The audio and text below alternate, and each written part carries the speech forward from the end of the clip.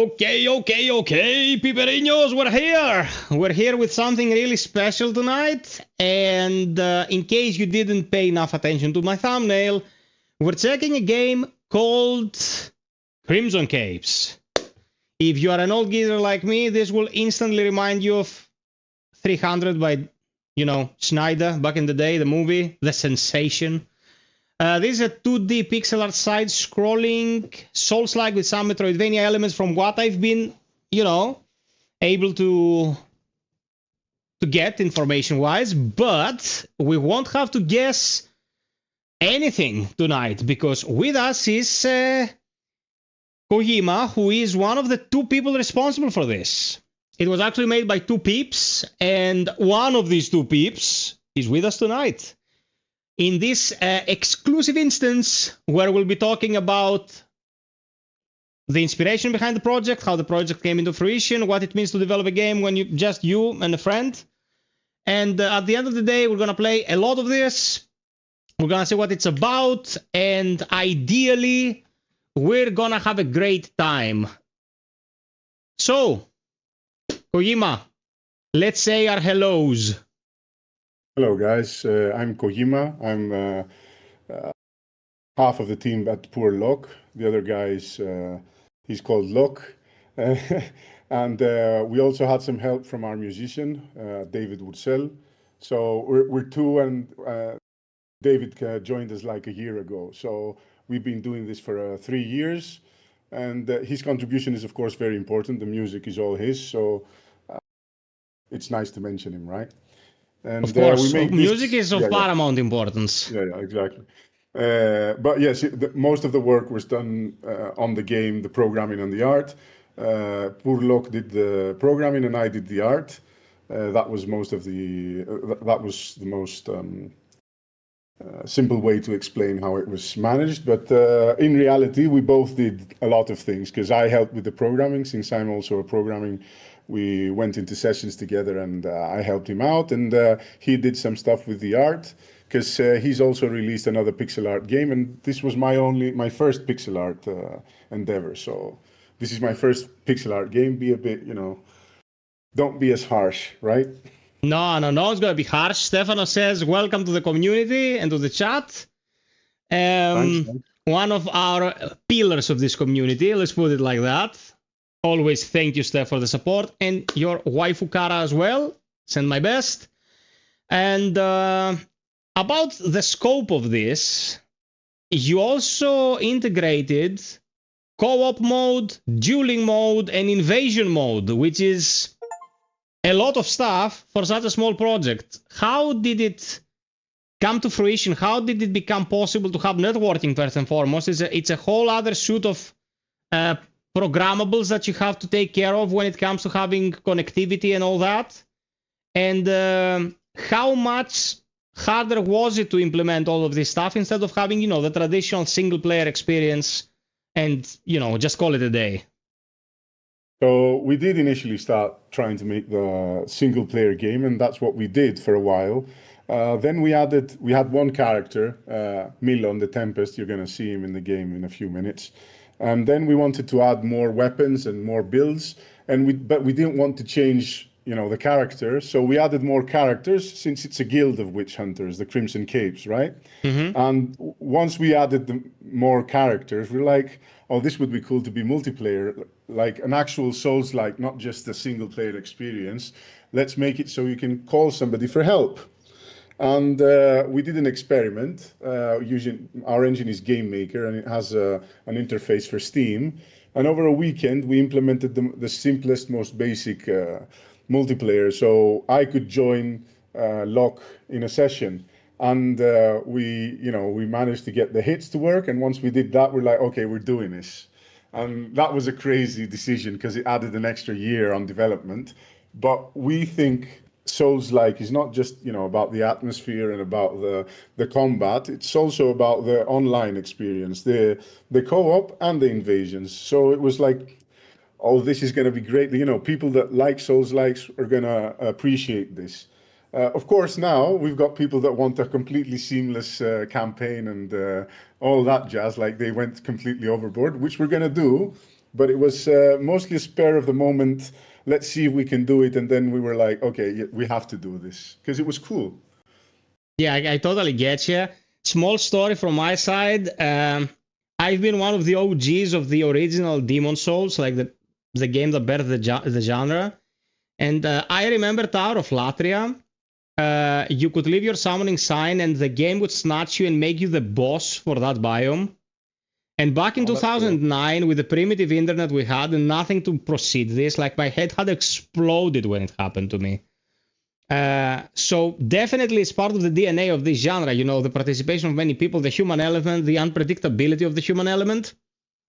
And it's very inspiring to see that you try to go this way, being just like, you know, two people. So I'm very curious to see how much of it we're going to be able to experience in action.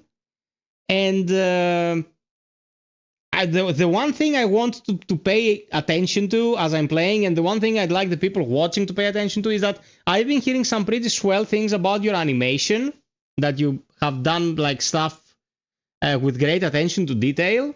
And 2D or, you know, side captured content when it comes to animation has historically been more on point than the 3D stuff we play these days. Like the old Fire Emblem games, for example, that were highly praised for their animation work, something that took years to catch up when it came to the 3D space.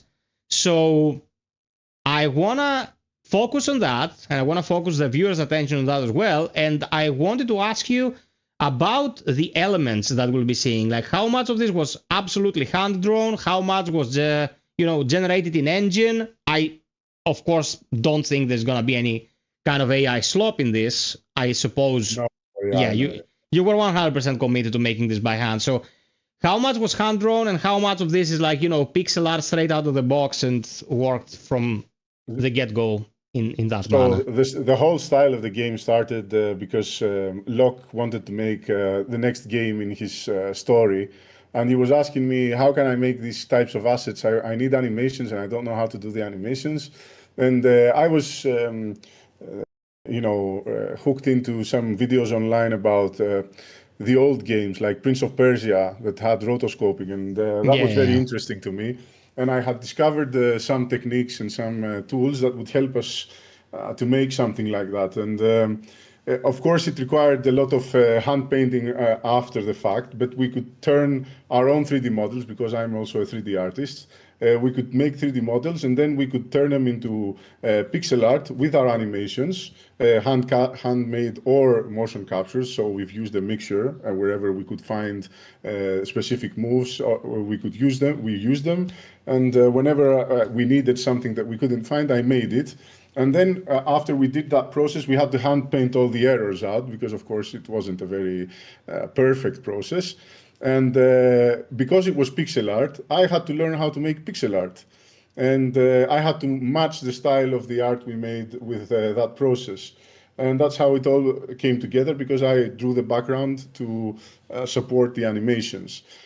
Some of our assets, of course, we've bought some assets because we're only two guys, and there's plenty of assets online, and there are plenty talented artists that sell them. But those are mostly for background objects or things that were not as important, and we needed to fill the space because it's huge. For our size of the team, the world is huge. But we also made a handmade map. We also made a manual. The map started on my desk as 8 pages of A4, and then I had to scan it because I didn't have any more office space to continue drawing the map. I had to scan it and collate it together, and then painting and stuff. So it's a lot of handmade. We've used all the techniques we could to make the best result we could possibly make as two people, right? In the programming and the art. This is super wholesome, man. Steven says, welcome to our slice of the internet. Thanks for spending some time with us. I'd not heard of this before, but I've picked it up on Steam. There you go. Already sold one. Thank you so much, Steven. Steven is super appreciative and supporting of smaller projects like this.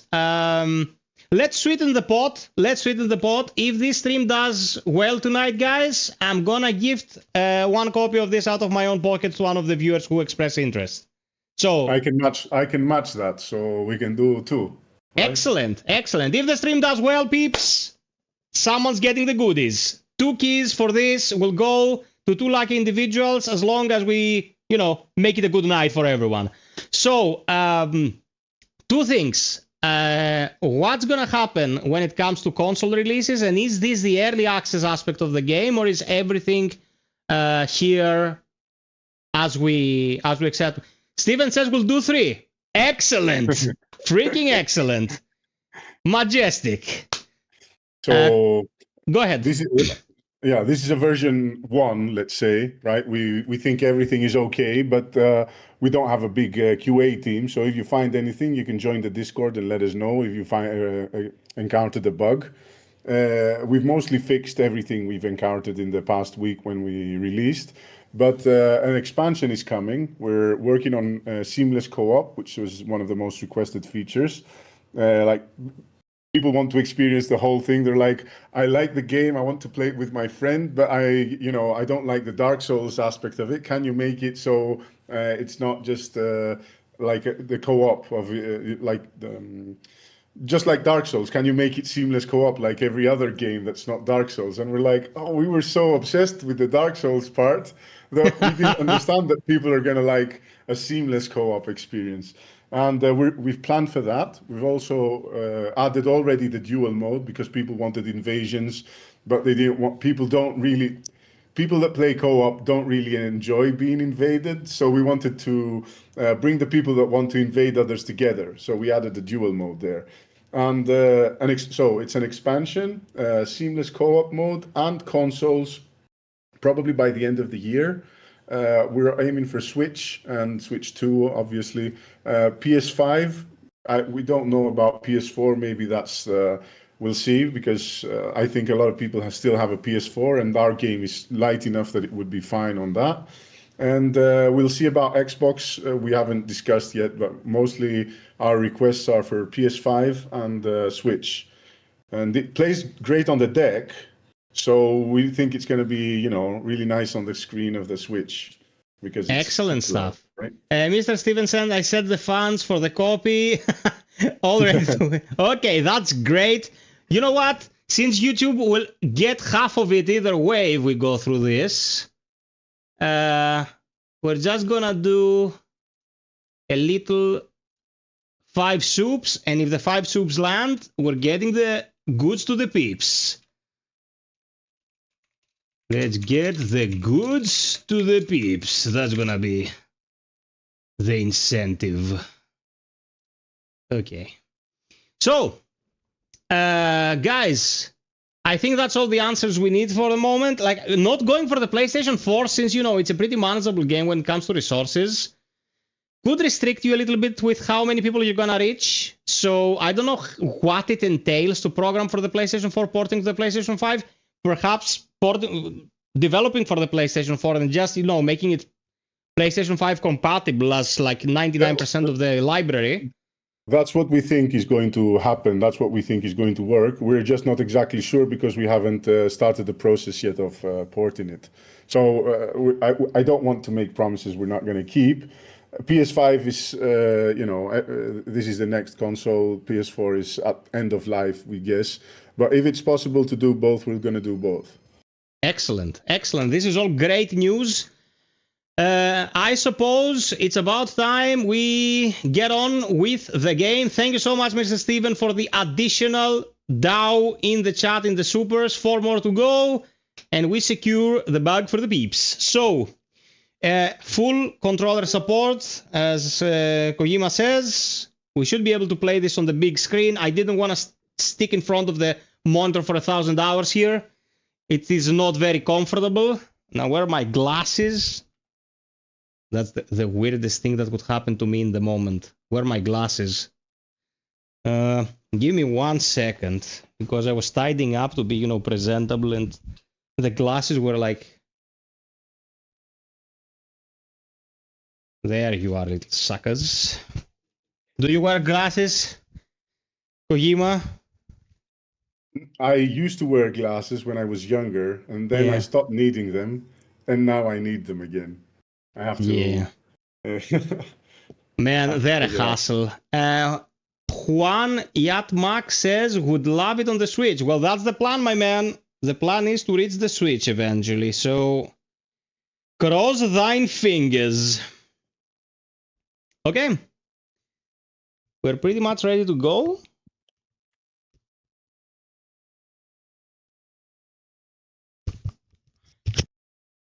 Sent you a key, FiOth. Okay.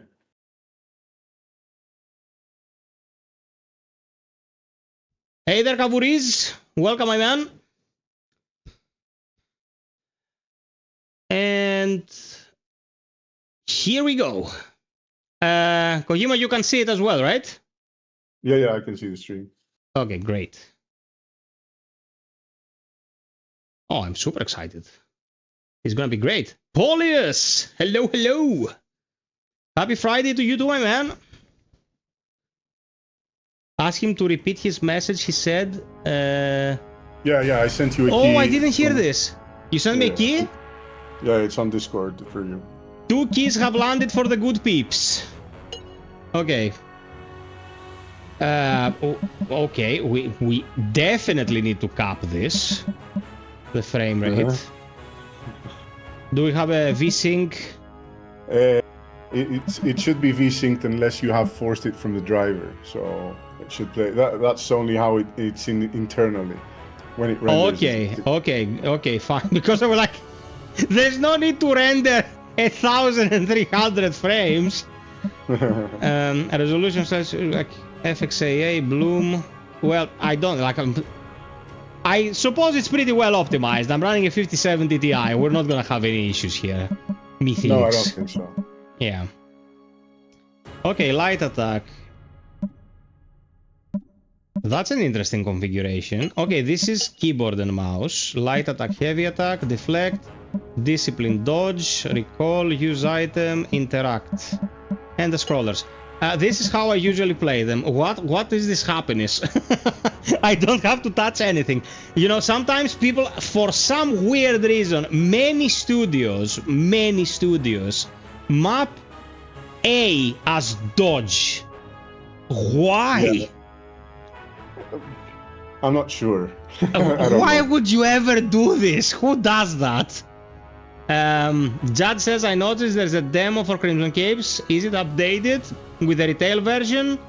Or is it an older version? That's a very good question. Demo it's outdated. Okay, yeah, great. I read this.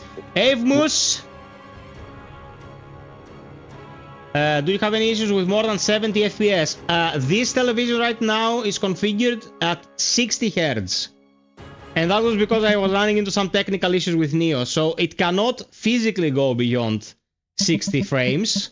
This is the internal rendering, as Kojima is saying. So we should be okay.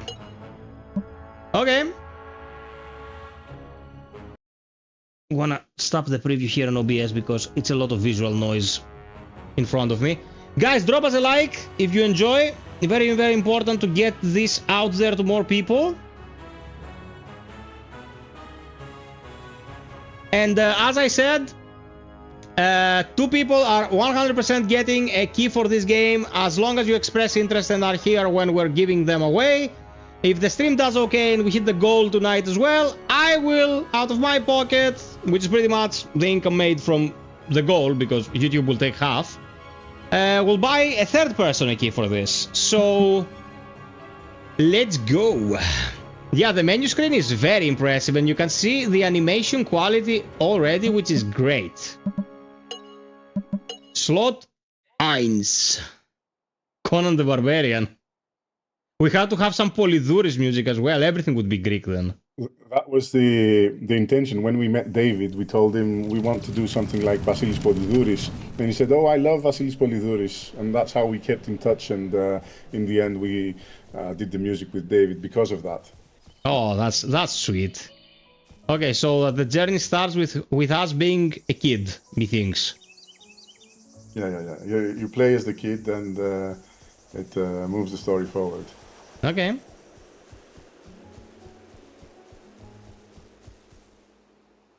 Tony!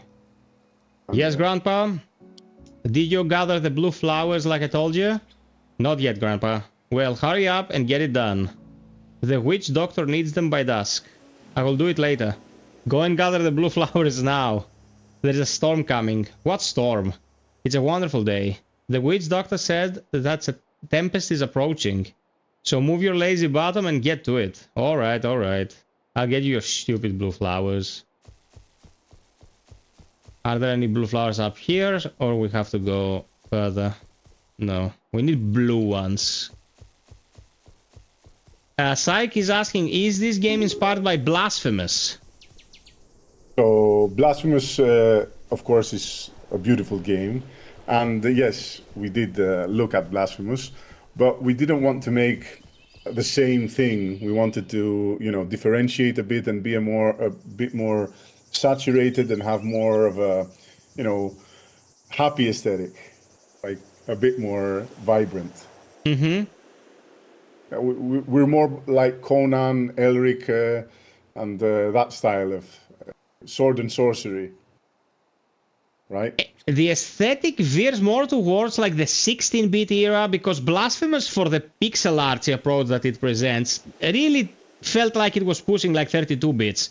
This is a bit more, you know, in the traditional like Mega Drive era Super NES, and the density you have to put to produce something like what Blasphemous brings to the table, of course, is, you know, you don't want to exhaust your resources on making it more blingy, I suppose. You want to focus on what's important for the production you want to bring to the table.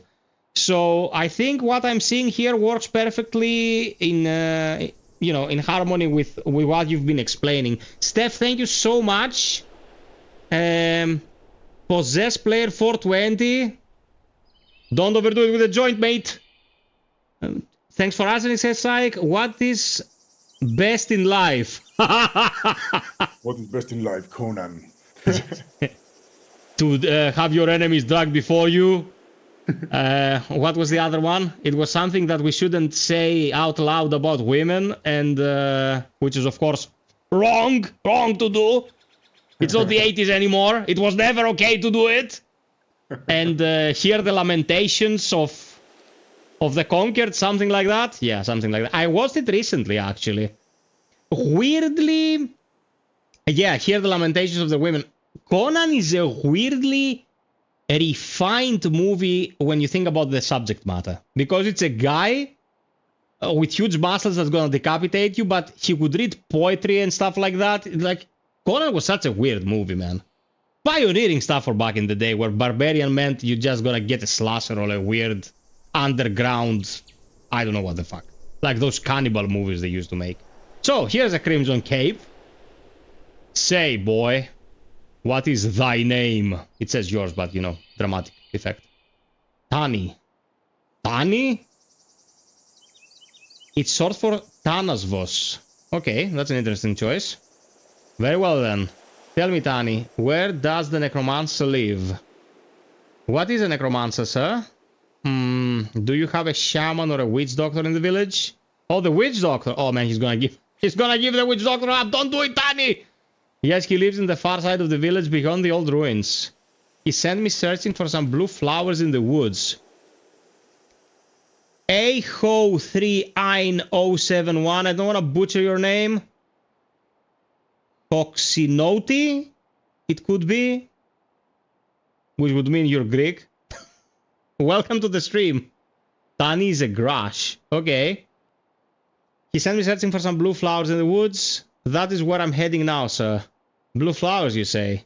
He knows I'm coming, then. It doesn't make a difference anyway. Excuse me, sir? My thoughts escaped my mouth, Tani. Never mind the drifter's words. Alright. Good luck with your chores, kid. When we come back, it's gonna be a totally different scenario around here.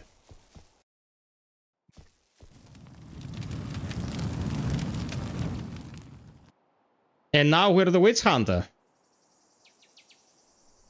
Okay, I can use the dodge, but... Okay, so we have a yellow bar. What does it do? So, Tempest, this guy, Milon, he's a master of the 200, the Zweihander, right? It's a Montante. So his moveset is about using the large sword, so he doesn't roll because it doesn't fit with the sword. He does this jump evade move. And he parries, of course. The bar, the red bar is health. Of course, the yellow bar is his charge. When you'll unlock it further down. It's a tutorial. You're going to see it all. It's pretty easy to understand if you continue. Okay. Run But with holding dodge. It's basically your magic, let's say. It says up and down to flourish, but it doesn't do anything at the moment. Yeah, flourish is, the tutorial will show you, but flourish is one of the different techniques you have. You have different disciplines. Flourish is so you can feint. Okay, So nice. We have parry, evade, and feints. And then you can try to kill. Oh man, that was uncalled for. Okay. Okay, that's a background. You can perform light and heavy attacks. Light attacks are harder to block, but heavy attacks deal more damage. Okay. Okay. Oh, that was a huge jump. Oh, that's gonna kill me. Oh, no, it didn't. No fall damage? We don't have fall damage. No fall damage. We just wanted people to explore. Fall damage is annoying for most, because we're not a platformer. We're more about combat. Yeah. We want people to be able to easily explore. So screw fall damage. Like dying to gravity a trillion times is not fun for anyone. With proactive footwork, you can dodge incoming attacks. Okay. As do they. Okay, I wanted to see how good the parry was. Blood memory. How do you heal? So you don't need to heal here. Okay. It'll show you. Because, you know, that's the tutorial. The party window is pretty generous. It's... Yeah. Not for all characters. Oh, okay. Yeah, not all heroes have the same stats. Like, they have different builds and they have different weapons, different parry windows. They're slightly different. Some builds are for evading, some, etc. Okay, gotcha. Press the discipline button to perform a flourish and make your opponent less likely to defend against an immediate attack. So it's like you're prepping the ground for your next hit. That's how you use a montante. You have to clear some room in front of you, and as they're backstepping, you can hit them. Okay, you dodge roll through enemies. Yeah. Okay. I like the little blood effect coming into the character, like, model, as in absorbing. Yeah. Rahim! That's the experience. Hold on the foot. Come again, please. Sorry, because I was welcoming our friend. The blood is the experience. Mm-hmm. You can also, almost all of Milon's attacks can be turned into parries, deflects, almost for the entire attack. Like, he's very generous at the whole... He can deflect pretty much all the time. Like, he's pretty forgiving, as we said. Okay, nice. This is a tutorial for the jump, because we have a basic jump just to extend, the map. Yeah, and this is done exactly like Remnant 2 did it. So you don't have to give it any additional input. As long as you're at the edge and you're running, you're performing a perfect jump. Exactly. Which I love. So, go ahead. If you try an attack now that you're, you can attack and then you can press deflect and see how you can animation cancel. Okay. If you try, you'll see like how easy you can do it. Are you proud of yourself, Cape? Oh, the crow. It's probably the witch doctor. So, Kong says FiOth monaural, because, he knows I'm having issues with my right ear. No, that's not what he means. He only FiOth because he likes me. Welcome, Kongs. I'm just pulling your leg. And Syke says, is this game releasing this year and will it come to consoles? Kojima, if you don't mind repeating what you said about the plans. It's already released on Steam and it's coming to consoles by, we imagine, the end of the year. Like, that's our goal. And there you go, Syke man. By the end of the year, this will be on consoles, including the Switch. Foul creature, are you the necromancer servant? No, it is the other way around, errand boy. You know this doesn't end well for you. Nothing ends well, ever. Do you ever wonder what will happen to you when your job is done? Because I know, and you won't like it. Okay. Athos, the sword animation move reminds me of The Witcher 3. Yeah, this one. Yeah, so for the move set, for the Montante, there is a rule book made by Louis Barbarin, like in 1538 or something like that. And that's the basis for the move set of the main character, Milon, the Tempest. Like it's a two-handed sword and there are rules for it, how you move with the sword, and we followed that. Yeah, like the treaties. Now you have to pass it.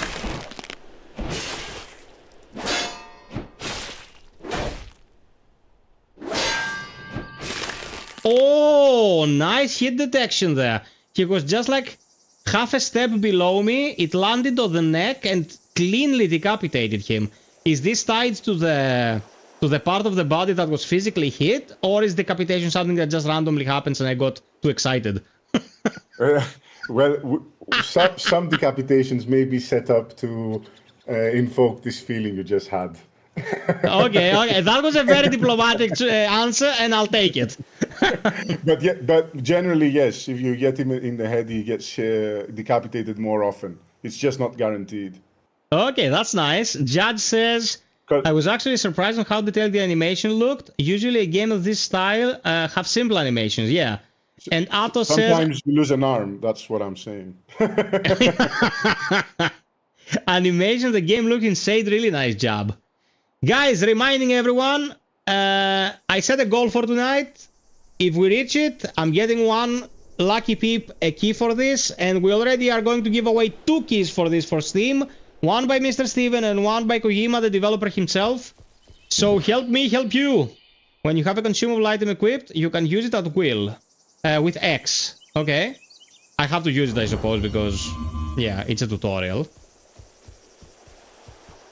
Let's run. Air attacks, whilst I'm falling and stuff like that, do I get the chance to attack, or only when I'm standing on solid ground? We haven't added the what's it called? The plunge attack. We haven't added, No, we haven't added plunge attack for Tempest. Maybe our next hero has a plunge attack. We'll have to talk to Locke about that. Okay. You save your progress and gain strength by resting at turquoise flower beds. Okay. And you also get back your uses. Oh man, so far so good. So far so good. Different heroes have different attacks. Tempest doesn't have a plunge attack. He has a different ability. He's like, once you unlock it, once you finish the tutorial, you'll unlock the abilities and you'll see he has different stuff. He just doesn't have a plunge attack. Bro, there are zombies here. I think the witch doctor is not such a good person after all. Okay. Throwing daggers. Welcome everyone. 2 more likes to 30. Let's have them. Once you unlock the other characters, you're going to figure out how many, you know. But they're further down the game, so I don't want to like, tell you you're going to get this. Yeah, but it's further down the line, right? Man, I'm not saying this just to, you know, be polite, but really the animation work is good. Like, I'm not even joking. It's good stuff. Do I have a map? Not yet. Not yet. It's after the tutorial that you unlock the map. Okay. And to check the secret area, you just, you know, went back behind the bushes. You can go behind the bushes. And yeah, I know. Is this the main path or the other path behind the bushes is the main path? This is the main path that you went up now. Okay. We always look at the secondary stuff, peeps. Yeah, you unlocked other characters as well, Psych Man. Four at the moment. There are 4 at the moment, but we're already planning on a what we call katana guy at the moment for the next one. Okay. Because we have yeah. I guess he's gonna be faster. We haven't locked him down yet. Just do me a favor and don't have destructible walls with secrets behind them. Oh man, I hate that. I hate that shit. Attacking every wall inside like I'm some kind of maniac. we have some we have invisible floors, Okay. but that's not hard to find, I think. Okay. A fuse bomb and thunderstorm magic stone, Mount Murgot, enchanted during the thunderstorm, awakens the king of the skies, toss it to produce small explosion to stun enemies. Okay. Tano asks, it's rare for Metroidvania games to have such good art. Oh, he's not asking, he's stating, because he likes what he's seeing. Thank you, Tanuko. Judge Magister, so how long this game has been in development? That's a good question. Go ahead, Kojima. So upon 3 years, we released. We started 3 years ago, but it wasn't full time. It was never full time because we have other jobs and stuff to do. But it was a few months of pre-production, and then we got more invested and spent more time on it. So let's say 2.5 years of full production, but still, consider it was our side gig, like our side project. Mm-hmm. And well, this is the final year was really grinding because we added the multiplayer, and that was a lot of testing and stuff. But generally, yes, it was almost 3 years. Let's say 2.5 of full time. Okay. Kavu, make it so you need to click a random button like Dark Souls 2 to open the invisible stuff. We're not so, as you've seen with the fall damage, and we're not psychopathic. We're more about respecting the gamer's time and having fun and not being obnoxious. Just trying to give people the satisfaction of figuring things out, exploring the world, and of course killing the bosses and the enemies. But we're not about this more masochistic style of continuously forcing you to look at every nook and cranny, hitting every wall, trying to be so obnoxious. It's more about the fun of it. So things will be mostly obvious if you're paying attention, I think. Okay, that's good. To us at least, right? Because game developers always make stuff and they think it's obvious, but gamers then don't see it. Okay, Psyche is asking, ask the developer what's his favorite Metroidvania game. So, well, I don't have a favorite Metroidvania, but Locke has a favorite Metroidvania. It's Symphony of the Night. The old right? But gold. Exactly. Also, we have a game guide, which was, when you had the start screen, it said manual. And we've made a classic manual, like all the old games had when you bought them from a box. Mm-hmm. And with a box, and you went on the drive home and you opened the box and you opened the manual and you saw what's in the game. And that also includes a game guide, so you can get help discovering the secrets of the world. And there's also the full map, a printable version that you can also download from the store for free. The manual and the map you can download from the store for free. They're on the sidebar of Steam. Nice stuff. Hey Meletis, what's that to know about? Hey there, Tinodoroukos. All good. Okay, Judge has another question. I was about to ask a question, but let's see Judge's first. I have another question. What was the key feedback and improvements learned from the demo you released? Well, there was quite a bit of feedback, but most of the feedback was it's too hard, it's too hard. Really? And yeah, it was too hard. So we nerfed a bit with the demo. And we paid attention to that for the full game as well, to make it a bit more, the curve more manageable, right? And okay. There was also a bit more, the hints that you can see for the buttons on the belt and on the flourish and stuff, they became a bit more prominent so people could see them a bit more. Generally, that was a bit of UI improvements. We also changed the inventory a bit to be more manageable and separated it from the skills menu. It was mostly, making things more readable to people that haven't seen it, or they're seeing it for the first time, right? Because you get used to it when you're making it and you think it makes sense, but someone then just gets in and they're like, that's kind of weird, and we've streamlined that, basically. I just realized that the raindrops are shown on the character, like shown splashing on the character, and in the background there is a hand, a giant's hand there in the forest. No one has noticed the hand, FiOth. No one has noticed the hand. FiOth is unique in that regard. Yeah, the hand is there. Okay, there might be something to it. You never know. Yeah, well, the mystic land of Ambros, as you're going to find out, holds lots of secrets. Okay, that's interesting. Judge says I only recall the party didn't really do much, but otherwise it was very manageable. The learning curve was pretty good.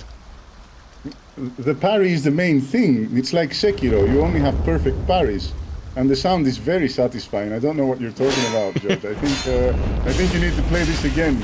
Maybe try and win the copy and try it for free. Nice. Okay. No, man, like, I cannot imagine people saying that this is too hard. Like, the damage, look at this. I lost 5% out of a clean hit from the enemy. Was it much more, like, you know, punishing? I think it was mostly about the bosses. The general mobs were, I think, okay. But mostly the bosses, I think, people found them sort of tanky, but that was mostly because they weren't looking into the, you know, the disciplines and the skills. You have many, you'll see, you have a lot of skills and a move set that's different moves have different abilities. You can drain stamina, etc. And nobody was looking into it. They were just light attack, dodge, and you just play it like that. Obviously, it's going to be grating. You have to look into the game and be a bit more in-depth about things. Judge is roasting me live because he says I didn't mention that the problem was in the past. So that now it looks and feels much better than whatever could have been in the past that caused backlash. I'm gonna tell you that. Judge, thanks for roasting me, baby. I love you as well. Hard water gaming. Okay, I read something weird there. For some reason, there was a lot of complaints about boss difficulty. Well, people like to whine. I can tell you what. Yes, obviously. Kojima, go ahead. Roast them back. Judge says essentially the enemy wasn't giving downtime after we parried them. Look, I'm 41. FiOth told me he's about the same age. I don't want to spoil anything. No, 38. Yeah, close enough. Your reflexes get worse every decade, every year. So I couldn't finish all the bosses, right? I just don't go to the comments and complain. I just get good. Exactly. The golden rule. Hardwater says I'm 42. Well, we're all old geezers around here. Despicable. From our Discord, from what I remember. Oh, really? Nice. Yeah. Despicable Tempest, Slayer of Kin. Do not think of me the same as you and your kind, witch. You wield magic, no? You wield power. Power lies in the hand. Dead man. Treacherous Tempest. Do you dye your cape with the blood of witches? Deceitful Tempest. By the king's knowing wisdom, you are accused of conspiracy. Hateful Tempest. Son of a whore Tempest is the next one coming up. My money is on that. By the king's law, the bond that ties your life to your flesh is to be severed. You think you can kill me? Foolish Tempest? Ah, I lost the kino here. Time to die.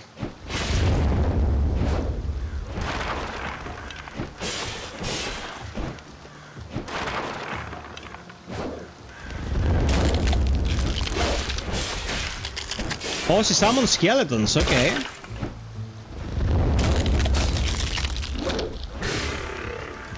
Oh shit! He's the cleric beast. Can I parry it? No, I can't. You can? Mostly try to evade. It's okay. For this boss, it's big. Each guy teaches you something, right? Okay. I'm spoiling a bit. I hope you know. Okay, let's heal. I'm greedy. Yeah. Heal.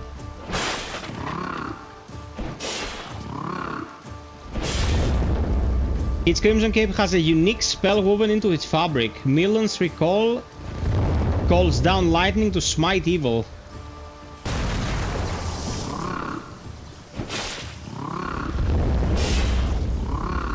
Okay, that's pretty easy to exploit.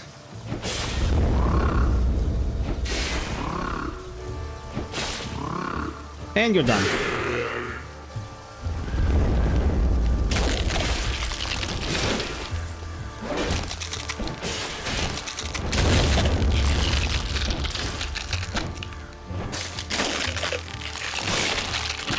Okay, done.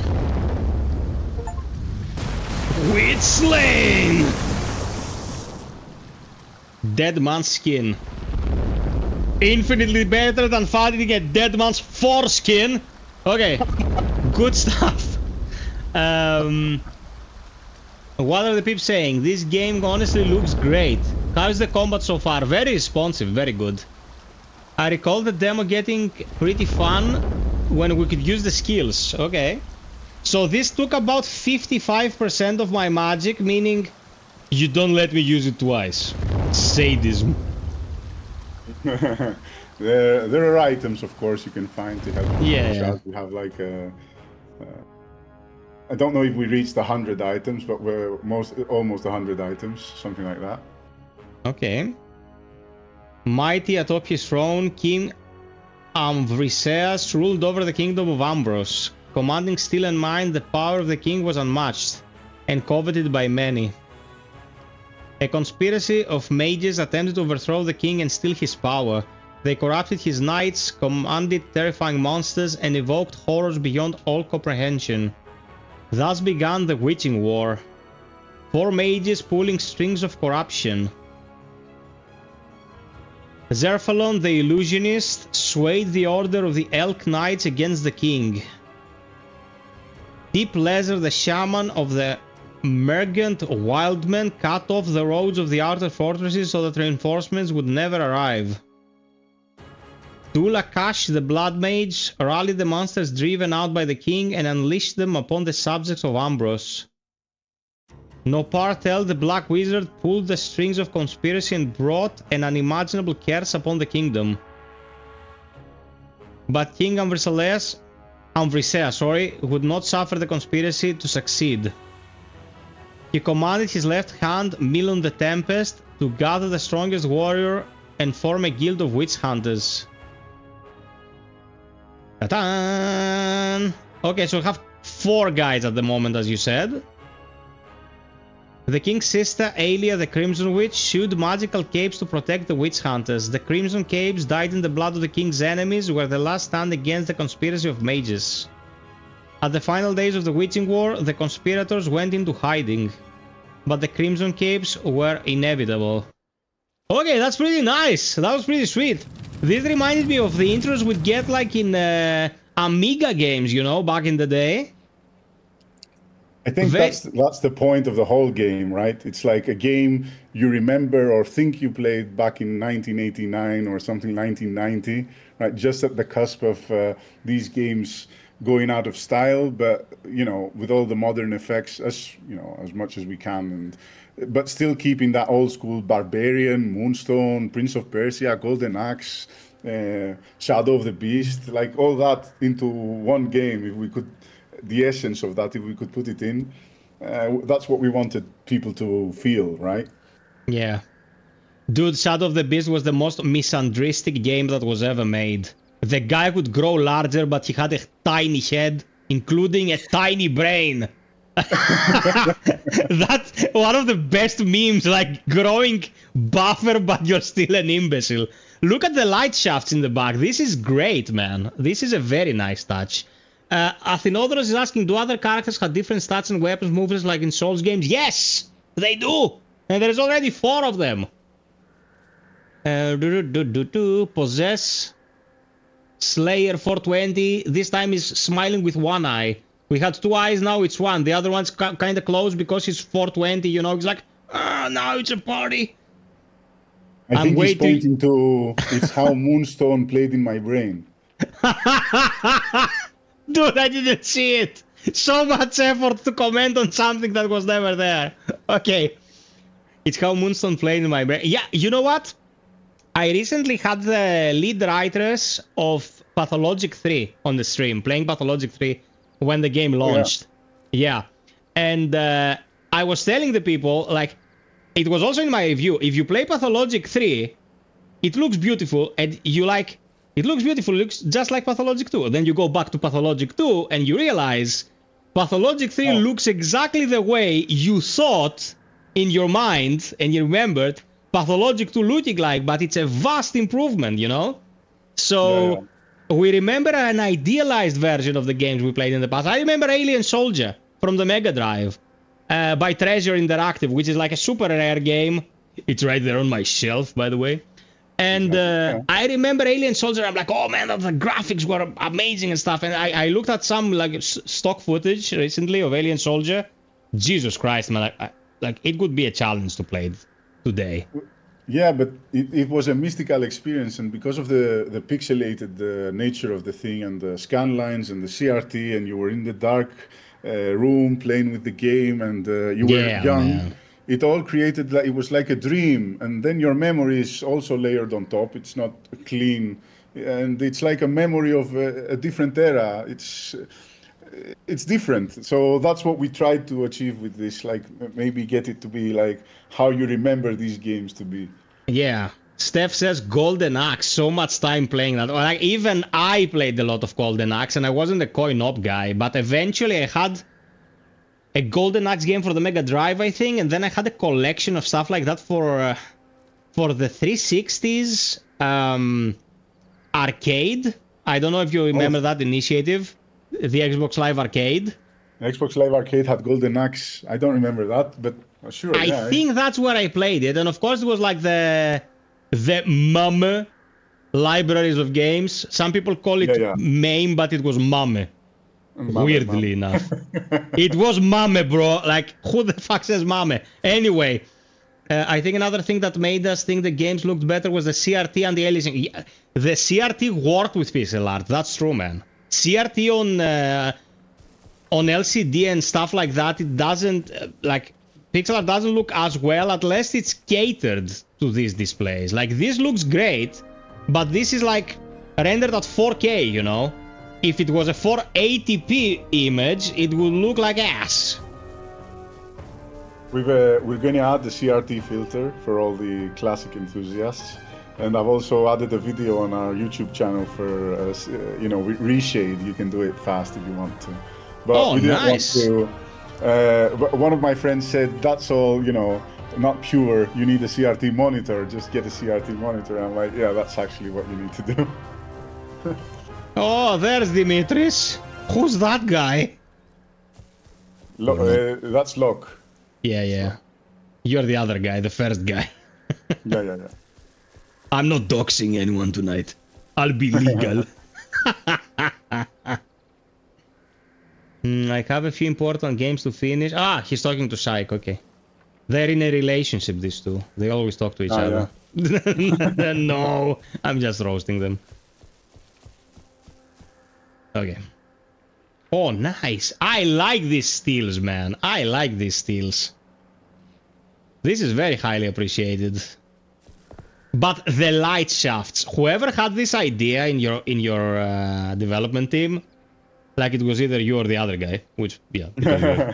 That's a very fine touch. Like the God rays in a pixel art game, very good idea.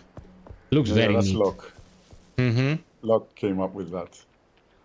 We wanted some modern effects, so it was more like, modern games. So that gives it that feeling, the weird, oh, it's old, but it's new. How is it possible? Yeah. Subverting expectations. Kojima, the guy who is now on comms, is the art guy. It seems we aren't getting rid of you yet. One of these days you could catch a lucky break. It's nice to see you, boss. It's good to be back, Skin. I take it world suffers one necromancer less? That is true. Good. Less work for me. You were gone for longer than usual, so I set out to assist you. You take me a full Skin? That I would give you the chance to brag of how you helped me? I even thought of a punchline too. The mighty Tempest saved but his best shouldn't. That statement would include two lies then. Ever vigilant. Do not let me keep you, boss. The witch is waiting for you inside Providence. Dude, okay. something super important, as I'll see you later, my friend. I play a lot of indie stuff, and I play a lot of indie stuff live as well. And there is a glaring issue with tiny teams. I've said this in the past. You might be able to program well. You might be able to do the art. If you're mainly the artist and programming is the second thing in order of development, you might be an artist of some competence, and you might be a competent programmer as well. There's no way you're going to be a good artist, you're going to be a good composer, you're going to be a good programmer, and it's of paramount importance that there is very little chance that a technologically adept person is gonna be a good writer as a given. You know, they're not things that happen mutually out of thin air. Writing is something that some people simply cannot do well, you know, and the end product suffers because of that. I have a little smudge on my lenses here. I'm getting pissed. You will be going through the writing of a game that's otherwise enjoyable, and it'll be like, oh my god, just why didn't you hire a writer, bro? Why didn't you hire a writer to write some decent shit? But this is decent, you know? So one of you two knew how to write as well. It has finesse, which is appreciated. Thanks a lot. Thanks a lot. So Locke did the writing. It's his style. So some people find it stiff, but I find it kind of fun. And it's, you know, it's mostly just to advance the story and give you an excuse to kill monsters and stuff. So we're not that invested into the writing. We could actually, you know, hire someone to help us out. But two guys making a game, we're not even sure people are going to appreciate the whole thing. It's a big investment to, you know, hire someone to write lines, and then we might want to, you know, localize it, so that adds up. So we just did what was serviceable, and I think Locke did a pretty good job at, because he knows the characters, like these characters are his. He tried to, you know, imbue them with what he thought they were going to say, and the characters stay pretty consistent throughout the game. I don't think it's, you know, it's not Shakespeare, but it's, you know, there are some pretty fun lines, and sometimes Tempest is very dry, and he always, you know, oh, you're gonna die, and it's always kind of, you know, pulpy, like Conan and stuff. Like he's not, you know, he's somebody that's hunting witches. He's not a poet. So what is he gonna say? Like kind of that vibe. I don't no, know, man, it's perfectly fine. I'm talking like hand to heart. Because there was a bit of back and forth there. It could have been, you are expected, and, you know. And one thing that we've been talking about recently, Judge, I'm seeing your comment. I'm going to come to this in a bit. One thing we were talking about recently, because of the release of Neo 3, was the Rise of the Ronin game that Team Ninja made, like, in 2024. The writing was putrid, man. It was vomit. We would play it just to warm up for Neo 3, and we were going through the game, and we were like, who the fuck wrote this?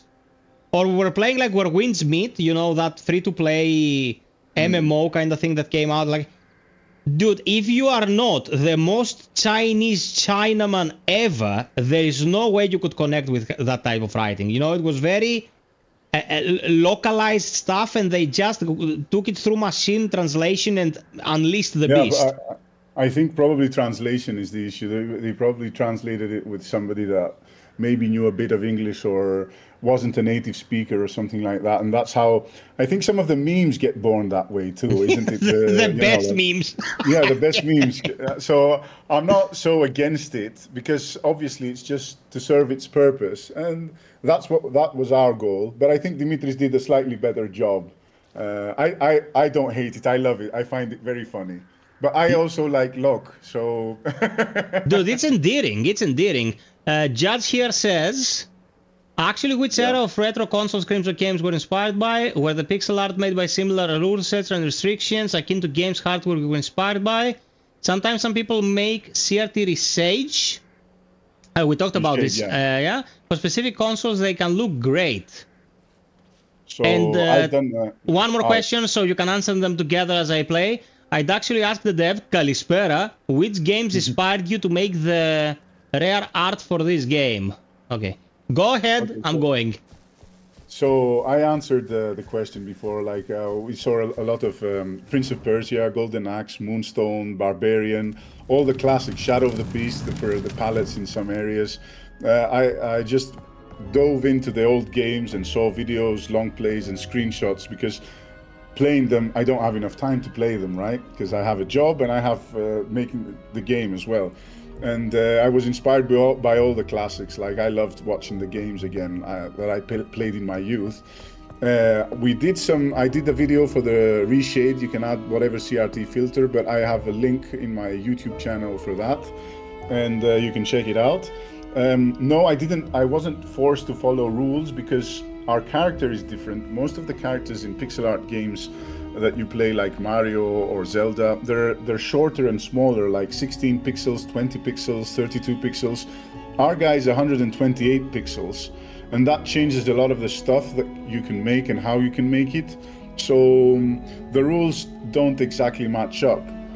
The most important rule was basically a slightly limited palette, so it's not a full rendered thing. We did try fully rendering things like pre-rendered, but it's mostly, you know, my sense of art direction and trying to make a pixel arty feel, because I was alive back then when they made pixel art games, and I made what is considered today pixel art, but none of us were trying to make pixel art. We wanted as many pixels as we could have. Like we weren't trying to make limited art, we were trying to make final art. So it's mostly like trying to limit myself as I was limited back then, but trying to convey what I think is cool for a game today. Excellent, excellent. That's very interesting. And Thanos' question was games that inspired you. Games, yeah. I said the games. Okay, we got this. My beloved, once again you return to me victorious. The necromancer has been sent back to the soil that spat him out. Dude, this reminds me of a game, you know, the House of the Dead series, Kojima? Yeah, of course. Yeah. Have you played Overkill, the one on the Wii? No, I haven't. I did have a Wii, but I didn't get to play. Oh my god, like the bad guy turned his mother into a huge zombie, like a giant zombie. And when you defeat her, he's like, okay, I want to go back, I want to return to the womb. And he literally climbs inside her minge. The dead zombie's vagina. And it's on like, the Wii. On the Wii. Yeah, he dies there. It's like he back in the soil that spat him out, and that reminded me exactly of that predicament. Like, that's insane. Dude, it was such a stupid game. It was awesome. 4 more conspirators remain. They will meet their fate. Spit in the bucket. But first, I have something much more important to attend to. How's my boy? Your son is healthy and hungry as can be. He fell asleep just a moment ago. Best I do not disturb him then. What the hell were you people playing back in the day? Yeah, man, the House of the Dead Overkill would never be made today. Baby Kimon is sleeping peacefully. Okay. I had a classmate called Kimon. Well, our names have a pattern. It's like Kimonas, Milonas. I don't know where Locke comes up with the names, but you know. Very Greek names. Yeah, of course. Judge, I caught that about iDivine's Cybermancy. Did they ever get back to, you know, fixing that translation? Because I've read it's nonsensical. What's the average playtime on this, and will there be a new Game Plus option? Psych, you're throwing the truth bombs out today, man. Kojima. So, well, average playing time. That's depending on if you're an avid Soul player or a Soulslike player. You might finish it in 6 hours, but I would think you might take 8 hours to get everything done for the main campaign, because there are, you know, chalice dungeons like in Bloodborne. You unlock you unlock chalice dungeons, which are randomly generated, and they have different loot and different bosses and different enemies in. So there's a lot of replayability there, and of course there's co-op and invasions and duels. So there's a lot of replayability there, and we're planning on expansions to expand the map so you can get more there. We're generally trying to make this the best thing we can make, right? Excellent. Have you news for me, Phaeon? Ah, that's another one of the capes. The wildmen of Emergent and protecting their witch master. The mountain is full of enemy patrols, so they have chosen their fate. Thank you, Phaeon. Okay. A question. Yeah, this is one of the heroes. He's one of the 4 heroes. Yeah. That's what I mentioned. 6 to 8 hours is a sweet spot, says Athos. Let's say this character uses the Montante like sword discipline. Will he be able to get new weapons in this discipline, like, you know, or upgrade the current weapon, or is it just like the signature weapon that's the only one he's getting? He uses he has a signature weapon, and he gets abilities and skills that are focused around the Montante. And each character has the same type of thing. You upgrade the moveset, basically. You'll see once it unlocks, you'll see. You get more moves with the Montante, the other guys have other weapons, and you get more moves with that. Okay, gotcha. That's another cape. Ah, no, that's a student. He'll turn into a full character with another version of the game. Stay tuned! Acquired a shirt. So here, I suppose. You can check the items with the... Yeah. So there are 4 slots for the belt and 4 slots for equipment. There are 1 gem square, the left one.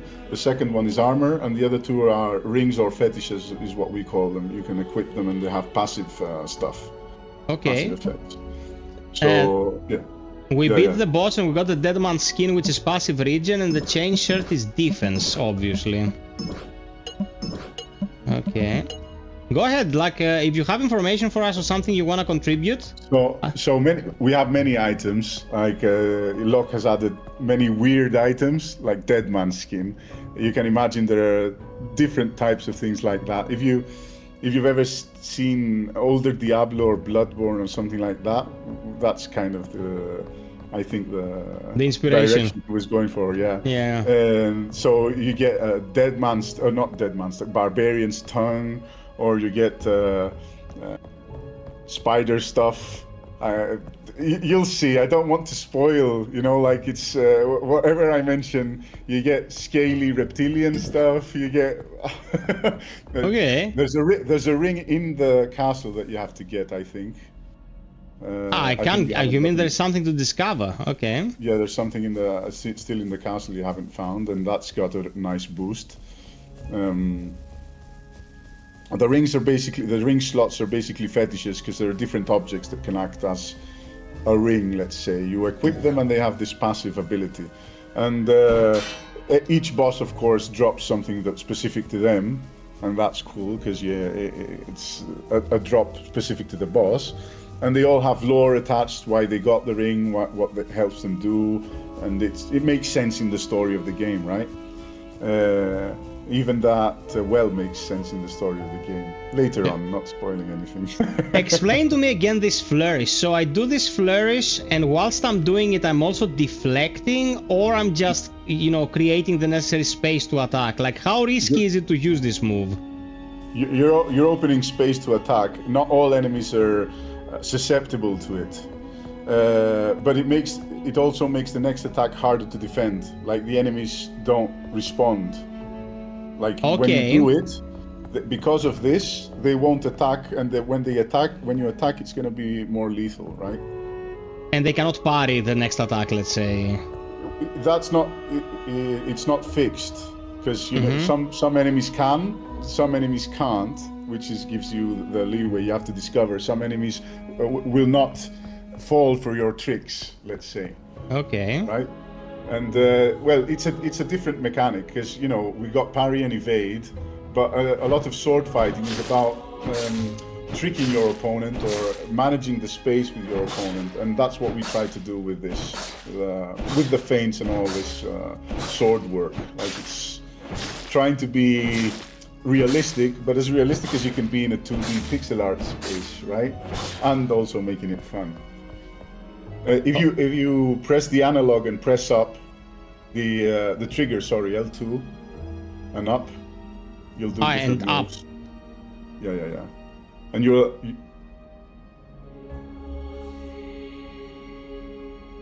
I'm missing something. Oh, there up, you go. Up. Yeah, up and L2. And if you hit the next attack immediately, like a millisecond before, you go into a chain. Yeah, if you can chain the attacks here. That's called combat flow, and it boosts your attack if you get into the rhythm. It gets you can chain more attacks and you can reach, I don't know, like I think he doesn't show them all. He gets to 9 and then he stops showing it because you're already in the combat flow. Yeah, that's what I noticed. Like when I was doing it correctly, I couldn't see the prompt. Judge says, I recall the demo having bosses you could beat in any order. Is it consistent across the final version, or is he misremembering it? So you can visit the entire map in whichever order you want, but there's kind of a soft lock. Some creatures you need to pass, or some things you need to do. You need an object from somebody else or somewhere else. You have to kill something else. It's slightly Metroidvania, but not completely Metroidvania, right? So you're mostly free for 80% of the game, let's say, but at some point you have to narrow down the paths. So you'll have to finish some boss off, so you're able to finish another boss off. You can visit all the areas you want pretty much from the beginning of the game, and you're not capped by an object for most of it, right? You might need something to pass an area, a poison protection ring, let's say, or something like that. I just don't want to spoil it, right? Because you're basically mostly free to explore. And it's woven into the story why you can't pass some areas.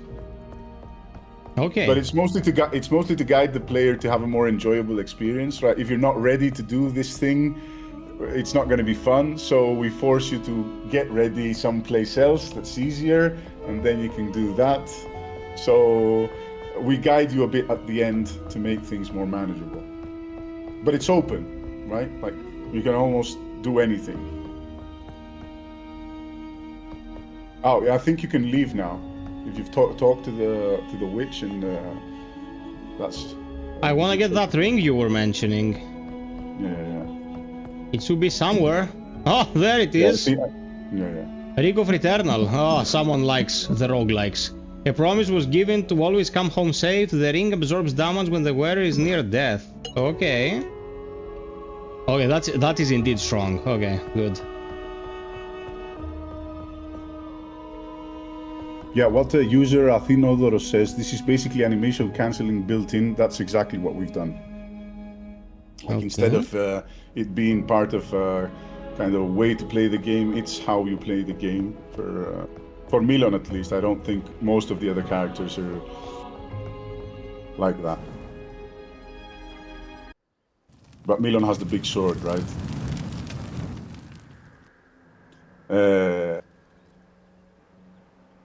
Go ahead.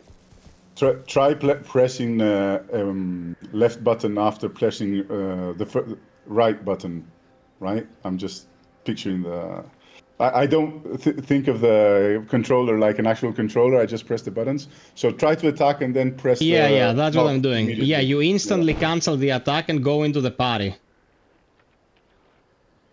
Exactly. When you watch people play the game, is there anything you see them doing that you didn't anticipate? Asks Hardwater.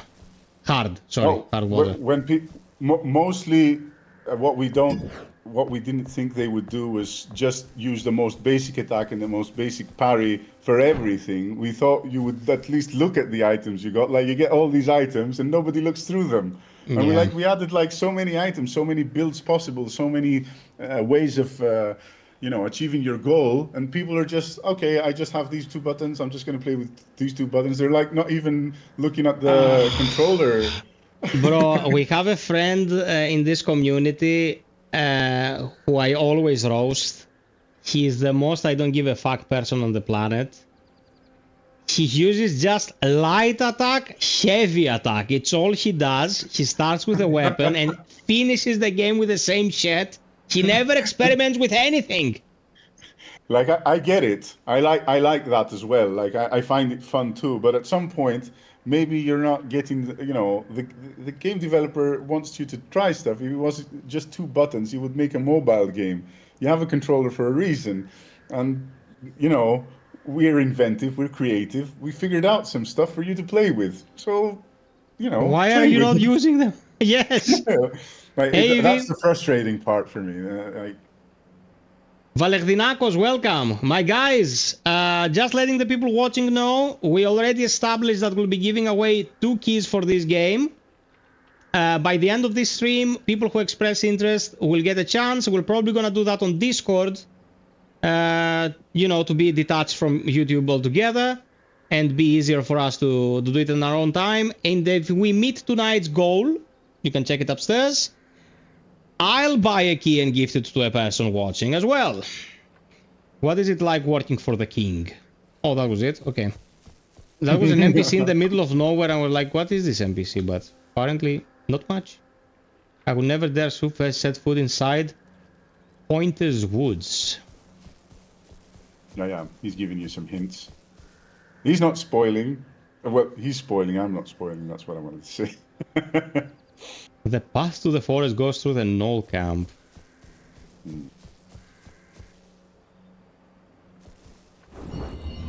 Okay, skills. Oh, the finger points. And you have a demonstration on the left as well. Yep.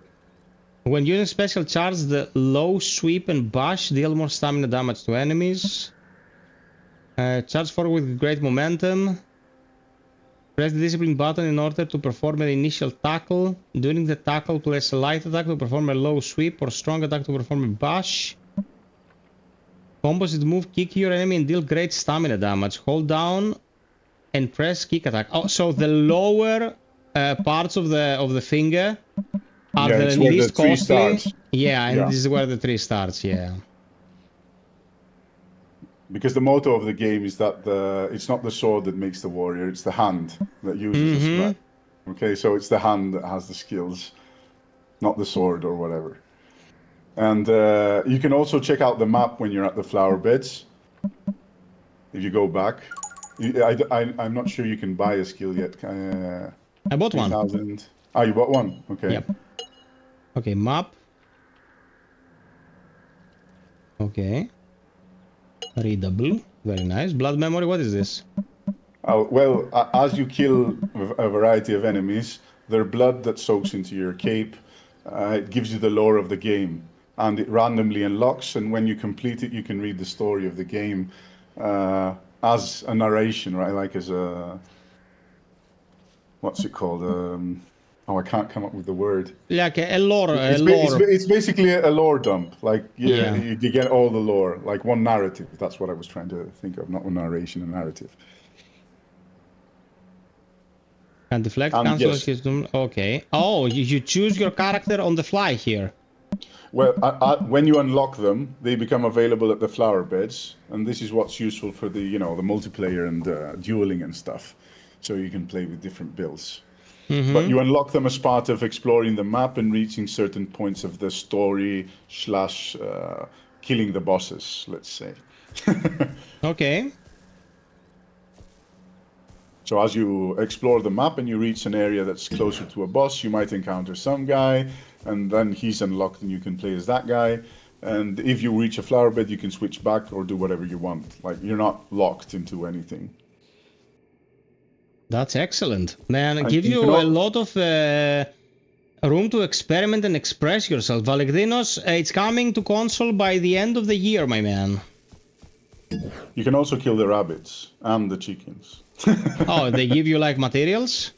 Well, the chickens give you white meat, and I think the rabbits have a chance of dropping a loot. I'm not going to spoil anything. Because I have the tendency of spoiling things, and I'm trying not to spoil. Because there's so many stuff I want to show you. Like, we poured so much love into this. We spent 3 years doing this thing, right?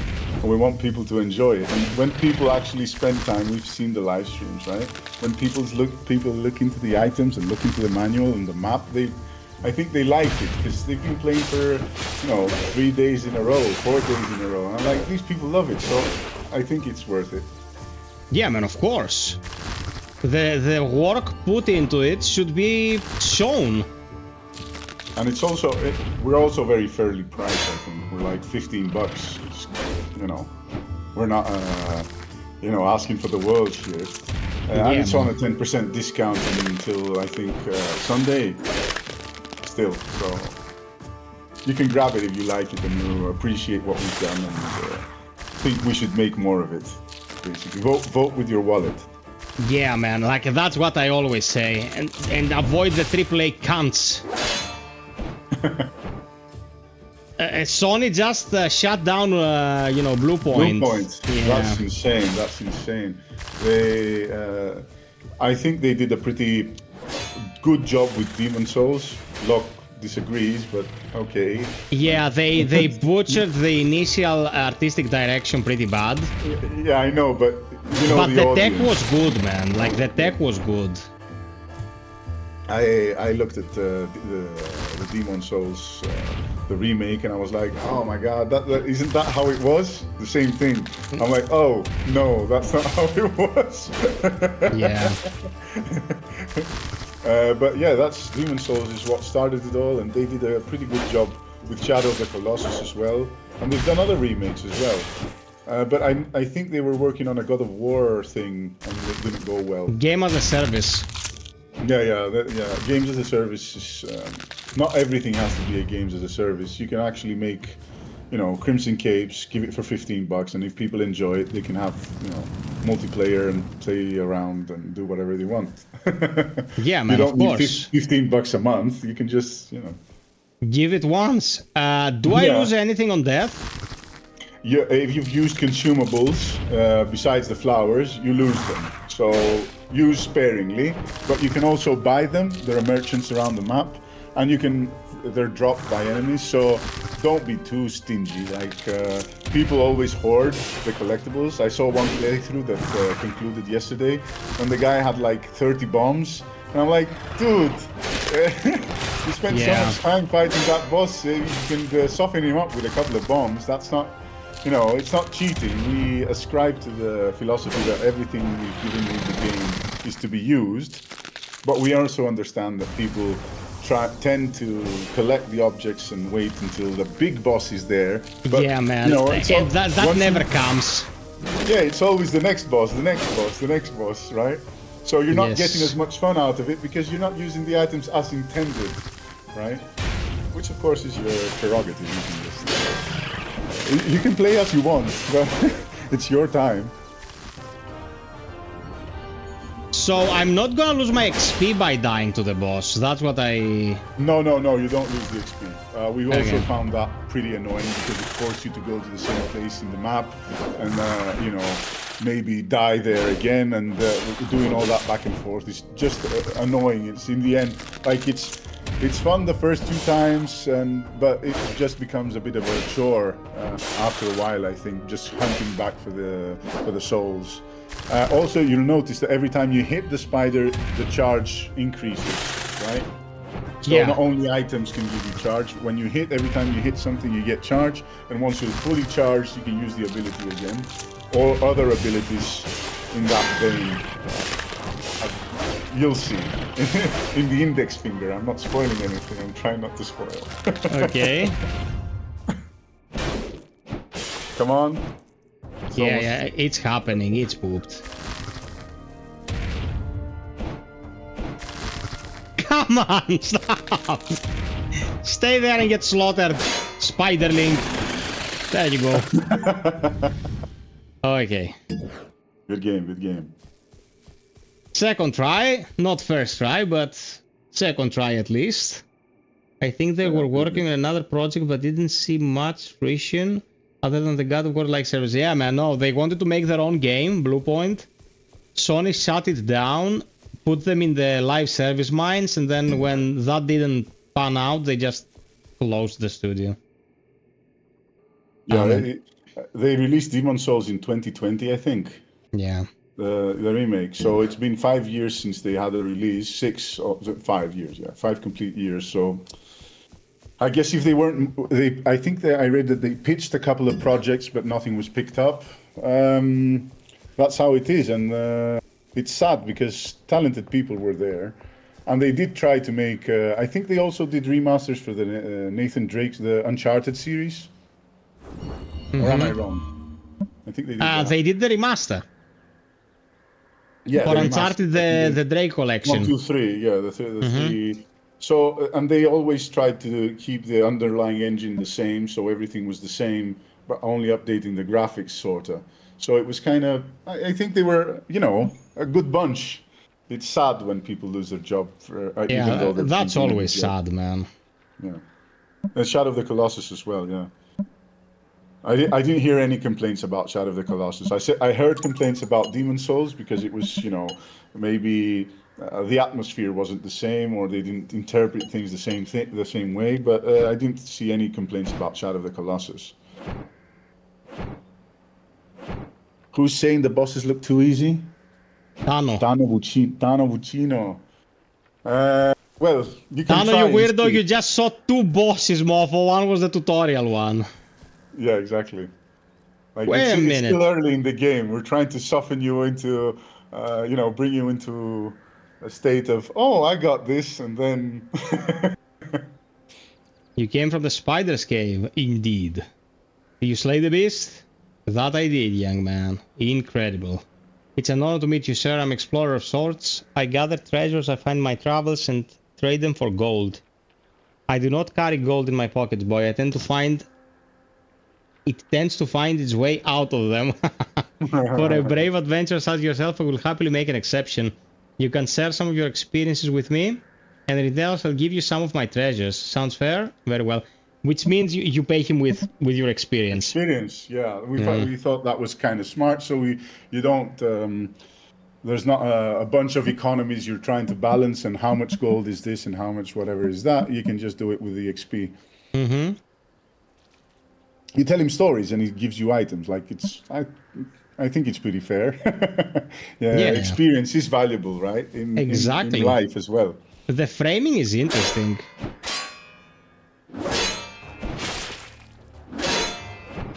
Oh, nods. Drizzt Warden would hate them. Oh, a finisher! Get pooped. Yeah. So, well, yes, it's all a bit harder to find. Shadow of the Colossus is my favorite game, so I know where the flaws lies, basically. Yeah, true. If you've played the game 100 times or a few times, you know what the problems of a game are. But I think they were trying to respect the original.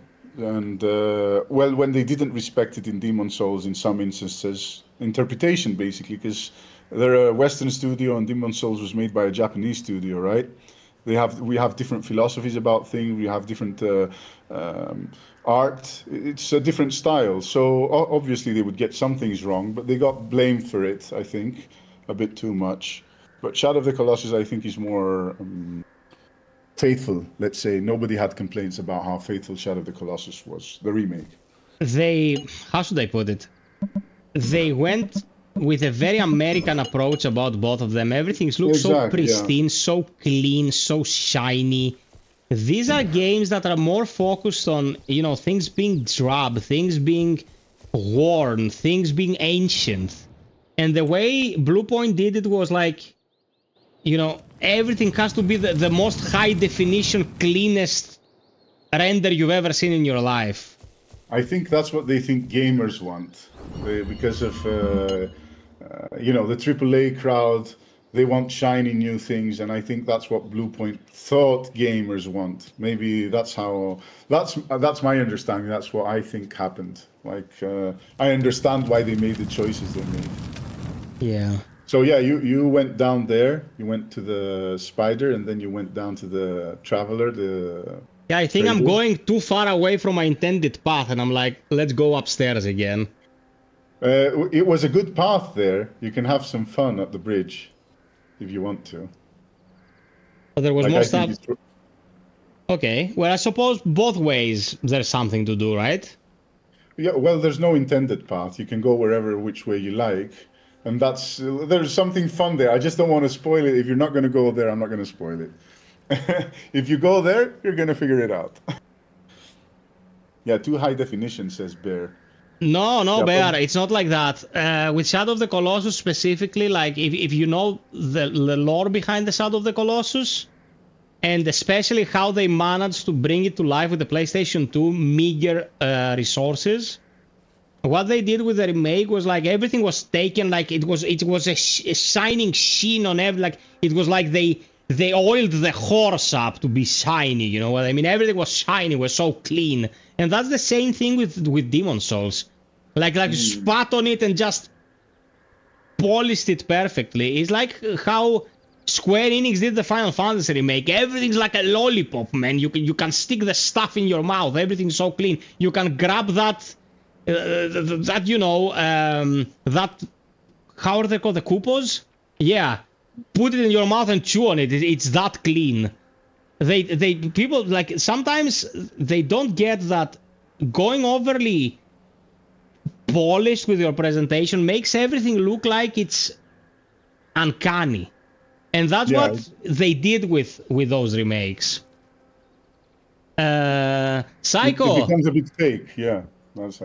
Psycho says, I was just talking about this game yesterday. Hi, FiOth in chat. I also got Resident Evil Line through your link. Okay, let's talk about this for a sec, guys. You can find my affiliate link in the description. And if you use that, you get your games at a discount and FiOth gets the bag, which is great. Also, at the end of tonight's stream, whoever expresses interest on our Discord, we're going to give away 2 keys of this game. And if we meet the quota for tonight's goal, or FiOth gets some love in any other way that doesn't involve like any orifices that I don't want to utilize, thank you very much, I'll also get another key out of my pocket and offer it to one of the viewers. So help me help you and have fun. Let's not go this way for a sec. And thank you for the 40 plus likes. Oh, sorry. If it isn't the Cape, running around Providence, fighting monsters and hunting witches, such a strong, handsome warrior you are. Would you like me to divine your future? You're weaving your words like a maiden weaves the yarn. Oh, I'm telling you, the writing is good.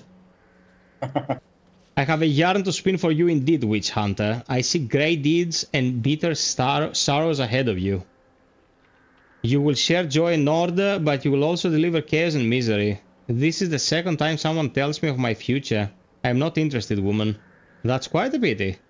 Pity those who prefer divination to experience, not me. I will never understand people like you.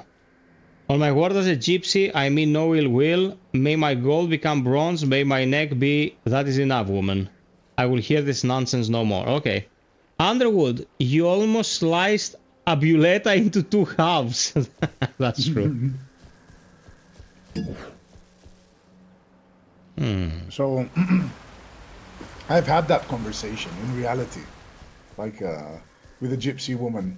She's told me, like almost exactly the same thing. I think that's really? why. Yeah, some of the conversations work because I think Locke got them from reality. Okay. I think he's lived through things in a past life or something like that.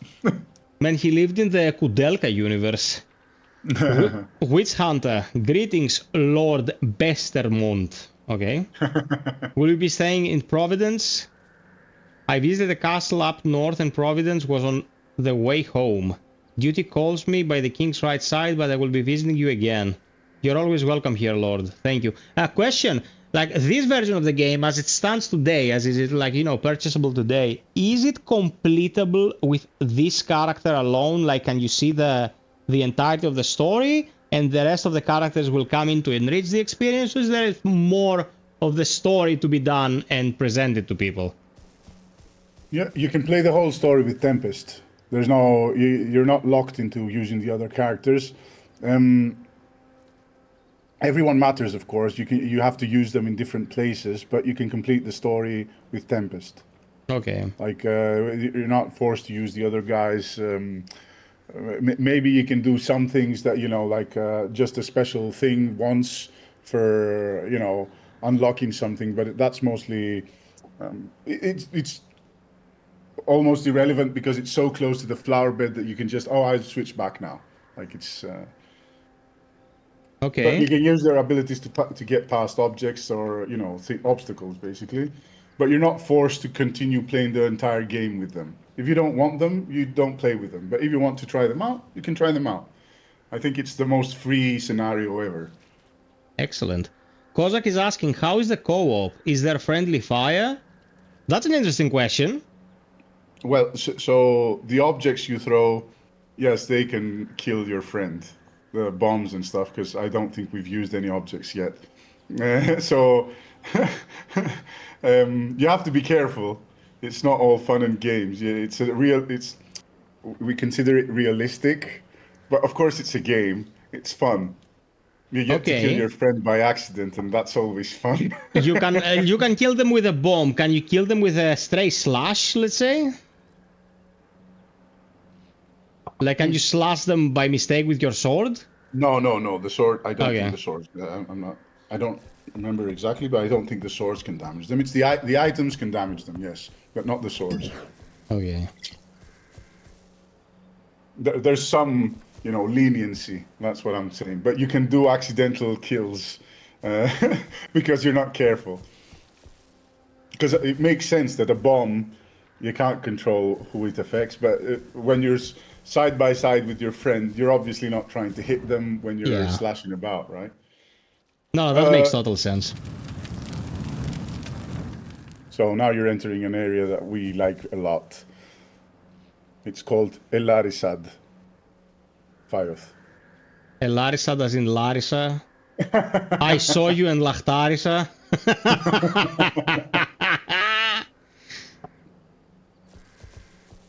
We'll be missing syllables at the end of words if it's Larissa. Turn back now. Okay. Yeah. If you notice, if you remember in the intro, the Amiga intro, there was a guy that was first, on a pink background. He was kind of like a pirate or something like that. Zerfalo. Yeah, the illusionist. No, the illusionist, yes, exactly. That's him. Oh. That's Conan the Barbarian down there, bro.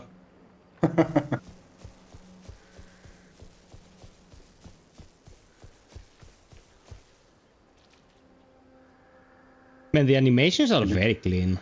Like Larissa Core, the video game. You also have Kiss in the game against your fantasy because that's well, the game is influenced a lot by, we're Greek as a team. I'm half Greek, but it's influenced by where we live. And for Greeks, I think Greeks understand it. I think people from other countries will just find some of the things kind of weird, or they might find it like it has character or something like that. They might not get it completely, but they'll think it's not so American. It's Balkan. It's European. It's yeah, exactly. Right? It looks a little bit more like European, as you put it. Yeah. Oh fuck. Dude, we entered the hentai territory. Yeah, I always like it when people get surprised by things. It's like it's the best thing. It works, right? You made something and it works. Yeah, man, of course, but there is no doubt that it is the work and the fruit of honest labor, this one. Like, I can't imagine a person playing this and... How should I put it? Can't imagine a person playing this and not seeing some of the merit. Let's put it like that. Because, not everything will be for everyone. But it's understandable that a lot of work and effort was put into this to make the best possible game. Granted the circumstances were, two people making it, your first game, and so on and so forth. Missed an item there. Maybe In the pond. Probably. Let's check. Athenodor says, Larissa core the video game. Yes, if you also have Kill Kiss in the game is pure fantasy because this place is not real. Kill Kiss is green screen, it cannot be put into video games. Never existed. Well, Psycho Kozak says, man, that is what Rest of For the Wicked needs. About what? Co-op? I think I missed that. Doesn't No Rest for the Wicked have co-op? Oh, that's... Man, what is what No Rest for the... They added 4-player co-op in No Rest for the Wicked, Bear. They did. Well, I think that's a smart decision, because when a game is fun, it will be more fun when you play with friends. Where's the item I missed? The Barbarian. Yeah, Barbarian is a great inspiration. A Golden 79. You're going back to get the item. I don't recommend that. Well, because you rested at the flower bed, the bonfire, the enemies are Respawned. have respawned. So yeah, but you can farm them, so no harm done. I think yeah, maybe you got the item. Sorry. Go ahead. I interrupted you. Maybe you got the item, and who was it? Athenodoros didn't notice. Who was it? I don't remember. Jaden says, to be honest, and don't know if you mentioned it before, the way the hero wields the sword, the kick, and the spin when they decapitate the enemy reminds me a lot of the Barbarian game in Amiga. Oh, okay, sorry. You discuss things that you see in the chat with the people already, and it takes me a moment to, you know... I'm sorry for overstepping. No, what are you talking about? Not at all. Because if the chat pops up and you're playing the game, I can see them before you. Yeah, so... I'm just trying not to suck so much, like, you know, to die 50 times because I'm not paying attention. Yes, Steven, that's what happened. But there is just straight up damage. I love the idea of throwables hurt only. Yeah, okay. You're slow tonight, FiOth. Keep it up. I'm getting old, man. What a nice surprise to find you here as well, Witch Hunter. How goes the documentation of the plants? Phytos. That's interesting. Because phyto means plant. In Greek. So he's probably phytos. He was the one that used to always read in school and be the best, you know, student, but he didn't have any friends. He was the phytos of the class. The variety of this valley is unmatched. I have collected so much information that I will be writing for weeks to come. But there is one thing I'm missing. What is it? I heard of a special kind of strawberry that only grows here. It's said to have unique properties. If you happen to have one or have any information on it, will you please let me know? Very well, I will keep an eye out for your strawberry. Thank you, Witch Hunter. Okay. For a guy that's so much about, I'm gonna kill you, you're gonna die. He sure took great interest in that strawberry. That was like a surprise. Well, the items are, you know, they're key. I think people that look into the items will discover that, oh God, what did they, you know, like they're gonna be fascinated by the crazy, weird things we decided to put in, because it's, you know, special. Like, you know, the name of the guy is Phytos. The things we put in, they're kind of fun, and some of the items are OP. They're more OP than you think. But people don't look into them. Did you play Chronos: The New Dawn? Are you asking me, or is that... Yeah, I'm asking you. No, I haven't played Chronos: The New Dawn yet. Okay, there was like a discussion like the character has with a very important other character about how the cats survived the apocalypse and are all over the place, and how do the cats like survive? Are they breaking things? Are they destroying the machinery and stuff like that? And when we were doing the first playthrough, like half of it I did live, and I was like, who wrote this? Because, you know, it came in so dry. There was nothing tongue-in-cheek about it. They were just discussing in depth about how the cats who survived, and there was cat food all over so they could feed the cats, and it felt such a special moment, you know. So that's something that many people don't get, that if you put something weird in a game that has a very different rhythm until they see the thing, people will find it very interesting, you know, precious. It's true. People do people do find things interesting that you don't expect they will find interesting, and things that you think they will love, they don't even notice. Yep. It's, I think it's the curse of the creator. He thinks what he likes is what others are going to like, but accidentally he does other things that they like. Well, be careful, be careful. I think your best strategy here is to probably dodge into him. But you're close. FiOth wins! Picked up lizard hide. Okay. Yeah. I got a Dapiti skin. I think it's green. Lizard hide. all the Pasok people became Zap after that. Oh, that was quite a fight. Yeah. Very meta joking there. I would have killed the beast myself, but I didn't want to spoil your glory. Oh man, it's one of those guys. And who would you be? I'm the Knight Pierre. Daring adventurer and hunter of dragons. There aren't any dragons around these parts, Knight Pierre. And you're welcome for that. Oh man, it's like... How do you know I'm not Batman? Have you ever seen me and Batman in the same room? Who are you, peasant? I'm a Crimson Cape. A witch hunter. I have heard of your guild, peasant. Your deeds during the witching war have earned you quite the fame. Although not as great as mine, that's for sure. Of course, Sir Knight. So, peasant, have you heard of the Griffin of Elarisad?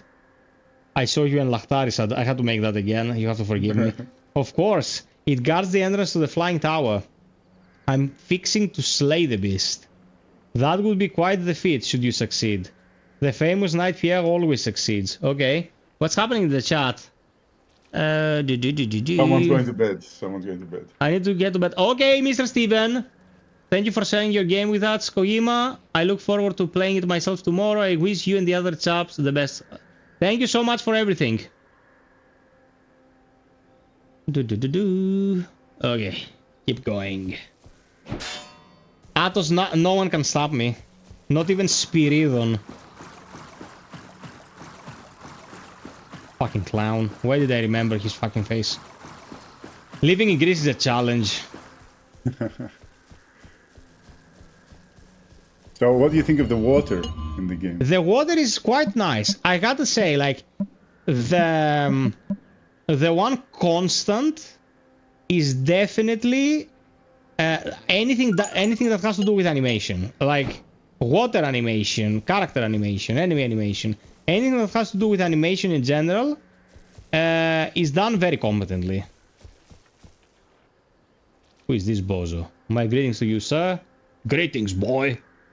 You must be an adventurer. One could say that, yes. I'm a peddler collecting curiosities from all around the kingdom. I have no gold on my person, young man. I can only trade in stories. That works for me. Would you share your experiences? I will share my inventory. Dude, they act like they're Tyrion from Game of Thrones. Like, we are our stories. Now Bran is king. Don't hate our show. If the dev team is mostly Greek, their next project should be focused in Greek mythology. We have the richest mythology in the world and many stories have not been heard. That's an idea. Like, okay, that's an idea, but I can't spoil anything. When I saw that the game was called the Crimson Capes, I thought it was about Spartans, to be honest.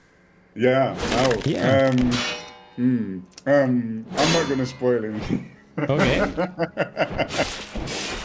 But on the day we released, Sony Shadow dropped Sons of Sparta, which has a similar aesthetic generally, and we were pretty bummed because that was, we thought we had an opening there for people to, discover our game, and they dropped a Greek themed game with a similar art style on the same day. That was kind of a kick in the guts, like Milon gives his enemies.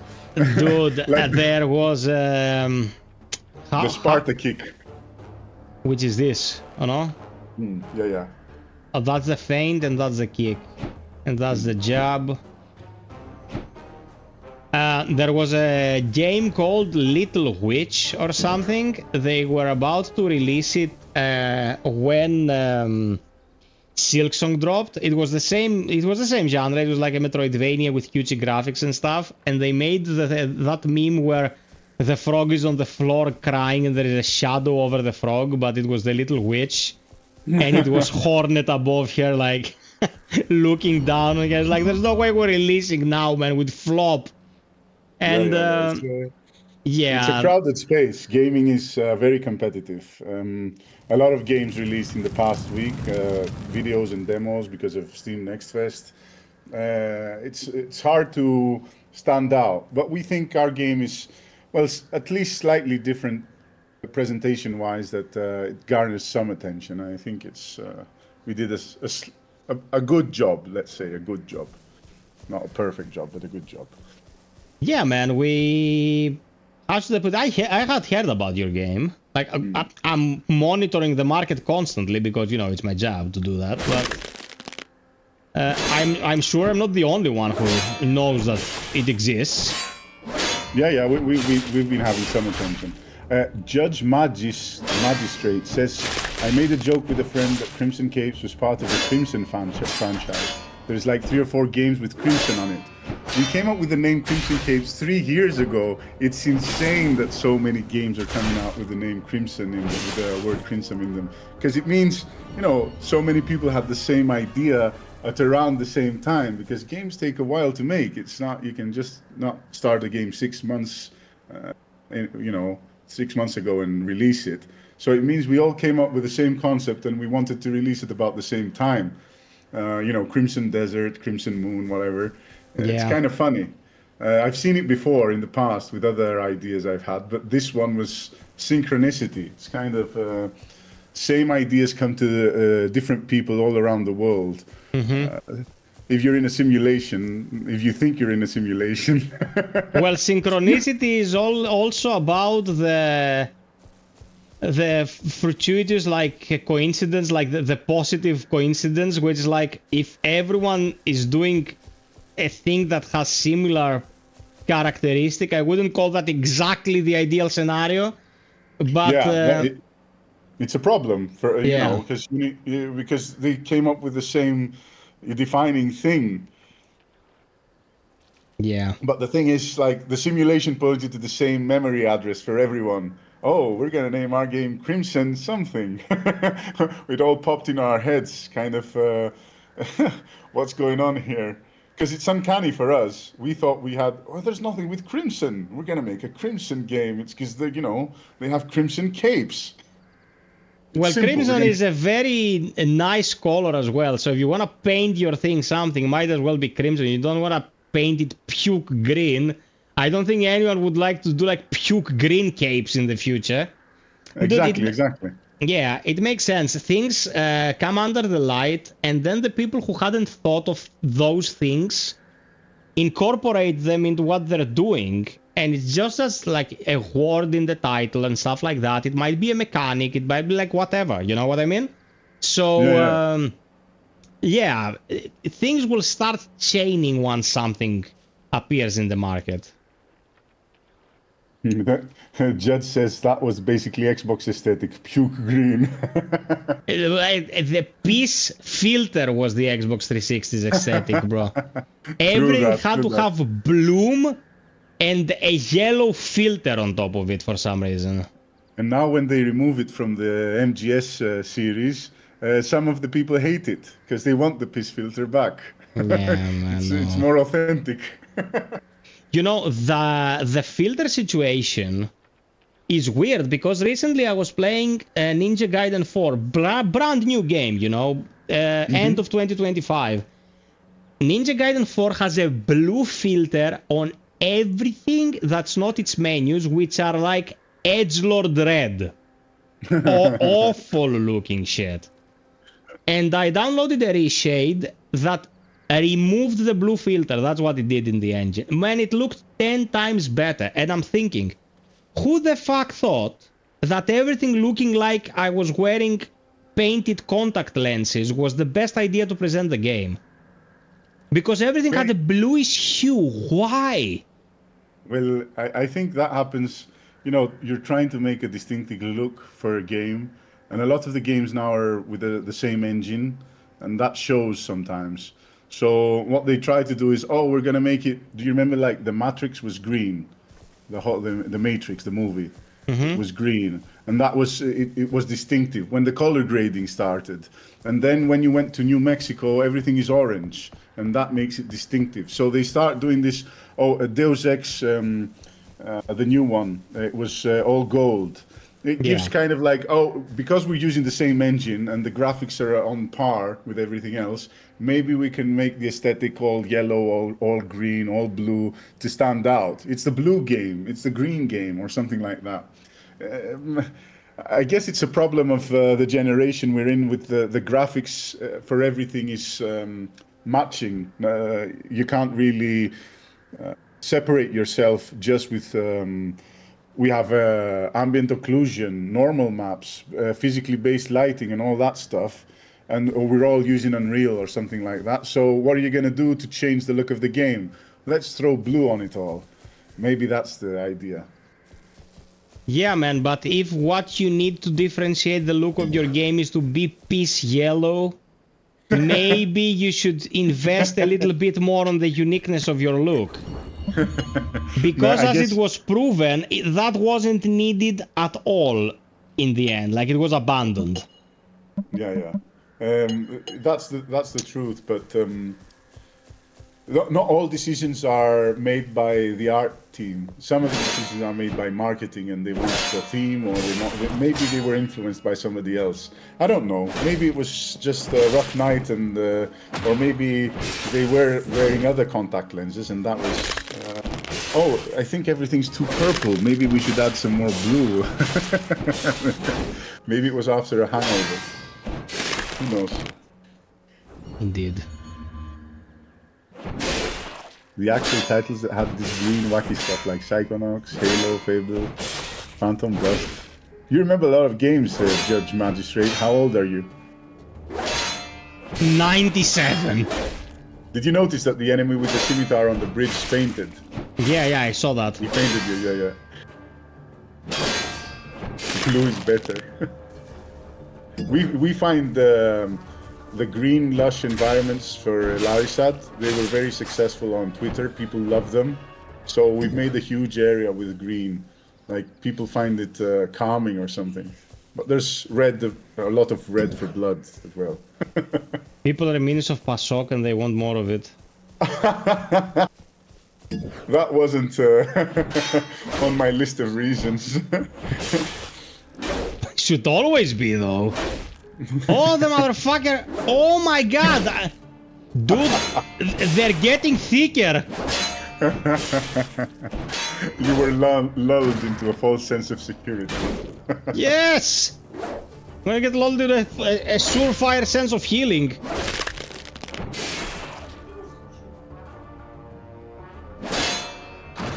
Motherfucker. Ha! Your mom's.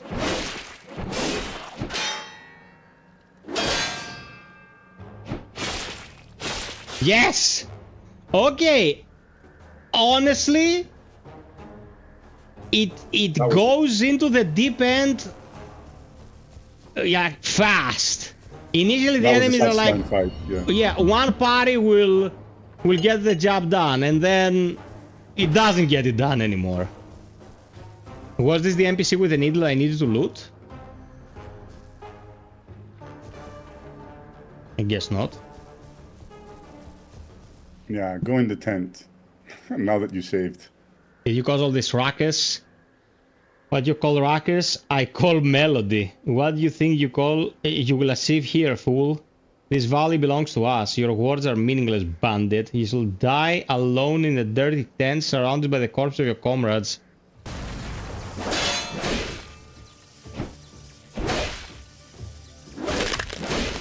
Okay. You prepared yourself.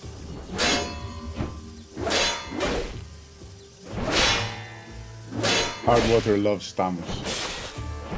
Yeah, I like Stamus as well. He's a great fighter.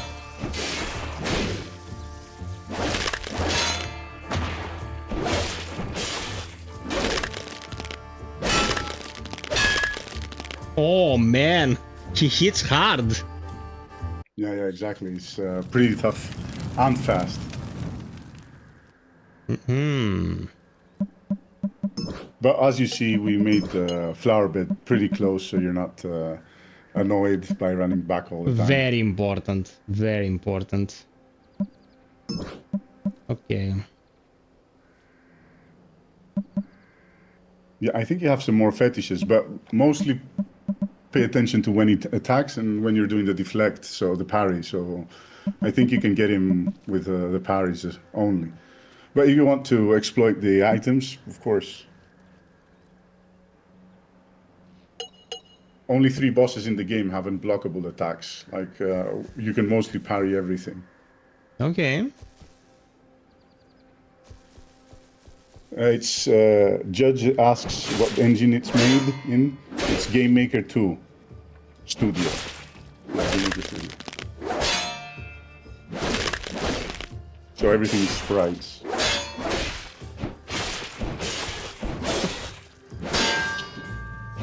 It's a hard dash with the shield. Yoink! Shield, bitch! Yeah. See, after the parry, he gets more damage. He gets hit off harder. Don't hesitate. Just, you know, hit him hard. Hesitation is defeat, Sekiro. Exactly. You got it. Oh man, he hits fucking hard.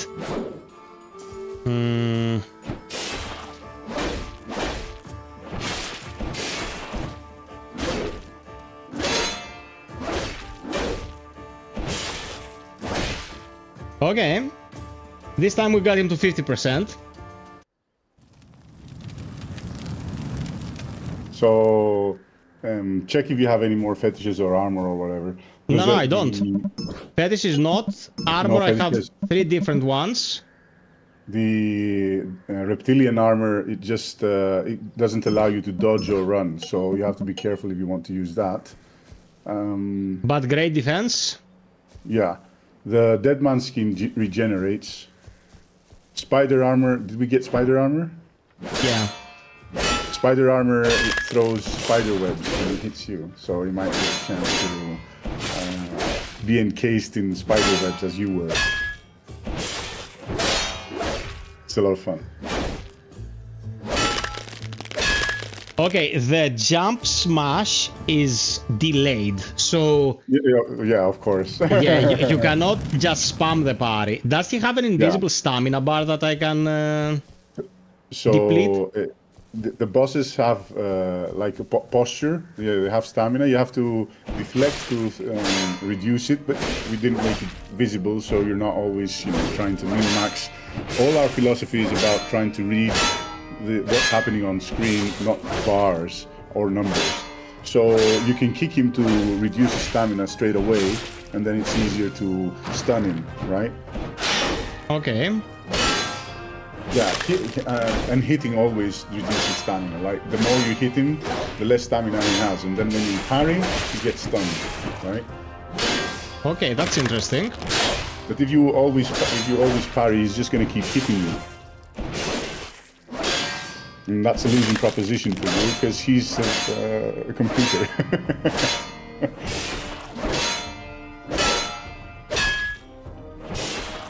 Hit, don't hesitate. Okay, that was infinitely better than before. Yeah. Can you roll over him from behind? Yeah, but not with the armor I'm wearing right now. Yeah. So, yeah, try the spider armor maybe. And each boss teaches you something that you might have learned in another game, but we're teaching you our way, or, you know, teaching you how to play Souls-like games with different strategies that you learn when you play Souls-like games in general. Like, oh, this boss needs you to do this guy needs you to do this, these mobs need this. And I think most of the bosses have a strategy that's the most efficient strategy to, you know, defeat them. Of course, you can also always just parry, light attack, and slog through it. But I think the whole idea is to figure out what's the best strategy by trying things. Experiment. What happened to my charge? So some attacks from some enemies reduce your charge. So Really? you can, yeah. Few bosses do that.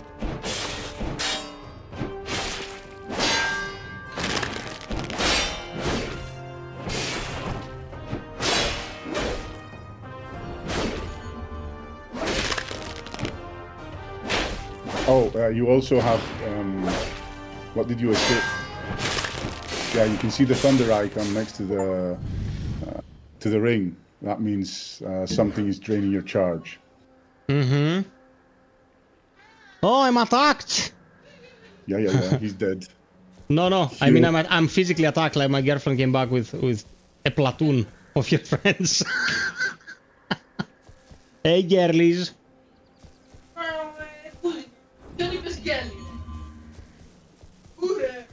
Hey, chill! The mic's catching all that. Okay, now the charge forward that I see here, do we swap this in like the menu so the flourish is changed to something else? You can swap the disciplines at any time by pressing the D-pad up and down. Aha. So once you unlock it, you can change it while you're fighting. So you can try out whatever. Okay. You can even switch while you're fighting, like real time. Oh, that's very... The afterglow effect is interesting. Yeah, they're to accentuate that you're in a special stance. Mm-hmm. Oh, let me change the armor now. Thank you, Tanuko. We're at 2 out of 5. We're fucking slow, bruv. Wait, the lizard skin, if you have the lizard skin, it's slow, yeah. No. I mean the golfer tonight.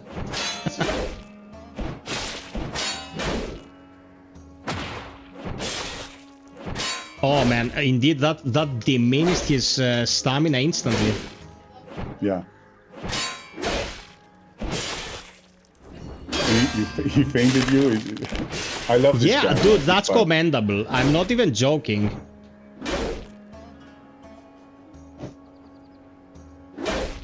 Oh, you motherfucker.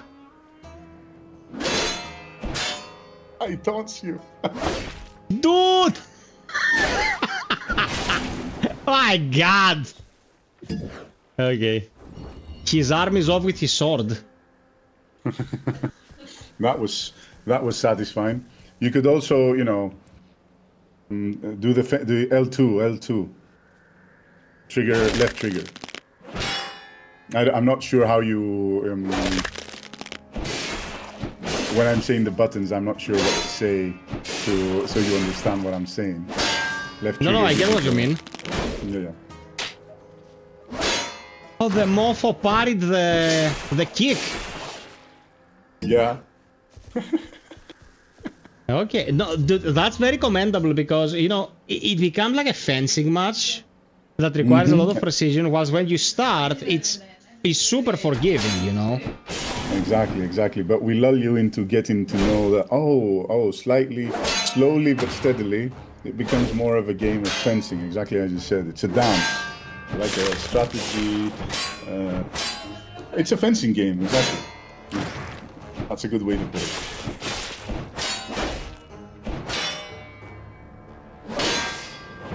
You're dead. Okay, reaching like a deeper stratum of the gameplay now. It has depth that's not perceivable in the beginning.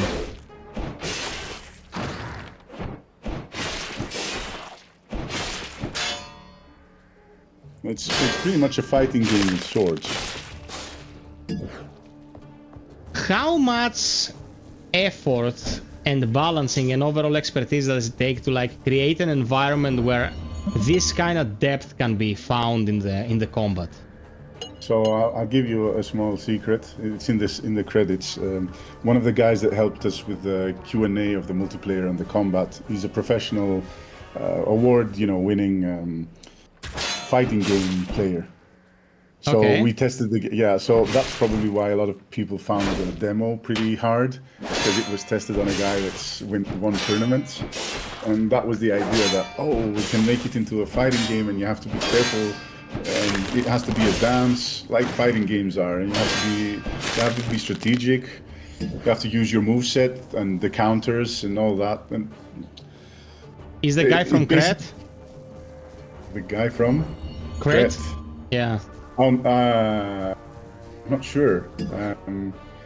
Is he from Crete? I don't remember if he's from Crete. He's in the credits. I don't want to name names at the moment. Okay, yeah, totally understandable, huh? Yeah. You can. Yeah, I'm not saying. You can see it in the credits. Whoever reaches the credits can see.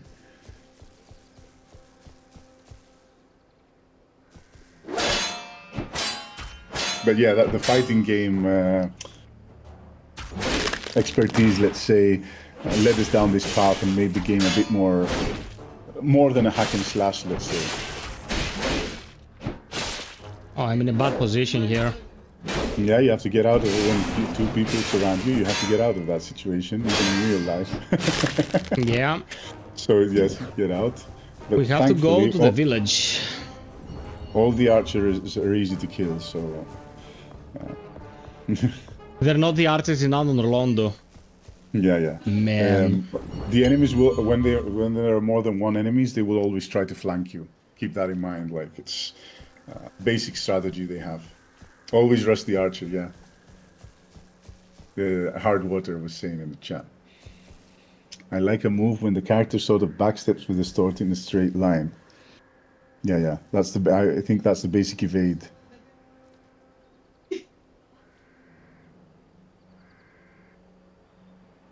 To get the gem for the dragon flight.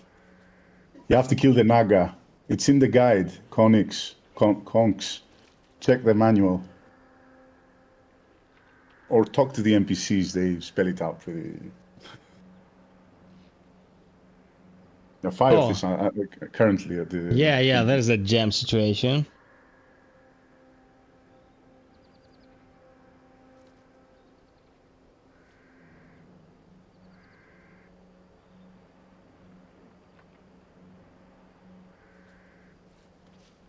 Yeah, exactly.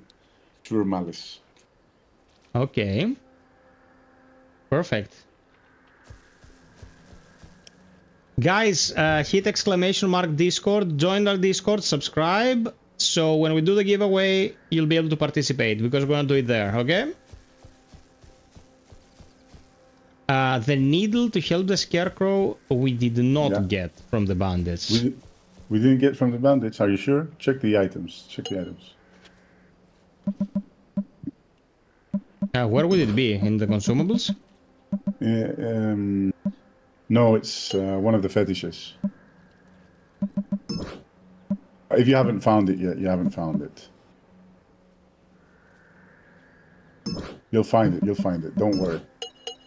It's one of the fetishes. You'll find it. It's somewhere around here, if I remember correctly.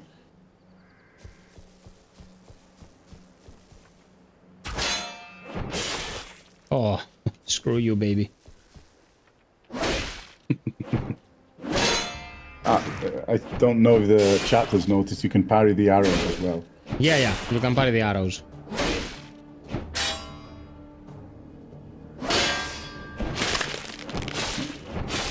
Touches like that are cool. Yeah, this guy, I love fighting this guy as well. Not as much as the longsword guy, the one down near the camp, but this guy with the kind of a bucket for a helmet. I always enjoy killing him. Oh, don't forget, you can always teleport with the map. Yes. Will the Naga be in this pond where the No, it's on the left of the map. You haven't unlocked it. You can see you've unlocked parts of the map, and that's all hand drawn. And there's zoom levels. You can zoom in and out. Yeah, I did it earlier. Yeah. So probably this way, you mean? Here on the very left. You have to go down there from the other path. But you can also go to the bridge, which is fun. Which bridge would that be? Out there, when where your cursor was on the left-hand side of the map, far left. Oh, this. Okay. Let's try that. Yeah. It's open world. You can do whatever and see, you know, oh, maybe I can advance the game from here. Kind of like Elden Ring. That's what we were thinking with that. Kong says, team your game, like, fair effort, good job, let's go, Costas and the team. Somebody knows me, but I don't recognize the conks. Not one more step, the bridge is being guarded. Guarded? On whose authority? We are the Archid. Bro. Bro,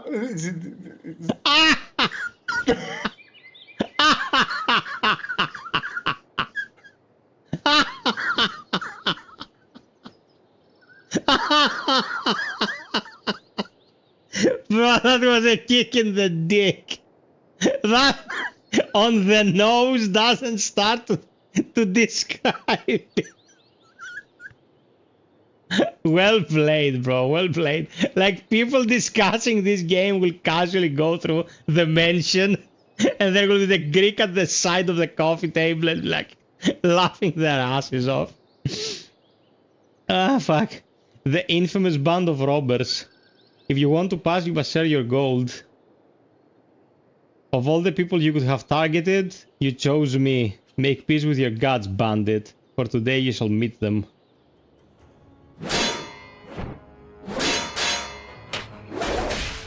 What the fuck?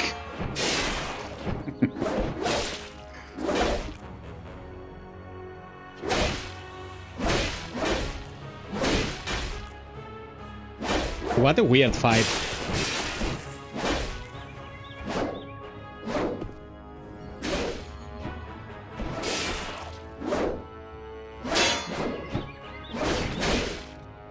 Don't forget you have items as well. Yeah. But yeah, I'll give it an honest try first. Like, that's what I would do. Try and see what I can do.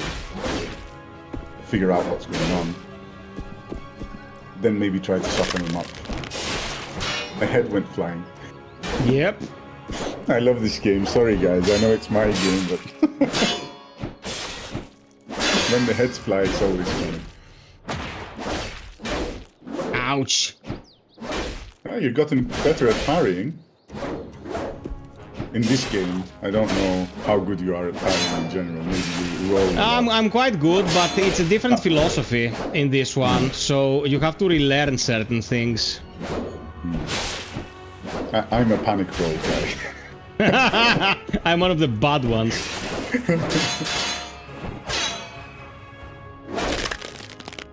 Let's get out of them. Yep. If they get you in a lock.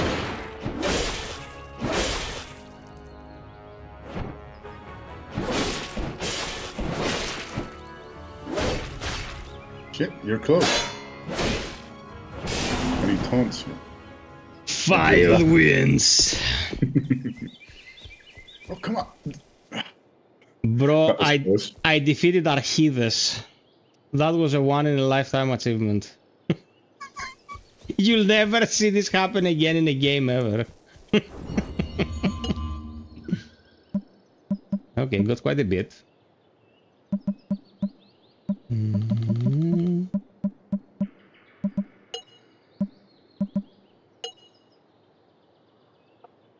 Okay.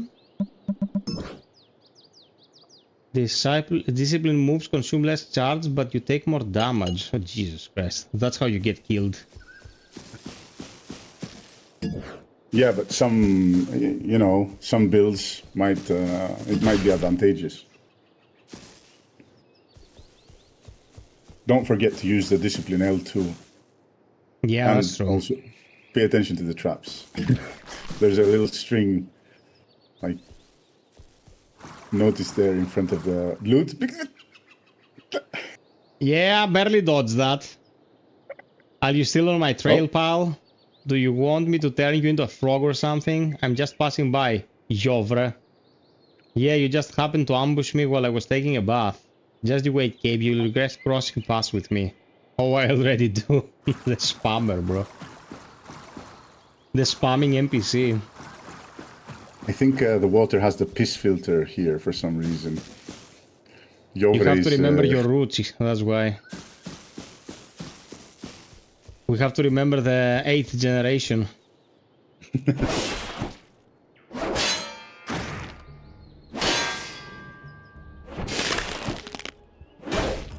Careful now, the barbarians, they might seem barbaric, but they're formidable foes.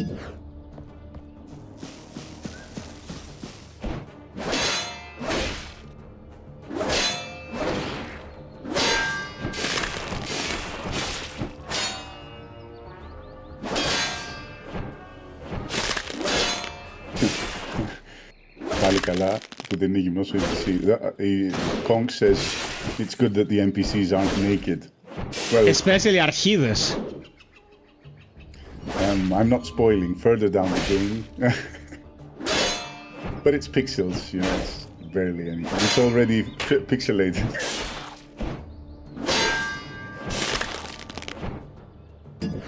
Okay. But yeah, he's wearing a croc thing.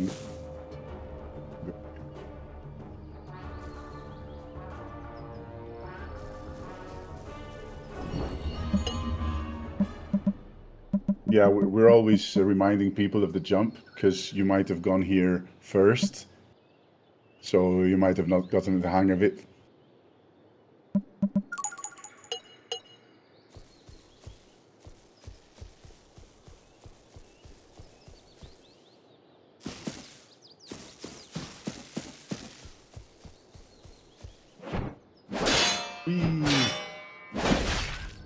Ouch.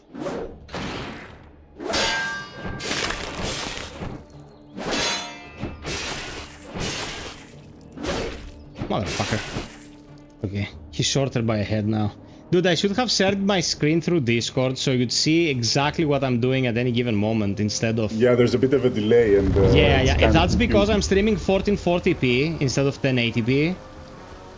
And YouTube puts like an inevitable amount of delay to that configuration. Yeah, I've been trying to keep up, but it's tough. I can do it now if you want. Sure, of course. Okay, at the next save point.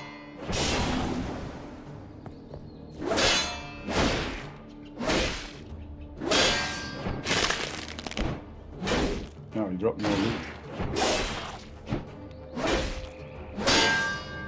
Motherfucker. Okay, guys, let's do this for our friend here, so it'll be easier for him to follow the situation as it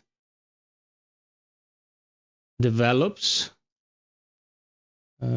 This.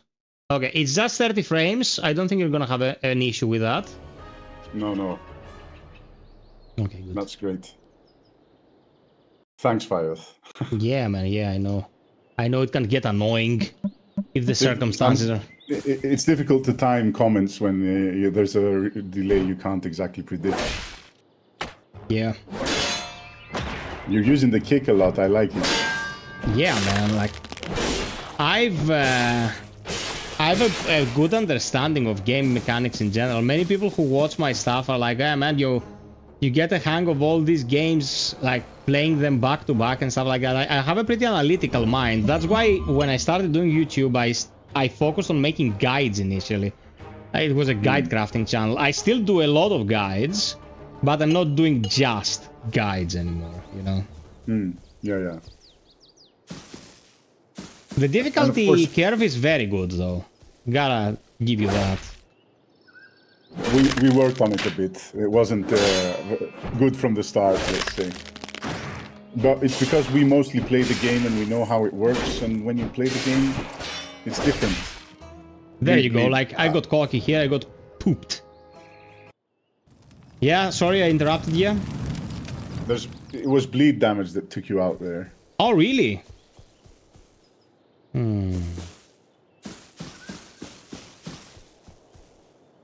You know what? If they're gonna eat up my focus,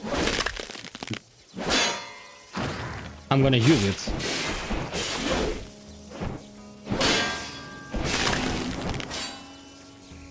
So don't forget, you can always skip some of them. Like that, it's classic Dark Souls. If you've already killed them, there's no point in always. Ha! He got you this time. Dude, I saw it and I was like, how close do you have to get, just trigger it, but not get hit by it? Apparently... Aw, shit, what the fuck? So the barbarians of the Mergont Mountain, they have what they call They have magic. contraptions! There's contraptions and powders and stuff.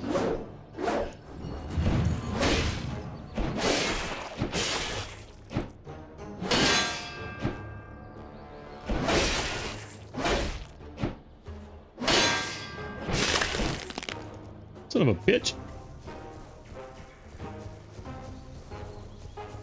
Also, don't forget, if you need help, you can host a multiplayer. Yeah, we could showcase the multiplayer now that you mentioned it.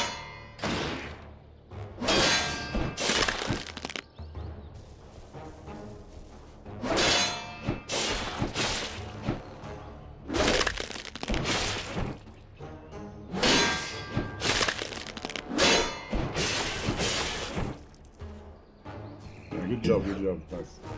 The bad thing now is that I don't have heals. You'll reach a flower bed. Careful, careful. There's a string. Can you see the string? Yes. Yeah. Evade the dodge the string. Ah, magnifico. Again. Now it's nighttime. That's scripted. It's not dynamic, right? Yeah, we could make it dynamic, but yeah, we want it night here, so I'll Okay. just make it night. There is no way I'm fighting this without heals. Smart. Oh, this is gonna suck donkey balls. No! Fuck. I should have mentioned you have other healing items, and we also have pause in the game, except when it's multiplayer, so you could heal with other items. Check them. You can see you have white meat, I think is... Oh, those are not here- craftables. They're like one-time consumables. Yeah, but you can find them in the world. You can kill the chickens or whatever and get more. So if you're in a tight spot, you can use the white meat. I think there's I don't remember exactly what you unlocked, but there's honeycomb. If you found the strawberries is a healing item. There are many healing items. Okay. Hoarders pay the price. The price being you have to do it The price, again. yes.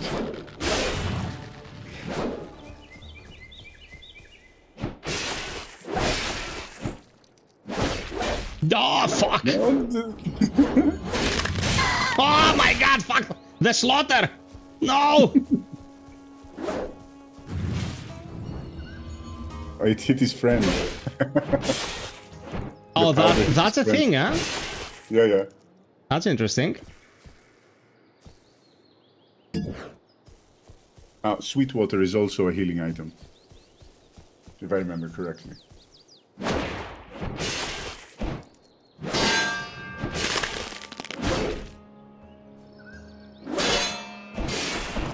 There are so many items, I don't remember them all by heart. Even though I drew them all. Yeah, man, it's understandable because if you go through all of those iterations, all of those patches, all of those versions, it's not that easy to remember like everything you've ever made. Great. Try Okay, going down. Let me get some of the nom noms.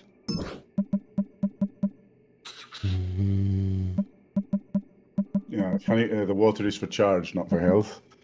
Mm-hmm. But Yes. I think the honey is, it says consume to instantly, the honeycomb, instantly regenerate. Ah, white meat, which is kind of weak. Let's. Yeah, weaker, exactly. You won't be too sad about consuming it.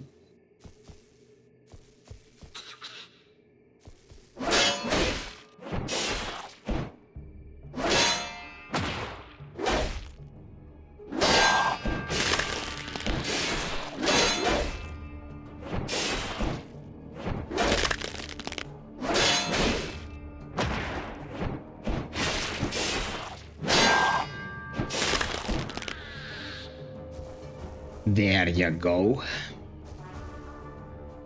And there were the flower beds just when you died. Oh, he used the consumable. Dumbo.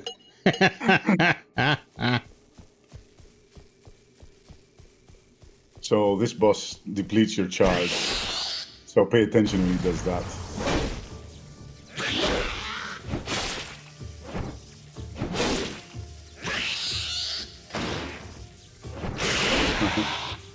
You interrupted his special attack.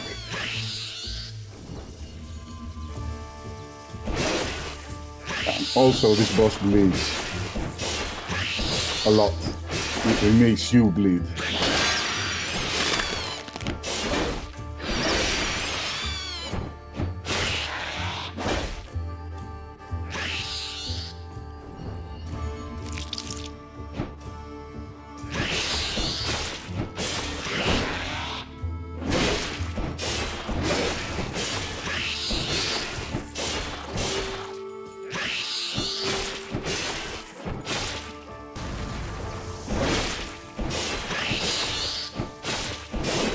FiOth wins.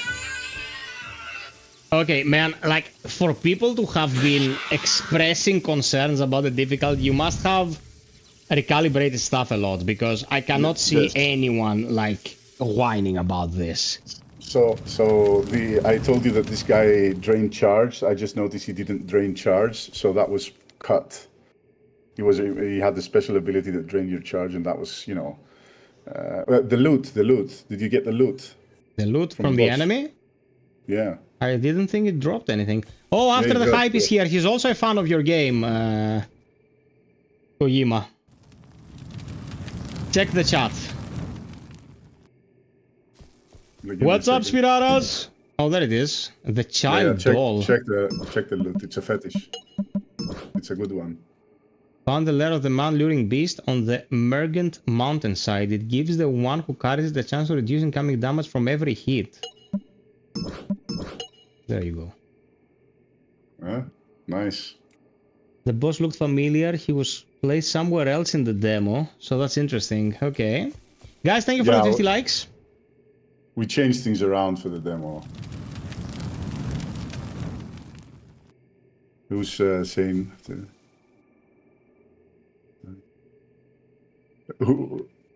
I'm checking the chat. After the hype, the yellow icon there, the yellow icon person, he's a fan of Crimson Capes. Night is giving way to dawn. Take it in, Feyen. For today, we slay a witch. It's Theodosis, Theo. No, it's Spiros. Spiros. Yes. I will go ahead and scout the area. Oh! Hi guys. Yeah, you got Feyu and you unlocked him. Okay. So this guy does a lot of bleed damage. So when all of your attacks have a chance to bleed, and he has a lot less health. So be careful. How is the parring capability? Not as lenient, I think, as Tempest. Mm-hmm. I like the parry, so I play with the Tempest. But this guy is he's like a rogue. He's like a ninja. Mm-hmm. He jumps around. He has his special abilities to become invisible. So it's like he's kind of a rogue build with bleed, fast, and he rolls around like he's maybe he's good for me for a panic roll. Why don't you try multiplayer now that you have a different character? Yeah, you gonna play with me? Of course, I'll try doing my best. I will have to set it up by means of a friend request initially. So, Mr. FiOth YouTube, as you see it here, is the... we don't need to be friends to play. You just need to add the code in the multiplayer. Oh, really? Okay. Yeah. Give me a sec. I need to run the game. Yeah. So... if you go in the menu, now I need to get the stream on the other screen. Yeah. Post. Rest unavailable while attempting multiplayer. Password? Password can be up to 4 numbers. Yeah, add the password first and then start multiplayer. Who's that guy? Oh, somebody invaded. You're fucking joking me. Nah, my god!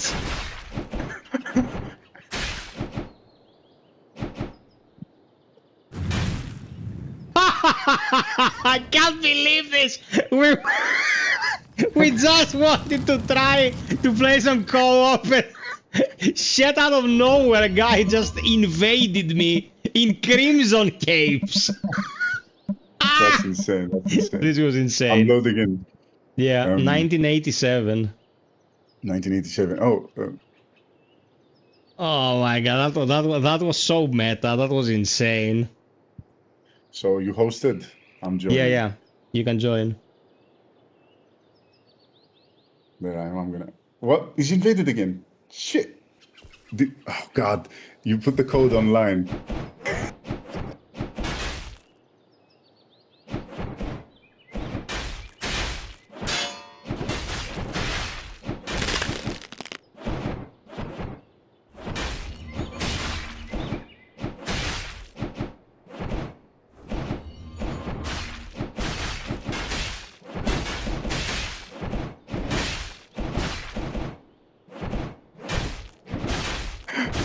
Try the L2 and It's shit, invader. Oh, it's called hard water. God damn it! We're getting stream sniped. exactly. You posted this. Yeah, you posted the code. We're getting stream sniped. Oh my god, Athinodoros! Oh, it was Athinodoros. Okay. GG. Hard water, GG. Theodosius tried to invade a couple of minutes ago. Of course, that's his whole life purpose is to try to invade me specifically in Soulslikes. That's what he does. He got a good spanking in Bloodborne a few months ago. He's not learning. Give me a sec. I need to. Which flower bed are you in? I have to reach you to assist you. Okay. Oh, Okay. If you transport to the previous flower bed down, where the white. Here? Yeah, go there. Yeah, go there. Okay, give me a host now, and I'll join. Okay, there you go. Because it's like Soulslike, where you summon and you have to be in the same area. Yeah. So that's why we're going to be adding the seamless mode, so people can just join from wherever. And okay, let's go. Dude, I never expected this to happen in 1,000 years. That was such a good laugh. That was awesome.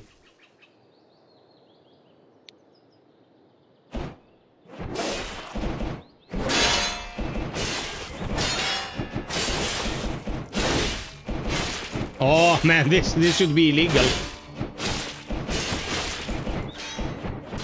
Yeah, if it's 2 players, you can spam the fuck out of them and they don't stand a chance.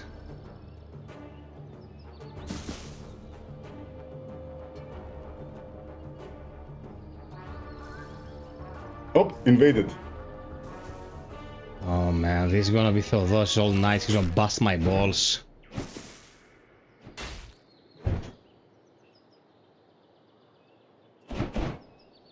Ah, shit. He's taunting us. Where the fuck did he go? Oh shit.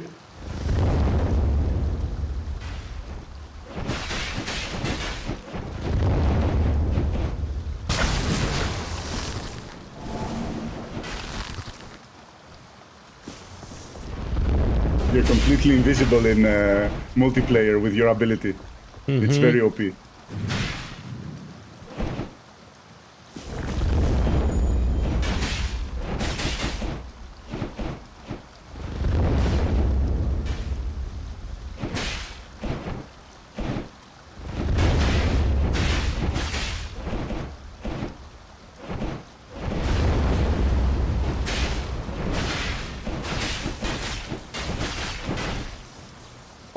What was shit, this?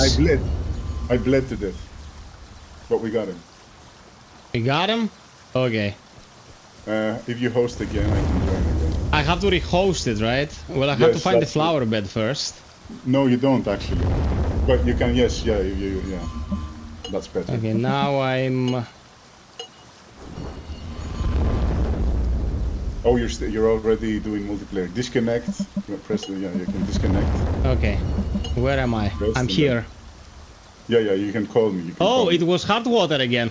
Dude, are we setting up a duel club? What's happening tonight on my stream? Are we becoming PvP sweats out of nowhere?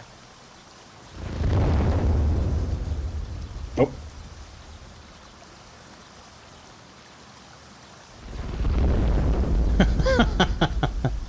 I'm team whoever is trying to kill you. Always an asshole. Question. If you defeat an invader, is there anything tangible for you to gain out of it? I think you get XP. Mm-hmm. I'm coming. I'm at the other side. I'm just going over the mountain. Oh, okay. You get XP, but I don't think we have any loot from the. Okay, let me know when you're ready, so I will start multiplayer then. Crimson Fists Club. Crimson Fisting, more like it. Okay, that was like the most unexpected. I'm looking to assist. I'm coming for development. Yeah, I'm on the leftmost one that I have here, after the bridge.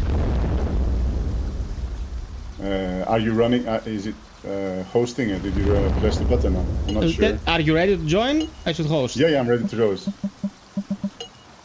By the way, question. Can I change character and we both play the same character if... Yes. Yes. You're not hosting at the moment. When you host, yeah. There you go. Yeah, there's an icon on the top left. That's now red. Next to the health bar. When it's red, you're the host. Okay. There you go. Yep.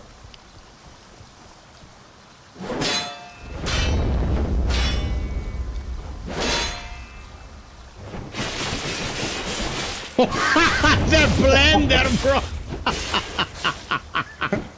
Poor guy. Straight into the Tempest grinder. Whoa.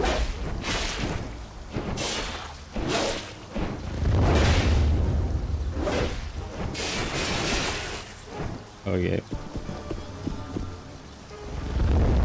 Oh man, that was an unexpected laugh. I didn't know I needed. Yeah. What's this lightning? We're it's a boss. Oh. And we're being invaded.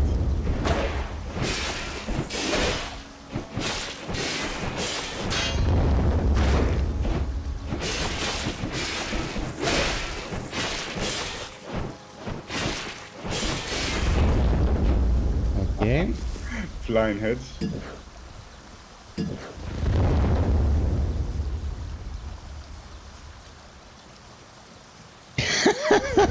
That was a spawning in Nulas's gank.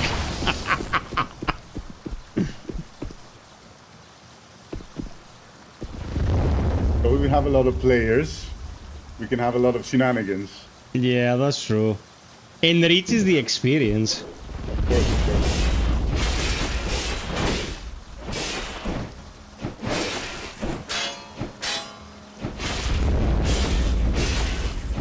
Oh my god, she's gonna bust my balls all night now, man. Oh.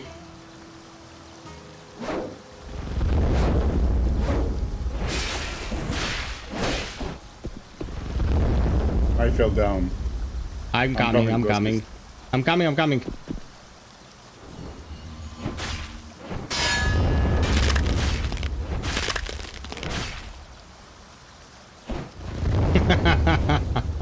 Oh shit, I can't come up. I have to do the circle.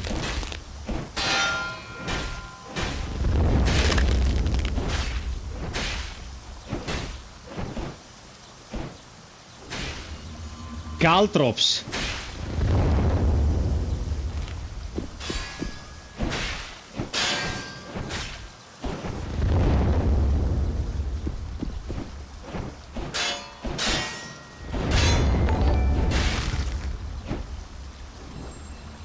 What the fuck? Oh my god, what is this clusterfuck?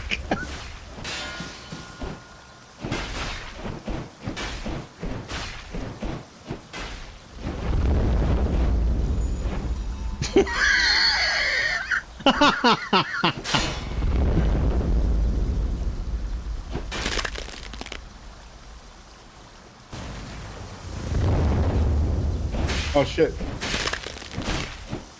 Okay, now oh, I don't understand what's happening now. I got kicked out. I got kicked out. Something happened to me.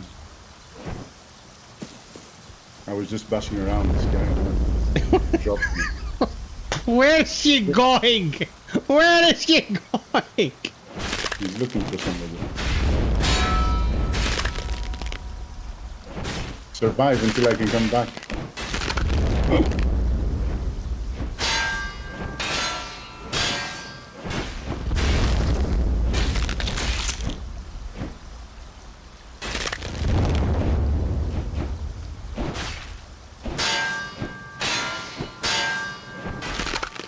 I don't need good help job, to kill the old lady.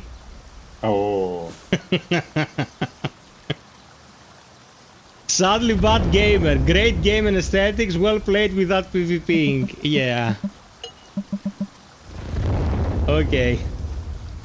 Okay. So, She brought his fate from Bloodborne to Crimson Capes. Like, I've been kicking his ass in Bloodborne for months. Now he was like, who is online to bust his balls? Oh, it's fine. Let's go die there as well.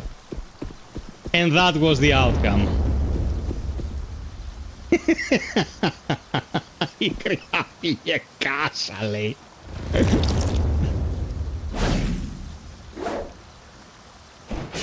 so where are you on the map? Oh, you're up there.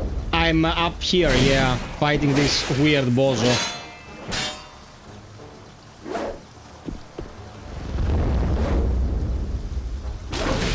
Bro, these are all spellcasters as well. What the fuck? Okay. Yeah, you entered the King of the Skies. He has I entered Lake Middle Finger, bro.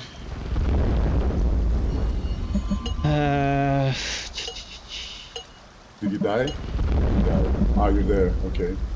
Yeah, so where should we be going to make some progress, though? So, maybe we can get the boss. So, where you are, I'm gonna come there. I'm gonna come there. Okay, come and let me know. Sadly, thank you so much for the generosity, mate. 2 more, and we're gonna be gifting an additional code for the game. If anyone wants to participate in the giveaway, guys, join our Discord.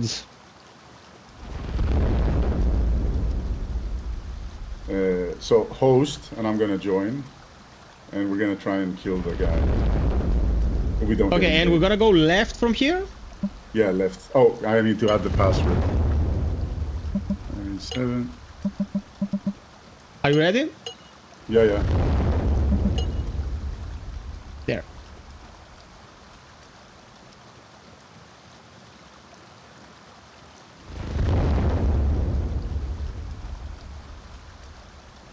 Okay, let's go.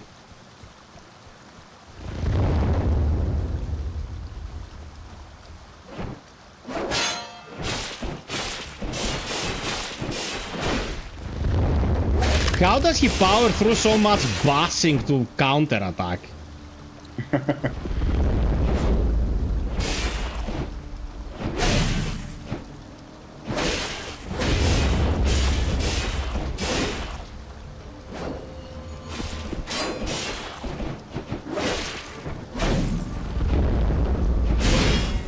Dude, these guys are annoying. Hey, Bane!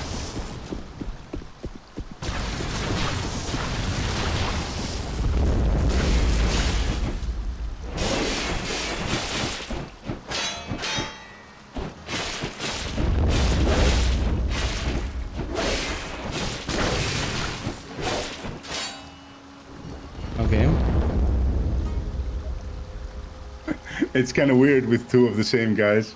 Yeah. We're like spammers.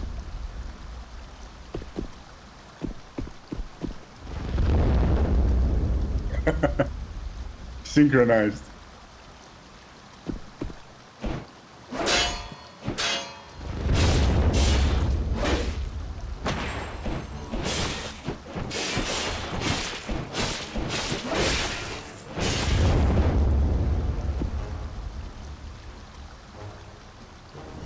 Man, better be a flower bed somewhere around here.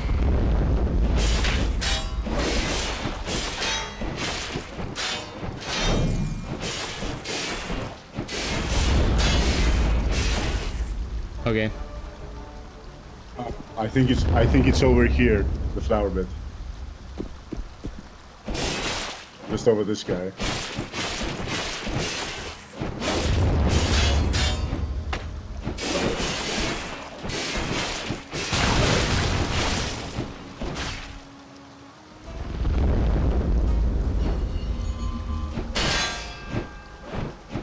Oh, we have the fucking death blade we can't save. Fuck.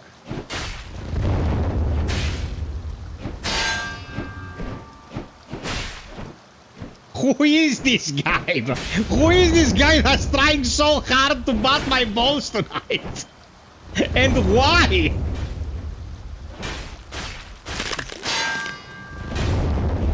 He's very passionate about killing us. Yeah, okay, okay, he killed me. I like... Oh, shit. Great, great, you killed me. Great. Your life's achievement's complete. Stop busting my balls. We didn't reach the flower bed, eh? We did it. Yeah. Do you have it? Is it unlocked? Yeah, yeah, it's unlocked. Okay, okay. I touched it. So come this way. Perfect, perfect. Uh, Okay, now host. There's a boss on the left side. If okay. you host, we can try and take him. When you're ready, tell me and I'll invite you. I'm ready. I'm ready. Whenever ready, host. No, Judge. At the end of the stream, I'll get into Discord and I'll take care of it. Just type !Discord and I will do it in general chat. I'll just do an everyone message. People can leave their names or send me messages. And we'll run it and do the... Probably in the next few days. I don't know if it will happen tonight, because we're probably gonna shut off the stream like early morning and I'll be destroyed. But there will be a list and yeah, the people will get the stuff. Okay, you ready? Yeah, I'm ready. Oh, before I invite you, change this into something else edible. True.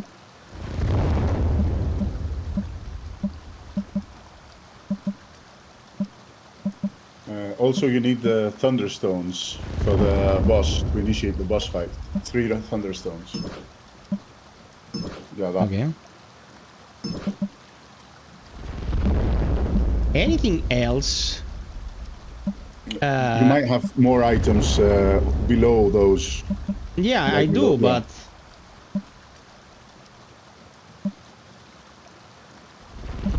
Caper is good. It gives you a boost. If you're not using the daggers. Anyway,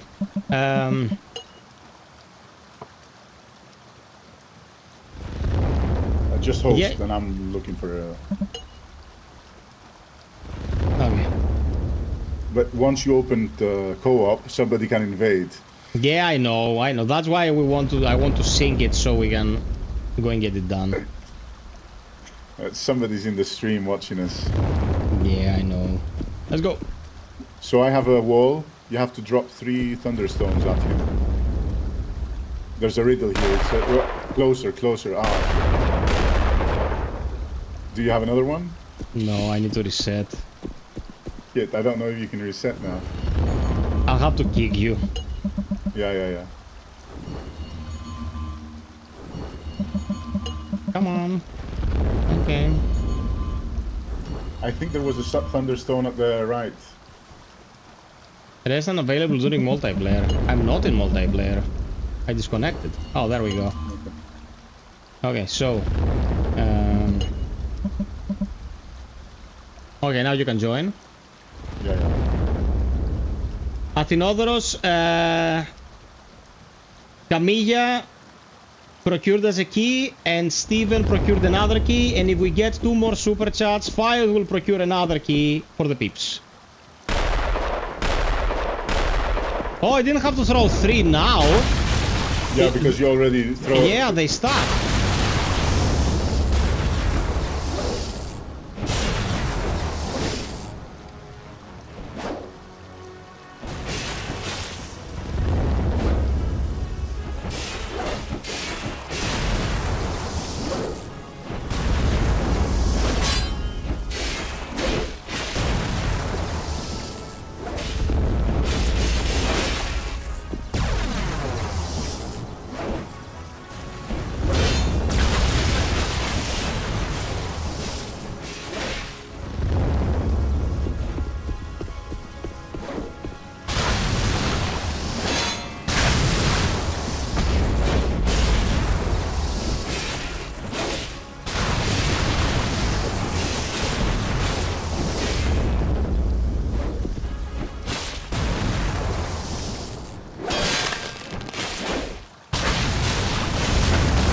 The mace doesn't deal a lot of damage, but the thunder strike deals a lot of damage.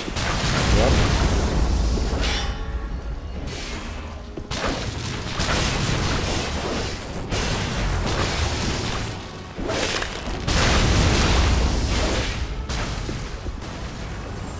Yeah, I'm getting a lot of damage from the zaps. Ah, fuck! Something triggered here.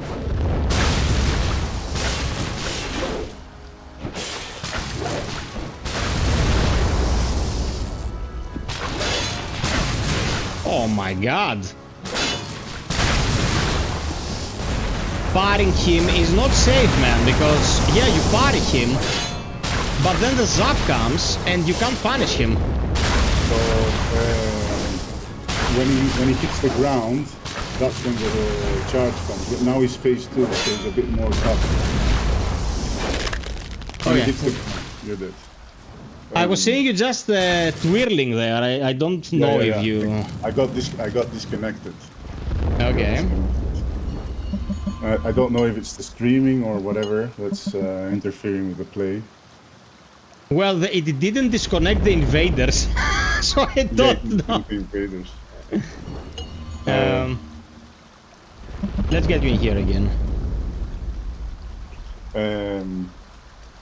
So I think I disconnected twice at the boss. Maybe there's an issue with the boss there. Something we have to look at. I'm gonna check. Okay, give me one last try, and then if we disconnect again, I'll do it solo. Okay, okay. Radagon, yeah, with a one-handed hammer. Maybe yeah. Try him alone. All the bosses are slightly easier when you're doing them alone because they get a boost in damage and health. Okay. Maybe you can progress the game.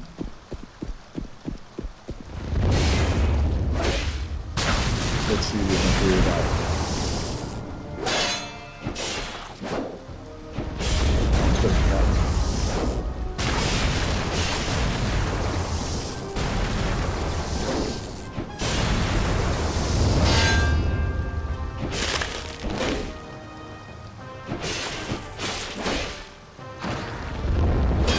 Kick him in the dick!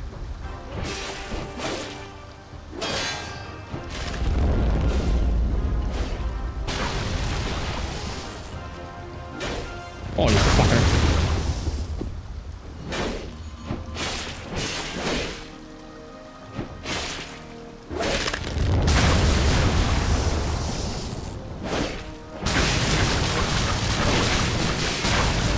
Oh man, that's annoying.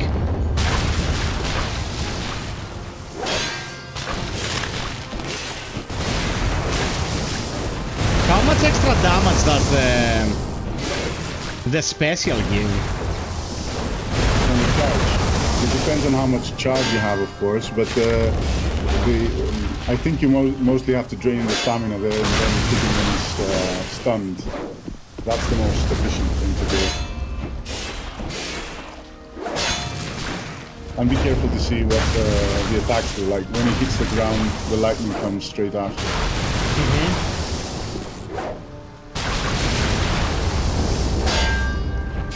Yeah, that's it.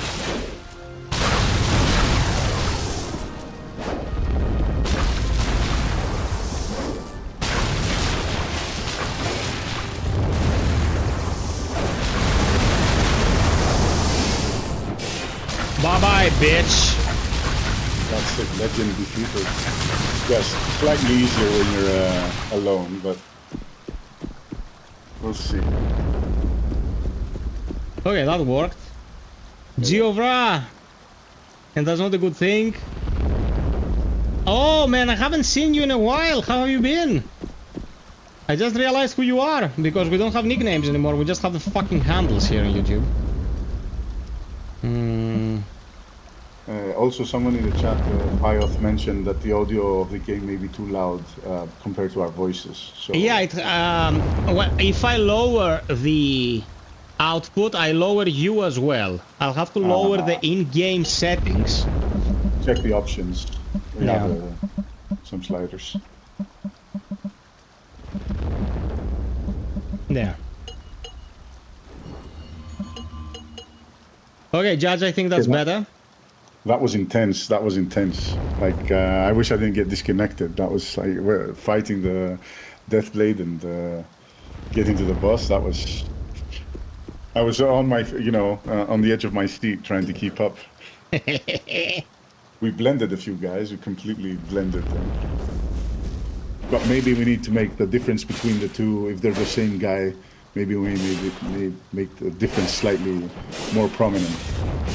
Because I think you were also thinking I was you and I was. Yeah, maybe change the colors. They have a slight change. One is a different hue, but maybe we need to make it more prominent. Mm-hmm. Because I saw it live now with you, so now this is a secret that not a lot of people have found. Unlocking this area of the map. So this is one of the chalice dungeons the game has. Uh-huh. Yeah.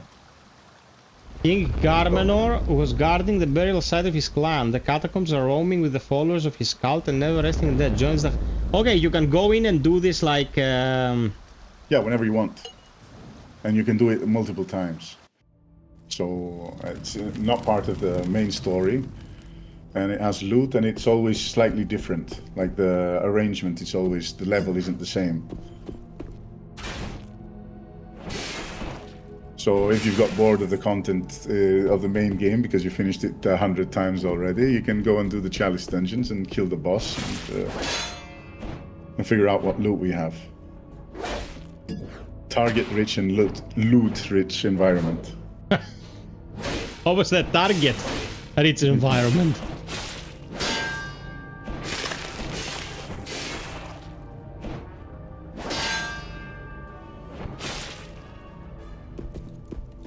I was a big fella. Yeah, a chonker. Chonky boy. Are there flower beds in here? Yes.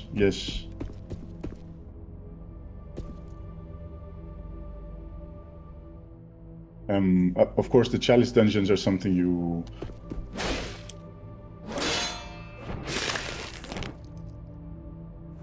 you want to probably tackle when you've already been, forged through fire, I guess. But I think you're good. You're good at the game. I think you figured out what we're trying to do. No, man, it's coherent. Like it doesn't feel like bullshit's happening.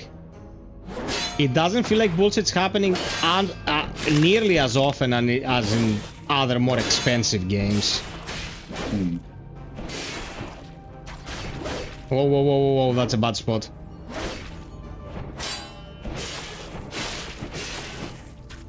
Always charge the archer. Hardwater told us, and then he invaded us. Yeah.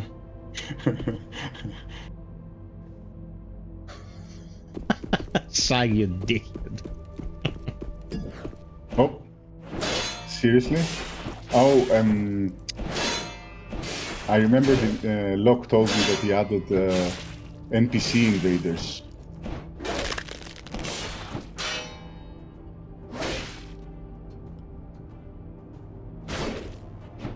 Bitch! Okay, it has a lot of health.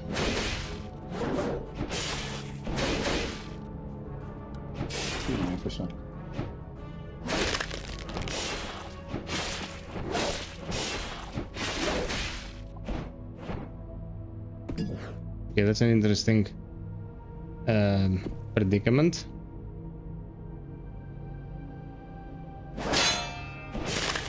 So the inspiration for this area was kind of Diablo 1 and, you know, the crypts in Diablo 2. Mm-hmm. And also we saw a lot of images of the catacombs in Paris and the walls of skulls and stuff.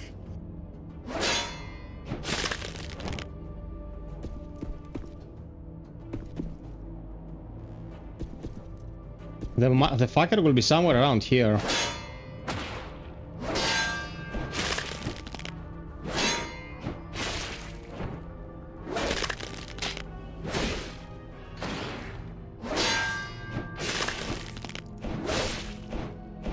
Oh, Oh my god. he fell down.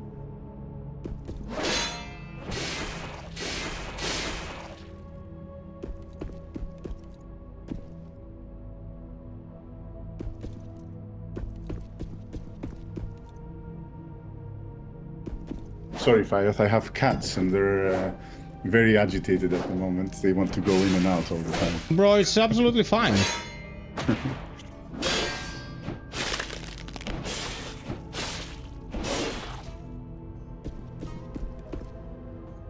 Okay, we're making good progress, but I'm very low and I don't think I can survive them much longer. Yeah, I got zapped by this bozo, bro! Just zapped! But the loot you got was pretty good. You got honeycomb, which is, I think, instant health. Yeah, I got 2 of them. Yeah, that's pretty good. It's like a very OP item. Like the chalice dungeons are worth it. Any chance you're gonna get like a ring or something whilst doing this? A fetish.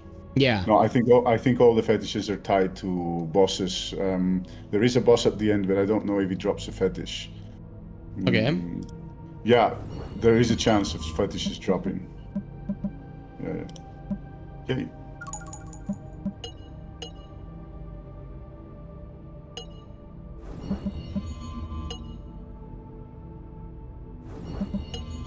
Oh, and the hunts take you out of the dungeon. Oh, he says the bosses, you get bosses, fetishes for sure with the boss. It's not a chance, for sure. Okay. How deep is this dungeon? Oh, it's pretty extensive. Yeah. Problem Like is the availability of healing in there, because you don't find flower beds. At least I didn't find. Yeah, you missed them by a bit. I think they were on the left at some point. But you just died, so I thought it would be mean to just, oh, the flower bed was on the left.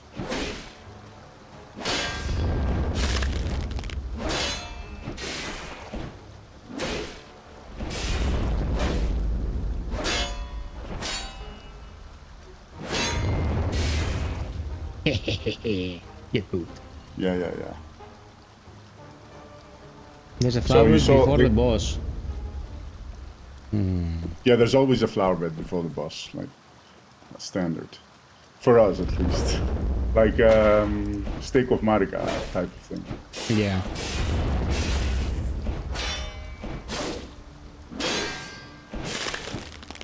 Man, the moment you break their stance, the damage multiplies by 10. Yeah. That's how you have to approach it. That's very drastic. Okay. So you unlocked a pretty good chunk of the map, but there's more, and you can check it out, you know, on the Steam store page. Like the whole thing. On the Steam store page, you mean you download the map? There's a link to the map directly and to the manual. Check the manual. I want you to check the manual. The manual is good. Okay. But I think it's you have to go to the main menu for that. Yes. Oh, and of course the knowledge base has everything about the, you know, all the disciplines and the stances and all that. How to use them. Yeah, yeah. So Manual. manual and map. It opens in a different it page. takes us to... Yeah, to Steam. It has you can upload things for people. Yeah, yeah. That's Steam static is for Steam stuff. there you go. Okay, bro, it's the aesthetic is exactly what you would expect. Yeah. It's like those, you know, little booklets you got with the games back in the day. Like we're talking Ultima kind of aesthetics when it comes to how the Exactly. thing was handled. How That's many what we were pages trying of to do. this did you make? 44! Yeah, it's there's also a game guide and note pages and the motto of the game, right? Ah, man, this is so good. This is It's, so good. The guide is like an adventure manual. Like you read about the things that you can find in the map and the bosses, the creatures or whatever, and weaknesses or something, whatever we found that's going to be useful to somebody that's looking through a manual, a game guide. And the game Man, map, you so can see the good. whole thing at the game map directly. And that's also available for everyone, even without buying the game. So if you're interested in looking at what we have, like you can check it out and say, okay, these guys convinced me. I'll buy their game. Dude, how should I put it? Hey there, Vlad. What's up, man? The amount of work that went into this is obvious. Like, the amount of care is obvious. The only reason I can imagine for people, like, saying it's not my thing is, one, it might not be their thing at all, you know, like, it might be something totally removed from what they would play, or they're not into pixel art kind of designs, you know, because there's a lot of people that's not into... Yeah, they don't like pixel art. They want Yeah. 3D, flashy, shiny as much as it can be. And I understand that. And it was one of the things we had to decide, like, we're going to lose these people, and that's that. Yeah. Thank you so much, Vlad. We're 40 seconds away from failing the goal. Oh, shit. 430. Shit. No. Well, we're gonna give 2. It's fine. It's far more than most streamers would do. So be careful here. The archer is a little shithead. Look, he woke up the army. Oh my god, the bell. The sadism. Hell's bells. Yeah. I don't know if you can even interrupt him fast enough to not get fucked by... I did it once. Yeah. But I know what's going to happen, so I was running towards him and I got him. No, invaders can also ring the bell. Invaders can ring the bell? Yes, invaders can also ring Psych, the bell. I've been screaming about the goal since the start of the stream. Now it will have to be coffee.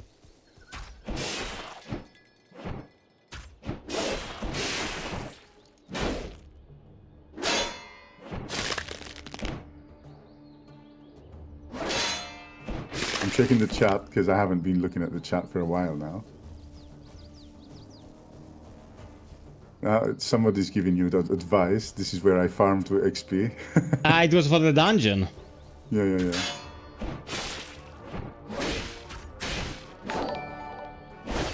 Oh, somebody says extend the damn goal. Yeah, it's Psych. He contributed. I'm not gonna break Psych's heart. If Sykes wants the goal extended so we can be generous to people, we're gonna do it.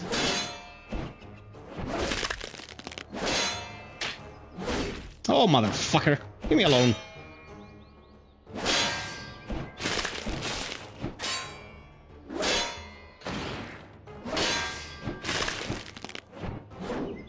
Yeah. Ah! No! No! You cheating fucks!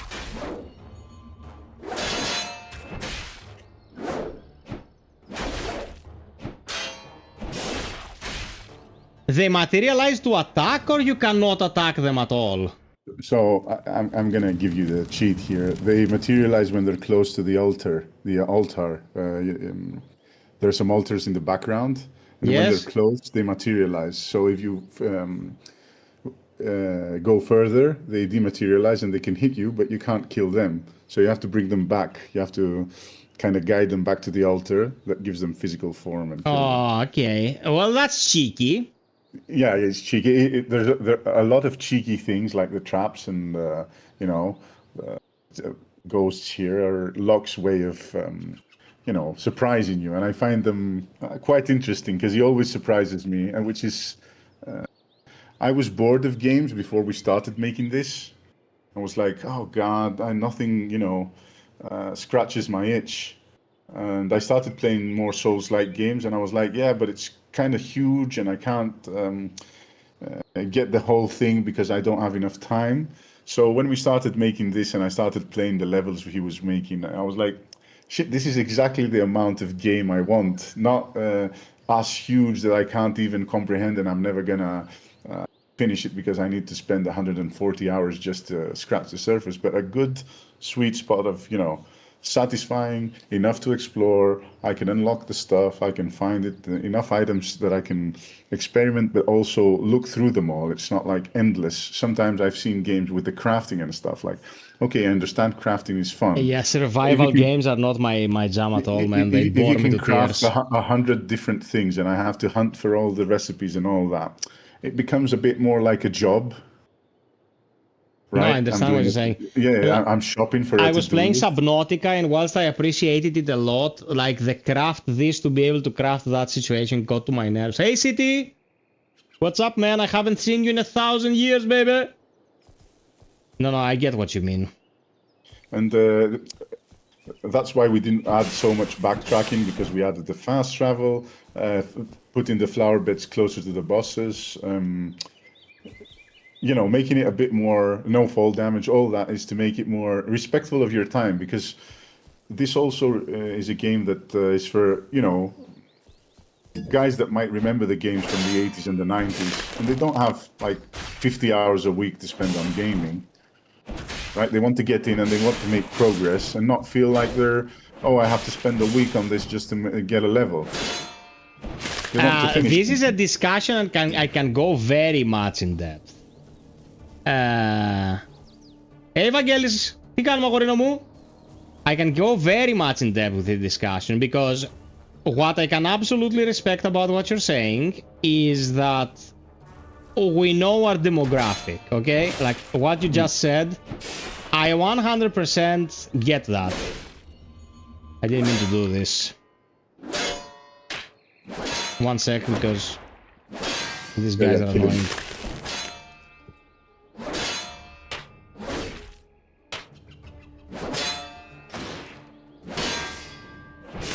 Okay, there you go. I can understand that. Like, there's no fall damage. Yeah, no fall damage. But because I have how should I put it? I have a very close relationship to these games. It's probably evolved into my favorite genre. I strongly think of one thing. Like, first and foremost, I have a very specific definition about what this genre entails. Like, for a game to be called one of these genres, it has to have some very specific characteristics. I have a general issue with the phrase respecting players' time, because it's become so how should I put it? I don't have a problem with you saying it, because I understand the approach to all this. You're like, this kind of approach, this kind of aesthetic is gonna to appeal to people who, you know, as we said, played Golden Axe, played Ultima, you know, might not have the same mentality. They might not wanna be stuck at a super boss for like a week. But on the other hand, it's become a situation where, like, the game is too hard. I have a dog now. I can't be expected to defeat the boss. And my mentality about this was like, there is stuff for X demographic to play that will be fine, but in your book, and there is stuff in Y demographic to play that will scratch my itch.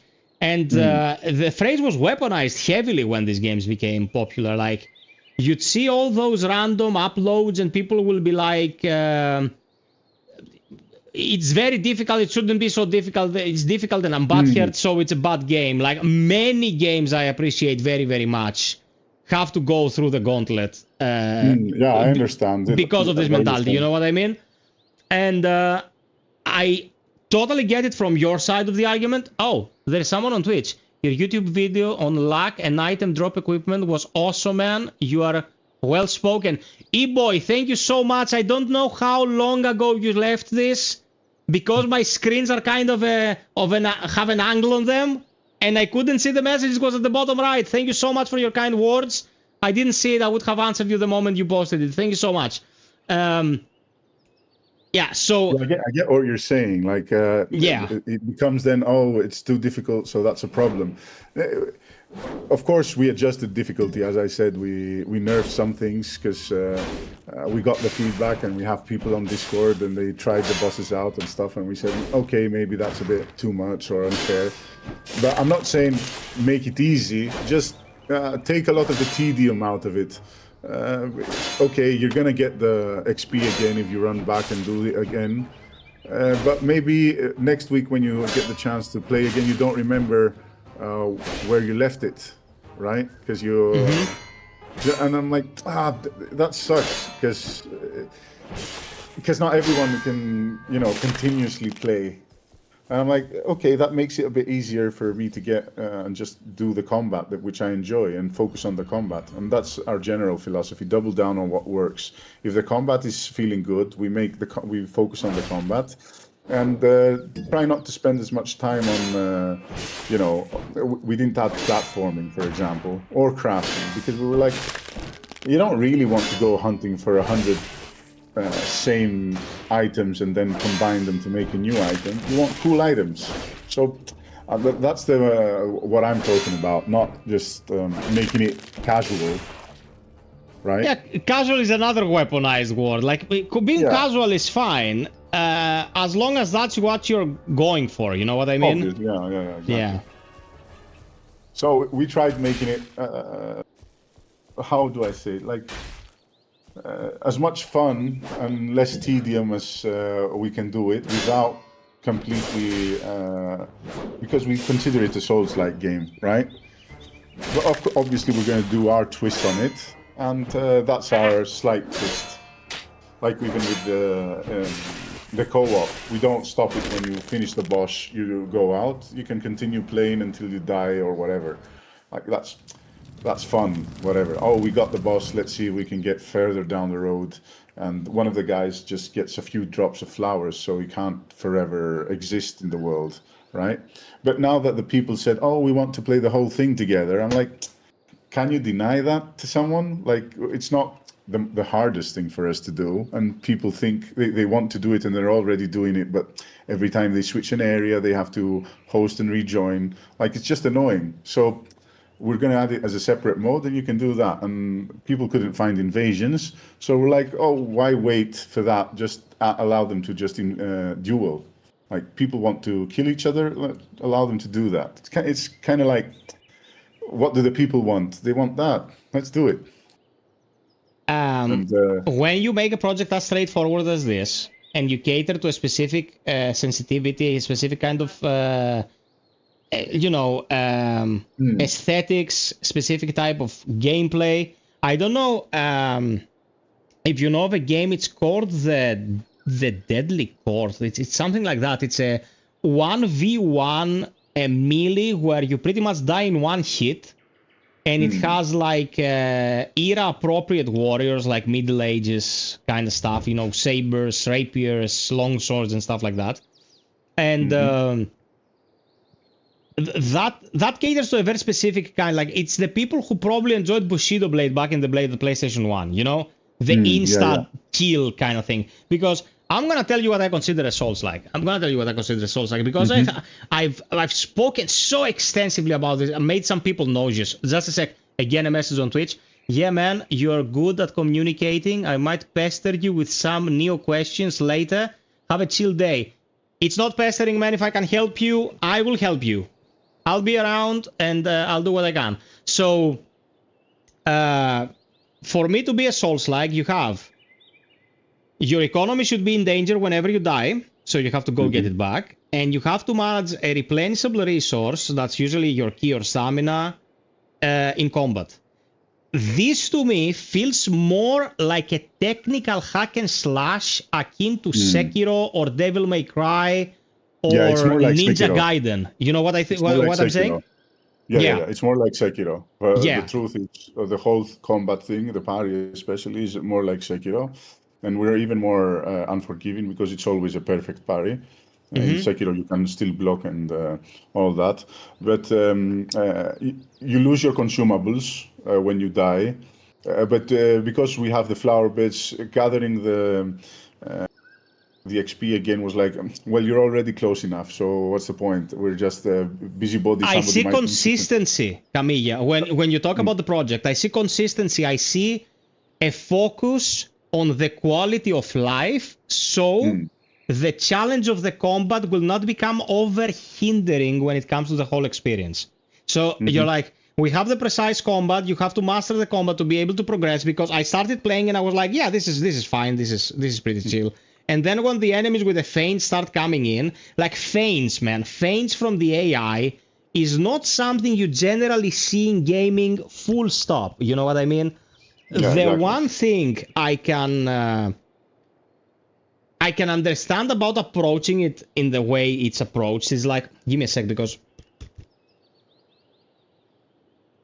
and I have my hearing aid on my right ear and it's keeping bad company to my glasses right now. So no worries. the way this is approached, for example, I have a playlist where I put the Soulslike streams, and when we're about to stream tonight, I put this in the Soulslike streams category. This is algorithmical relation. You know, the system understands. Oh, the people who watch this guy's Soulslike streams will probably want to watch that, and that is understandable because to an extent, a technical action game will appeal to the people who want to get a challenging experience. And there is a lot of misinformation out there about what's what. That's why I'm usually fuming with that kind of discussion. Like, words have to mean shit. You know, words have to mean something. But for me, what you made here doesn't lead to adhere to the labeling we usually see. Because as I said with that quad game, with that fighting game, man, it brings so much interesting stuff to the table that is original in what it does for the genre. For the side-scrolling, like it's a side-scrolling technical hack and slash, let's say, technical action game. It's super detached from being a brawler, for example. You know, it's way on the other side of the spectrum because the brawler, even the most technical brawler, you take Streets of Rage 4, for example. Streets of Rage 4 allows for a lot of button mashing. You can get through Streets of Rage button mashing your ass off. But you cannot button mash your way out of this. So what I'm trying to communicate, and I don't know if I'm being overly analytical here, it's doing something unique. It can be labeled exactly for what it is. And it doesn't need to be piggybacked off of anything. It's very unique, and there is consistency in how you approached it. The consistency about the quality of life. Even something else that I've come to realize playing, like I realized playing from startup to this point that the physical attacks are the constant danger, but the elemental attack that's gonna hit you once is gonna fuck you up much more than like the small combo with the 3 slashes from enemy. I'm just nodding along, FiOth. That's exactly what's going on. Yeah. So thank you for that. Thank you for the kind reaction, because you know when I'm trying to speak my mind and be absolutely transparent about what people have been making, sometimes it just rubs people off the wrong way, because you know people wanna they're gonna group up with something else because that makes things more marketable, makes things more digestible, makes things more recognizable. But for me to be playing a 2D pixel art game for the better part of 4 hours already is saying a lot. Like I could just be we're okay about this. Yeah. Like, it's fine, but it's very unique and it's very good. It's indeed very good. Lucky be the people watching us tonight, because someone's going away with the presents, and 100% worthy of the time. That's very appreciated. I understand what you're saying about it's not, technically a Souls-like. And that's true, but that's why it's Souls-like. Like, yeah, it has some elements. It's the parries, the evades, sword and sorcery, obviously, and the mountains with the fortresses that are abandoned and undead people and all that. Because for me, Souls-like is also an aesthetic. It's also some specific mechanics. It's also the bonfire thing. It's all that stuff that, the whole thing that gives this atmosphere. Like, but technically, yes, the combat is more like Sekiro, which is by the same guys, and we have things you're gonna see later on that are from Bloodborne. And that's also, we love that genre, right? But the game is 2D, it's pixel art, and we're two people, so we cut it down to what we could manage, and give the experience that would be both satisfying and something that we could deliver without focusing on all the, let's say, what we could cut out without making it a nothing experience. Like, you could just make it a button smasher, but if the world isn't big enough, it's not fun, because you just, I'm just going to hack through all these enemies by button mashing. Then it's not fun. If the combat is fun enough, the elements we cut out might not be as limiting of the experience, the Souls-like experience. And yeah, man, but at the end of the day, you made the game you wanted to make. Oh, yes, of course. Nico, thank you so much, Agorino. Thank you. For me, that's the most important thing, because there was no violation of the creative vision. Lies of P, for example, right? Yeah. The fact that they added difficulty settings to Lies of P was dictated by the publisher. It wasn't the director who wanted to do it. The director wanted an even playing field for everyone. That's a violation of the creative vision, I don't mind the game not fulfilling my criteria at all. Not everything has to agree with me, you know what I mean? But what I want to see from you, from every creator, make what you want to make, Yeah, exactly. Even with all the sauce like in Stellar Blade, people were talking, man, this is about TNA. Like, it's not about the combat, it's about the protagonist because he's a sexy chick and all that. But Stellar Blade is genuinely great when it comes to its mechanics. It's a very good game. They wanted to make a game that's slightly horny. That's the game they wanted to make. I want the creator to be able to make what they want to make unapologetically. What I see here is a very streamlined experience when it's about, I continue from where I left off, and it's not overwhelming. It's not gonna kick me in the balls every 5 seconds, and so on and so forth. As long as that is achieved, and it's the same way from start to finish, because some games stumble when it comes to, we reach the end game and now the rules change. It doesn't work the way it worked previously. Now I'm punished for things that I wasn't supposed to be punished. But it's very, very, very consistent. And this is a great achievement. Sometimes it's not a conscious achievement. It's not something to consciously go after.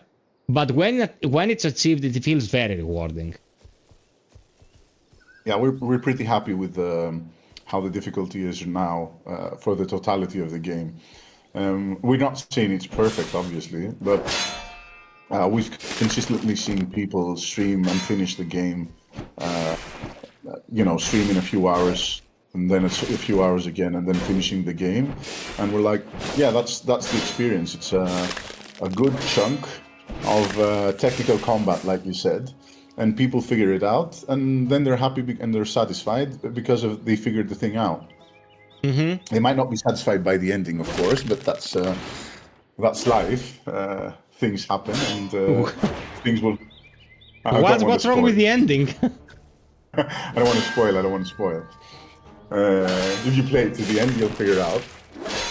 But just keep in mind that this is a prequel to the previous game by the same team. Like, there's a smaller game called Windmills, and this is the prequel. So. Really? I had no idea. Yeah. Well, How much more until we can roll credits? Do you reckon? oh, I don't think I'm not going to be able to sit with you. It's going to take you another 3 hours. No. I'm not saying you should stick around for that long. I'm like, is it like something that can be done like in one sitting? It depends. I'm not sure about your stamina. It's 2 o'clock in the morning here, so you can. I've seen your skills. I think you can, but you're going to be going to sleep in the morning. That's my day-to-day, man. That's your day-to-day. Yes. I don't know. Go for it. You haven't finished any of the big 4 bosses yet, so there's a way to go. So okay. Now that king guy with the thunder stuff wasn't one of the biggies. No, it wasn't one of the biggies. The 4 biggies were introduced in the intro. Oh, it was just what was the... Yeah, okay, gotcha. Yeah, we've got 30 bosses in the game. So it's pretty, like there's a lot of stuff to do. I'm not saying that the game is small, but it's manageable. That's like because of the changes we made to the formula that we consider, what's our game. It's manageable. Man, archers in this place are having a field day. So, FiOth, I've been up since early in the morning. I'm gonna leave you now. Dude, give me a moment. It's 10 past 2 in the morning. I am super thankful for your endurance in this endeavor. And if you join my Discord, I will make a channel that will be about what we promised the people here tonight. So you'll be able to be present there and say like, hi, we provided this to an extent, so people will know.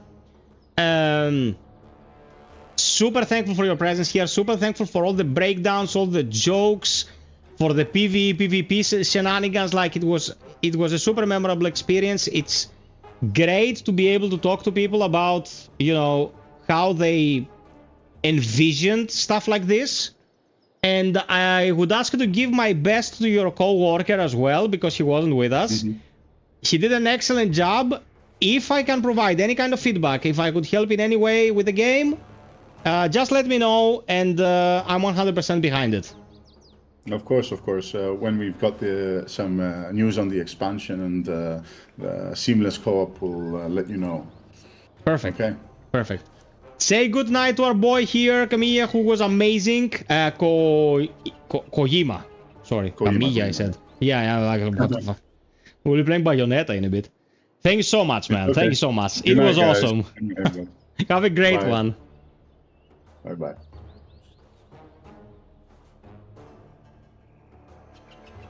Okay, yeah, guys. We're gonna give away 3 keys on Discord.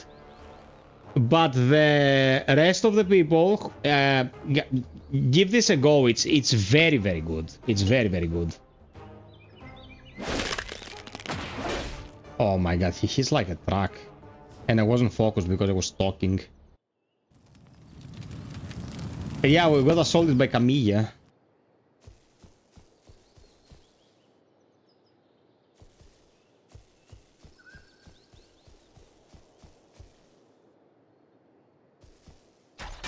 Oh my god, again, this fucking invisible shits. Leave me alone.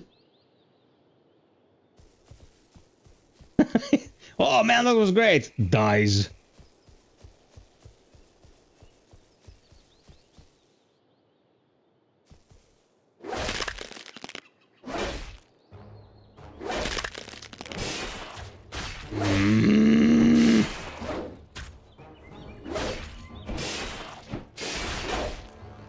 The archers, man. The bane of my existence.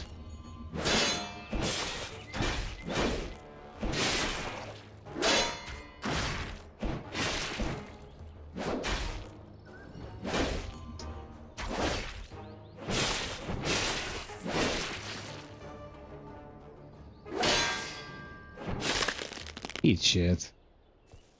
That was very sloppy. But it gives you a flyer bed. Straight away. Hey, Ronick! Beloved Ronick! What's up?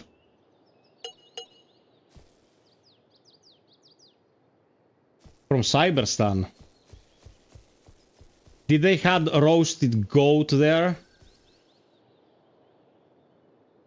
Try doing the flourishes. Oh! She's one of the biggies! You came for me. The bloody cape has come for me. The king has ordered for your death, Tip Lazar. Your king's a fool, and you will die a pointless death. You have spoken enough, witch. Now paint the snow red.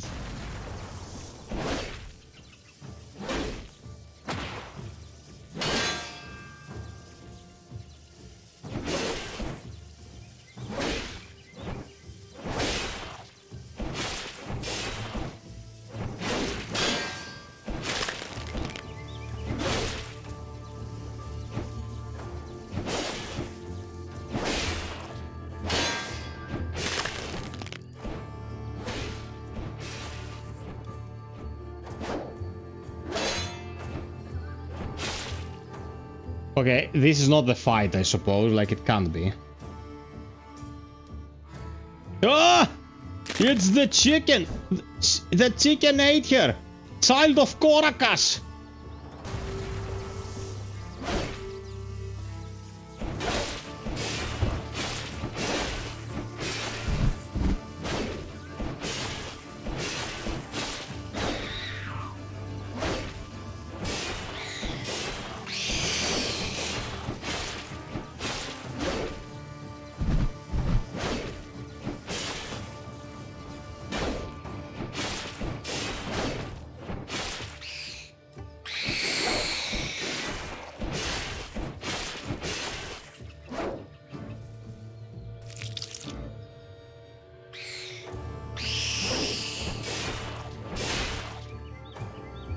Okay.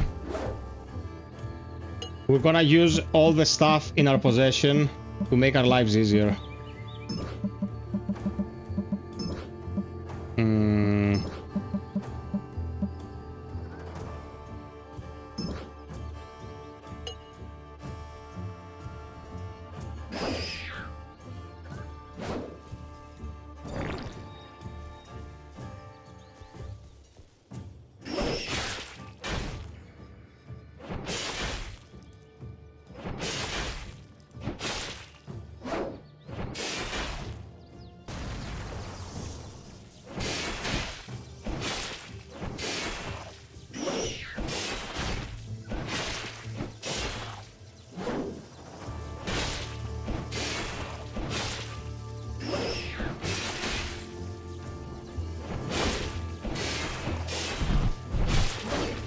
Get fucked, Korakas.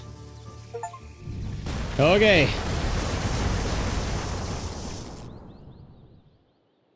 That was one of the big three. Crow's feather. Child of Mayora. What came first, the chicken or the egg? Or the Korakas? I love what the wordplay they've done with the names. They had a group of bandits whose name was Archides. I laughed so hard, man. This was awesome. Archides made my night. Man,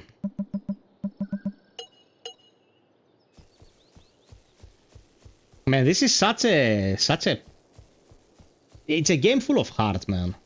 I appreciate it very, very much.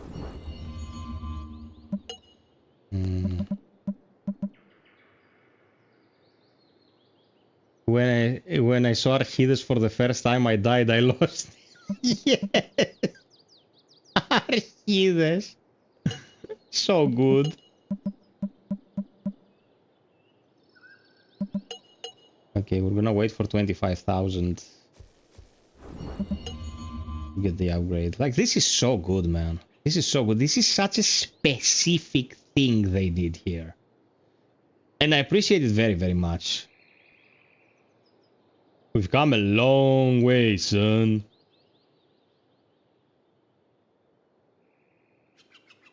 Okay, this bridge. Left and up.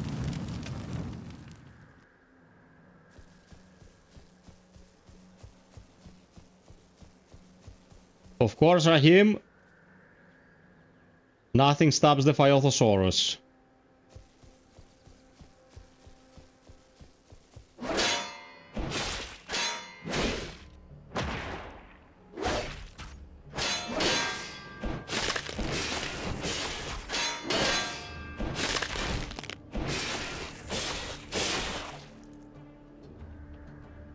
Ronick would probably love this.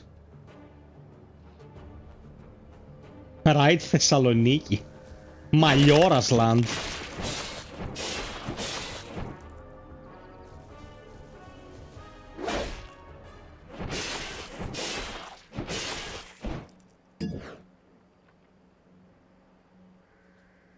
Ah, the strawberries.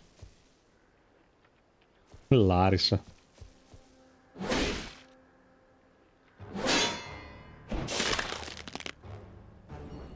Oh, you bleed because of this bug. Oh, it is Bozo. Greetings, peasant. Knight Pierre. The beast is right down the road. What beast? The griffin, of course. I just saw it patrolling below the tower. So you'll challenge it? Yes, of course. I shall leave you to it then. Well, I'm not going to fight it right now, per se. No? You see, peasant, a knight has to scout his prize first. You must study the beast first and then strike when you know everything about it. Ah, I see. Thank you for educating me, Sir Knight. Now, if you don't mind, I want to enter the flying tower. Should the griffin try to prevent me, I will study it from up close. I'll be quite the sight. Very well, peasant. I wish you luck in your attempt. One sec.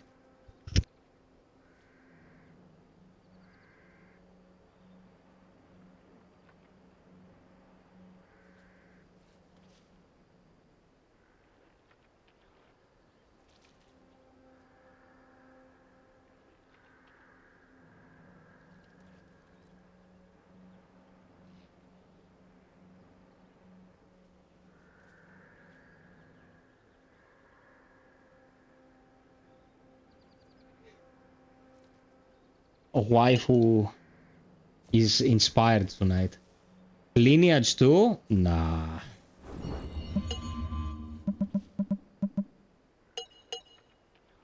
By showing his dominance? No, not at all. He's showing me some funny shit, but the problem is I have to stay focused. Oh, the griffin! Yeah, I can't damage it. We knew that. Guess I'll die. Yeah, we cannot damage it. We need another item to be able to damage it. So this is pointless. Only a malice gem may harm the griffin.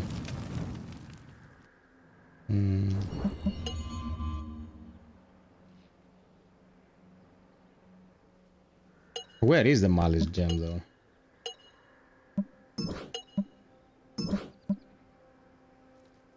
Garment bark. Bark taken from the first tree planted by King Garmenten's daughters. Whoever wears this is able to receive massive damage. A lightning spell is being called. Okay, very interesting. These are very interesting items they've made here. Replace the normal dodge with a blink spell, but makes the user more sensitive to pain. So you lose defenses. And you can blink through stuff. Interesting. Kaibutsu! Colombian Malacca here. Fire is not spelled with a 0, it's spelled with a capital O. Welcome, my friend.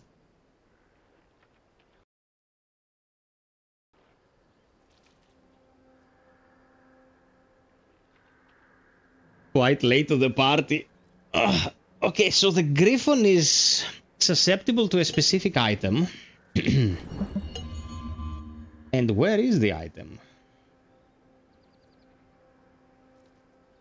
This map I like very much. Could be through here? Search the waterlands? Yeah, probably.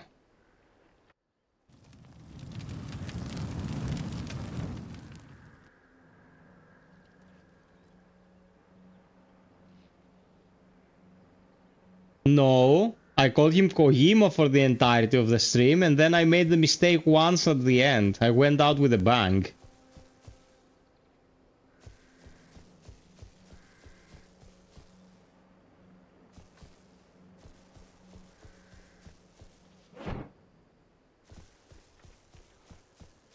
Ah, the rabbit is skipping town. The rabbit fell.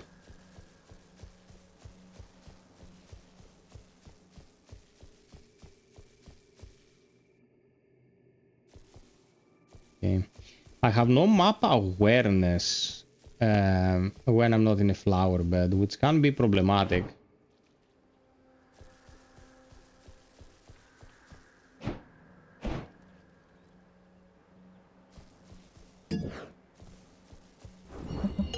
Where am I? Oh, there you go. We went the right way. I've played so much Neo, he's becoming Japanese. We are Japanese, if you please.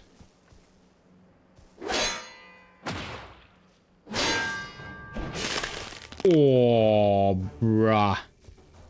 This guy got pooped.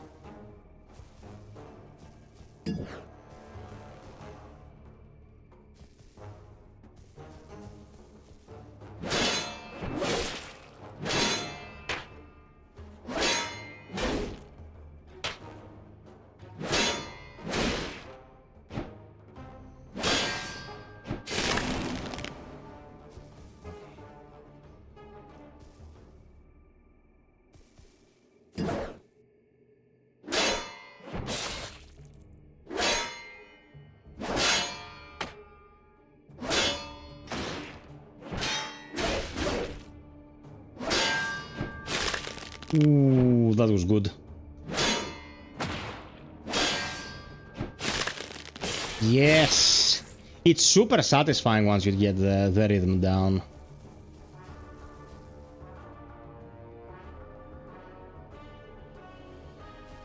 Dude, Ronick is drunk. Peeps, 2 more likes to 60. If you haven't thrown us a like yet, don't forget to do so. It helps to get the stream out there. And enjoy. Are they gnolls? What are they supposed to be?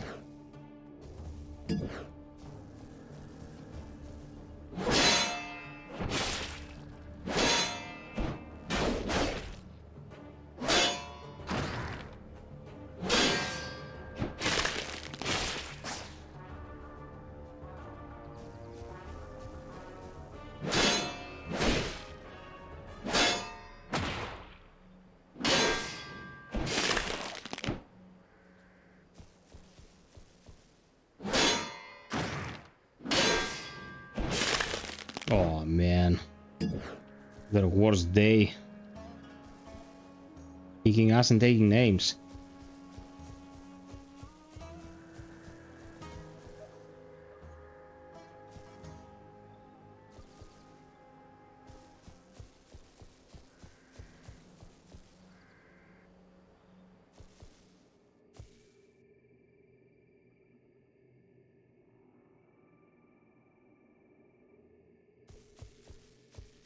The lollies.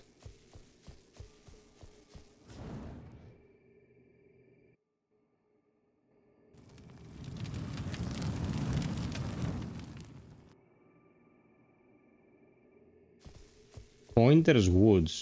This is supposed to be a very dangerous area. An NPC said.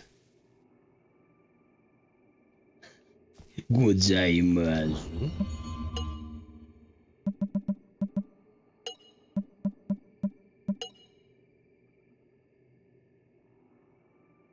This is very impressive, man. It keeps expanding. Look how much game there is in this game.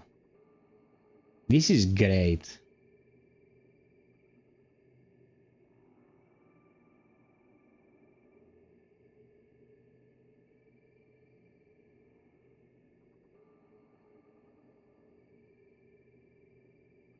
Just a sec.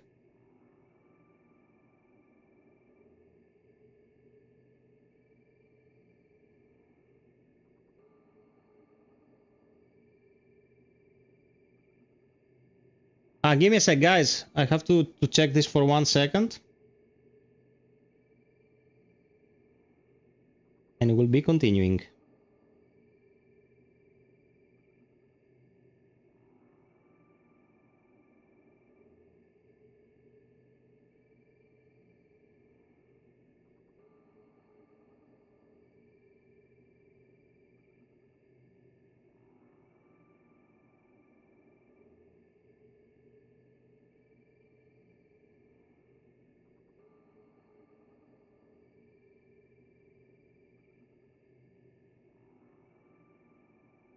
Okay.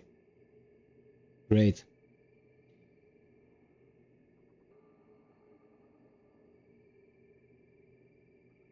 Who is still actively watching Piperinos?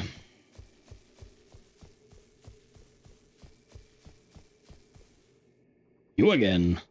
What rotten fate is this? A handsome wizard cannot go on a quest without the oppressive fist of monarchy looming above his head.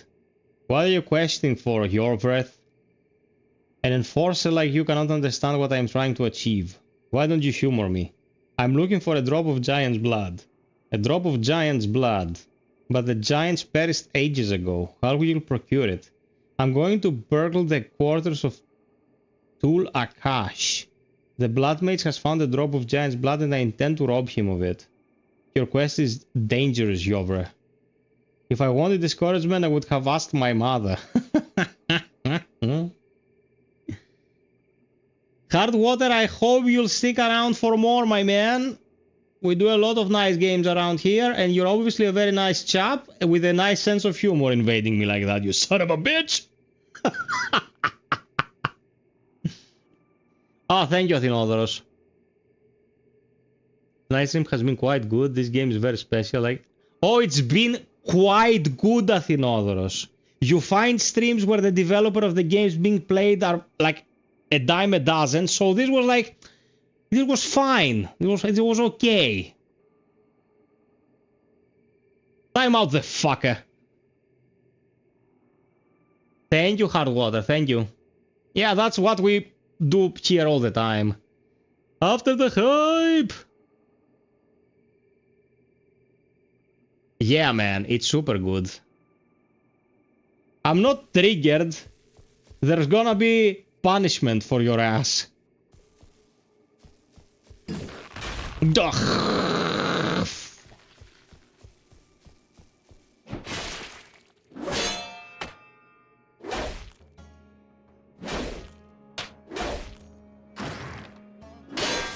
Now you're dead.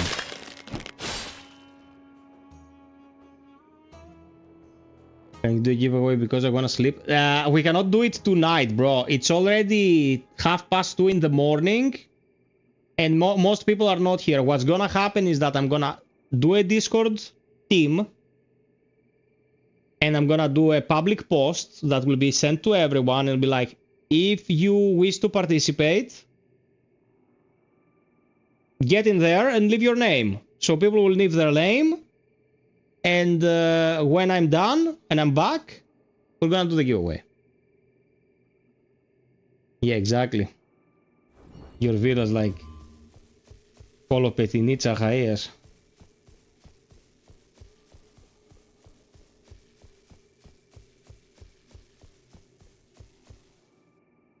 What? The witch hunter approaches. I may be a witch, but I'm not named the conspirator. What business have you with us, dear? I'm trying to reach the first trees, but the winds are blowing down. I cannot make the cliff. That's truly unfortunate, my sweetie. But worry not. The old lady can help you. You only need bring us a gift. What kind of gift? Have you no matters, my sweet milk? You never ask a lady what she wants. At least not directly. Very well, witch. What would you like to have? It would be my pleasure to bring. Oh, my darling, you would be melting my heart had I have one. Bring us an apple green, it should be, both sweet and sour. The gardener of Elarsad will surely have one. And will speak of the winds on your behalf. Okay. Interesting.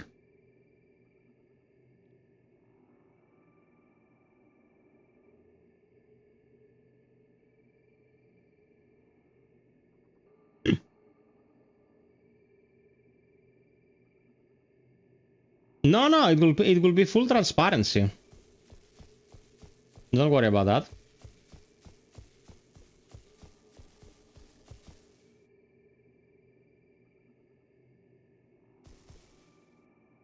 Oh, that's the wind they were talking about.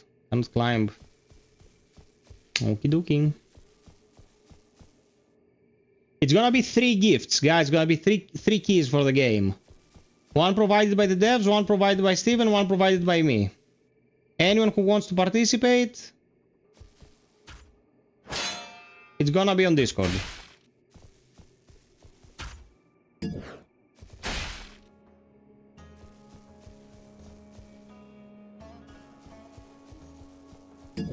Psyche is super sassy tonight. What's wrong with him?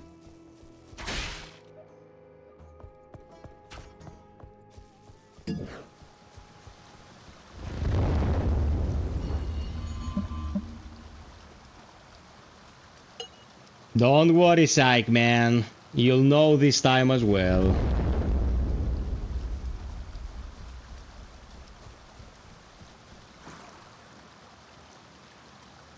Okay, draft.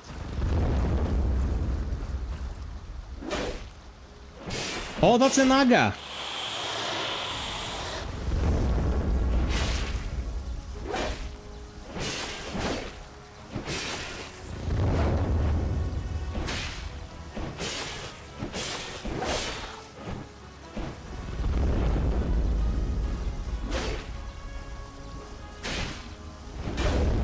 Motherfucker.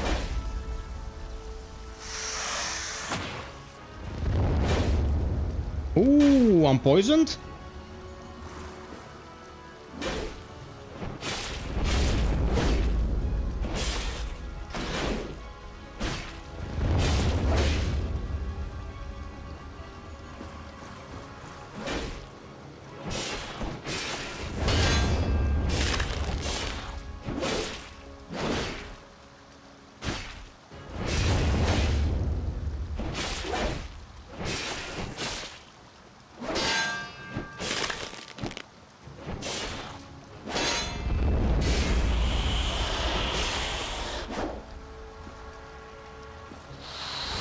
Oh, come on.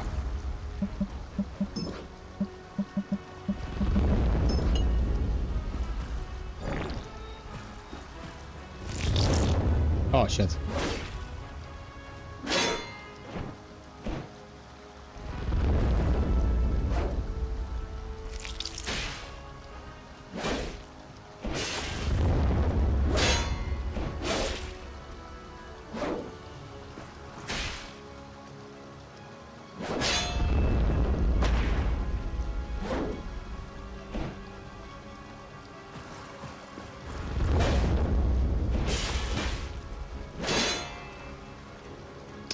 Son of a bitch.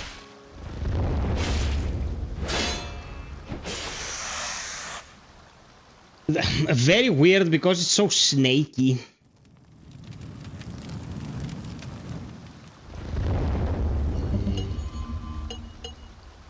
Okay, we wasted some consumables, but it's fine.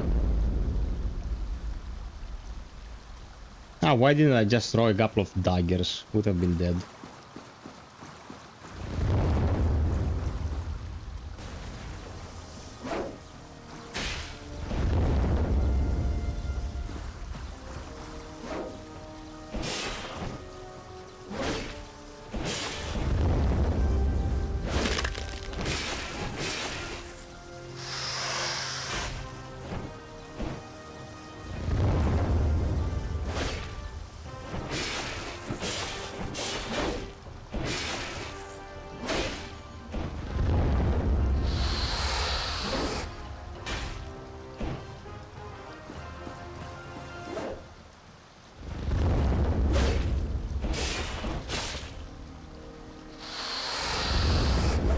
Bitch!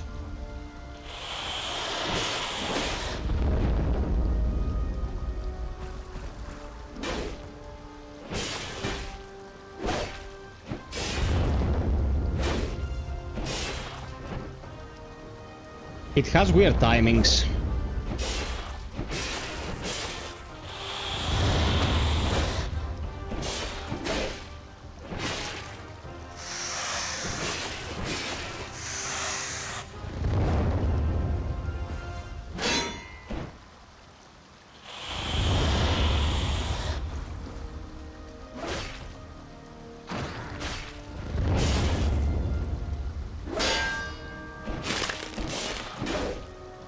Yeah, okay, we can definitely do it. Yeah, this one's hard to parry because trickier. Yeah, it's like it strikes its head like this and the timing is weird. This Naga has been nagging. Oh shit.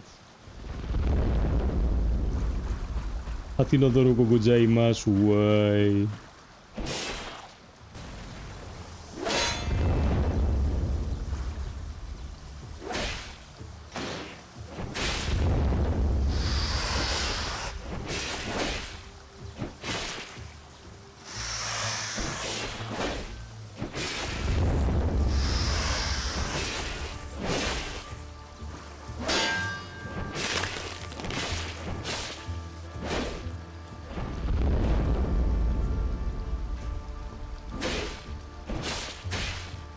I was a fraction of a millisecond late there.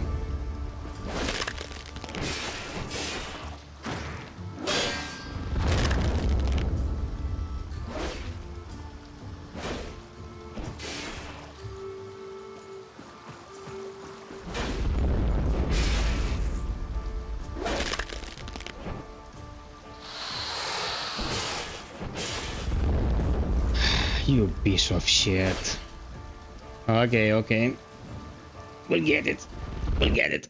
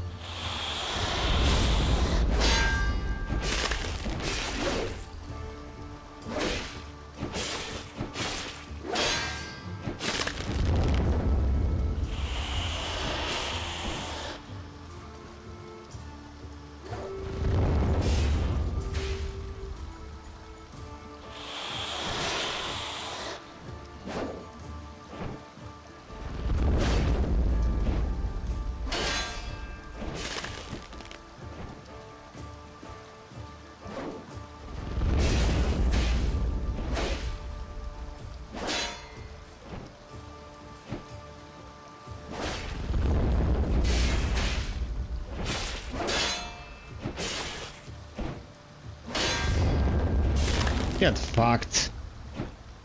Okay. Malice Gem, there you go. So this can defeat the only gem capable would with the group with discipline attacks with your weapon deals slightly more damage. Okay, good. Hey Kojima! He's back! Sweet dreams, my man. Thank you so much for the company. It was awesome.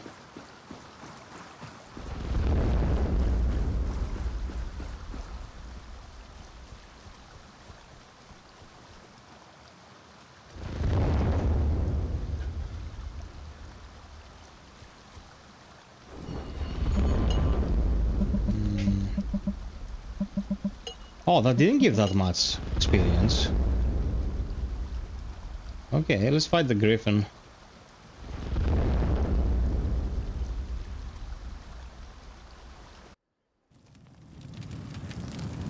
Bye, Tanuko. Thanks for everything.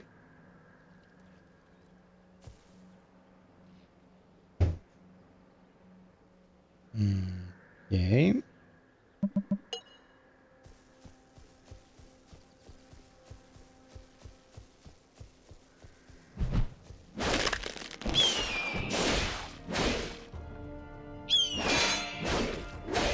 Okay, that's 3 attacks.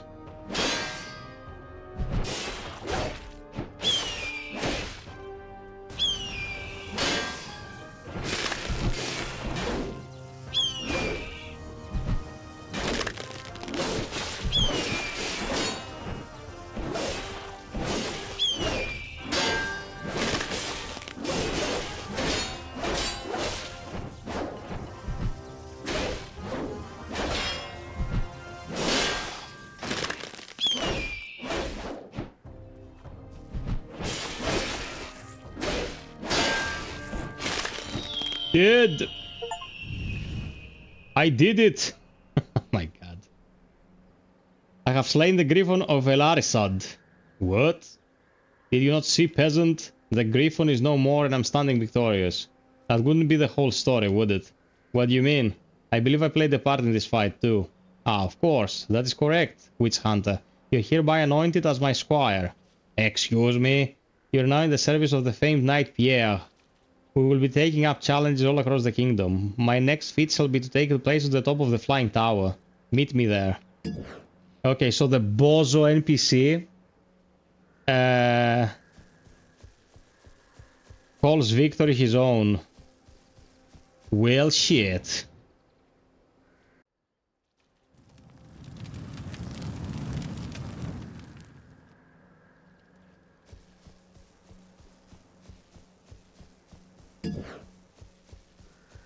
Oh, the green apple. Okay. That's gonna help with the winds.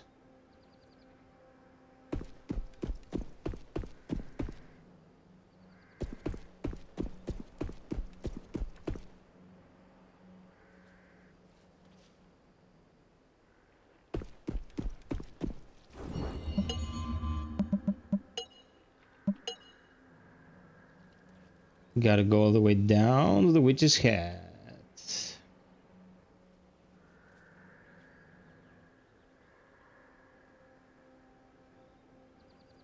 From here.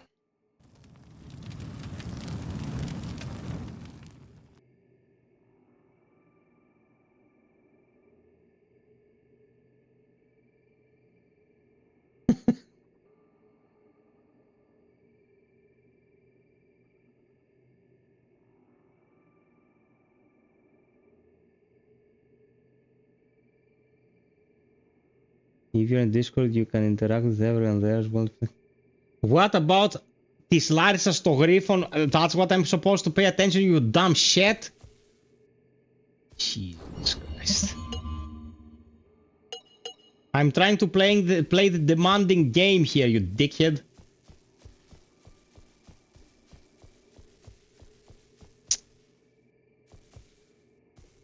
Guy's comment. Okay. Guy's comment says, FiOth and Athenodorus, I'd like to thank you guys for making you laugh in some really dark moments. Brother, thank you so much. Sorry for not answering straight away. It's already been more than 4 hours here and I'm trying to, you know, to make this look mildly efficiently handled. But we're here and if you ever want to talk, like you can find me on Discord. And I'll be there to help. That's what community is all about. My attention may be divided sometimes, granted, but we're here for you, my man. No one is allowed in this community. Let's get the apple. I have brought you an apple. That you have indeed. Why, thank you, Hunter of Kin. And the female at that.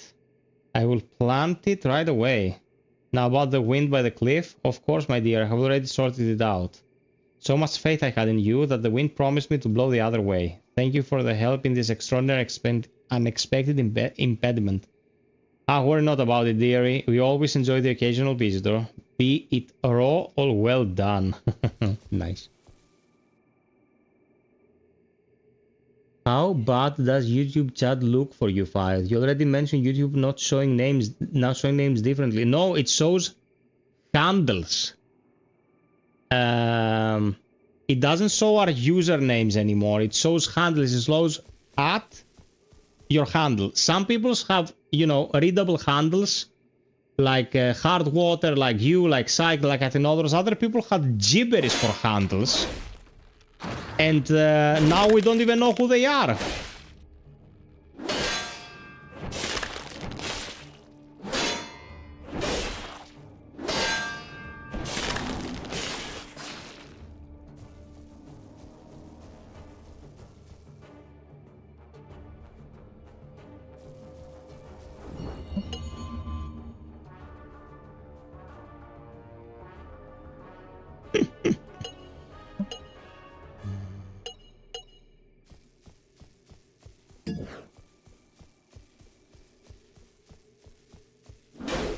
Oh, what the fuck?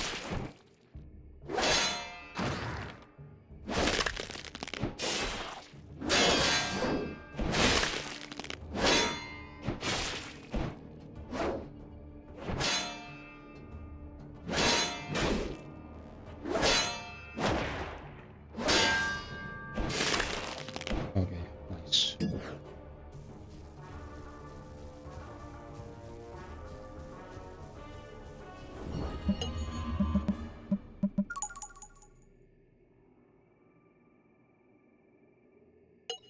Okay, that was a huge upgrade.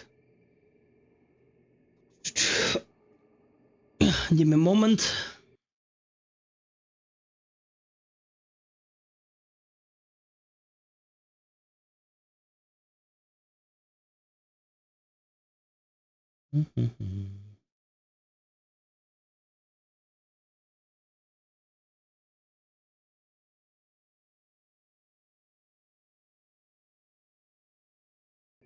Okay. So, guys. Okay, but that's why communities created in the first place. I never would have thought from my past behaviors that people would come in here and tell me such nice things. Yeah, man. We fixed you. We fixed you. So, two things we have to say about tonight's stream. Very helpful to Kohima for being here. He enriched the stream immensely. Second, I will make, like in about 10 minutes, I will go into Discord and I will make a specific channel that will be about what we promised. People will go leave their names there, and come Monday, I will do this thing live there, and everyone will know what happened with the giveaway. And yeah, Sunday stream will be not to happen. I already owe you a stream that we missed, and Sunday stream, both of these streams that were missed will be used when Requiem comes out. So we'll have 2 additional streams the week Requiem comes out, so we can play more Requiem. Okay? So yeah, thank you for everything tonight. I hope you enjoyed. I was very glad to showcase this little gem. Highly recommend you give it a go. And I will see you guys Monday. Until then, take care of you and yours. Until next time, be well, stay frosty, and always strive for perfection. Cheers!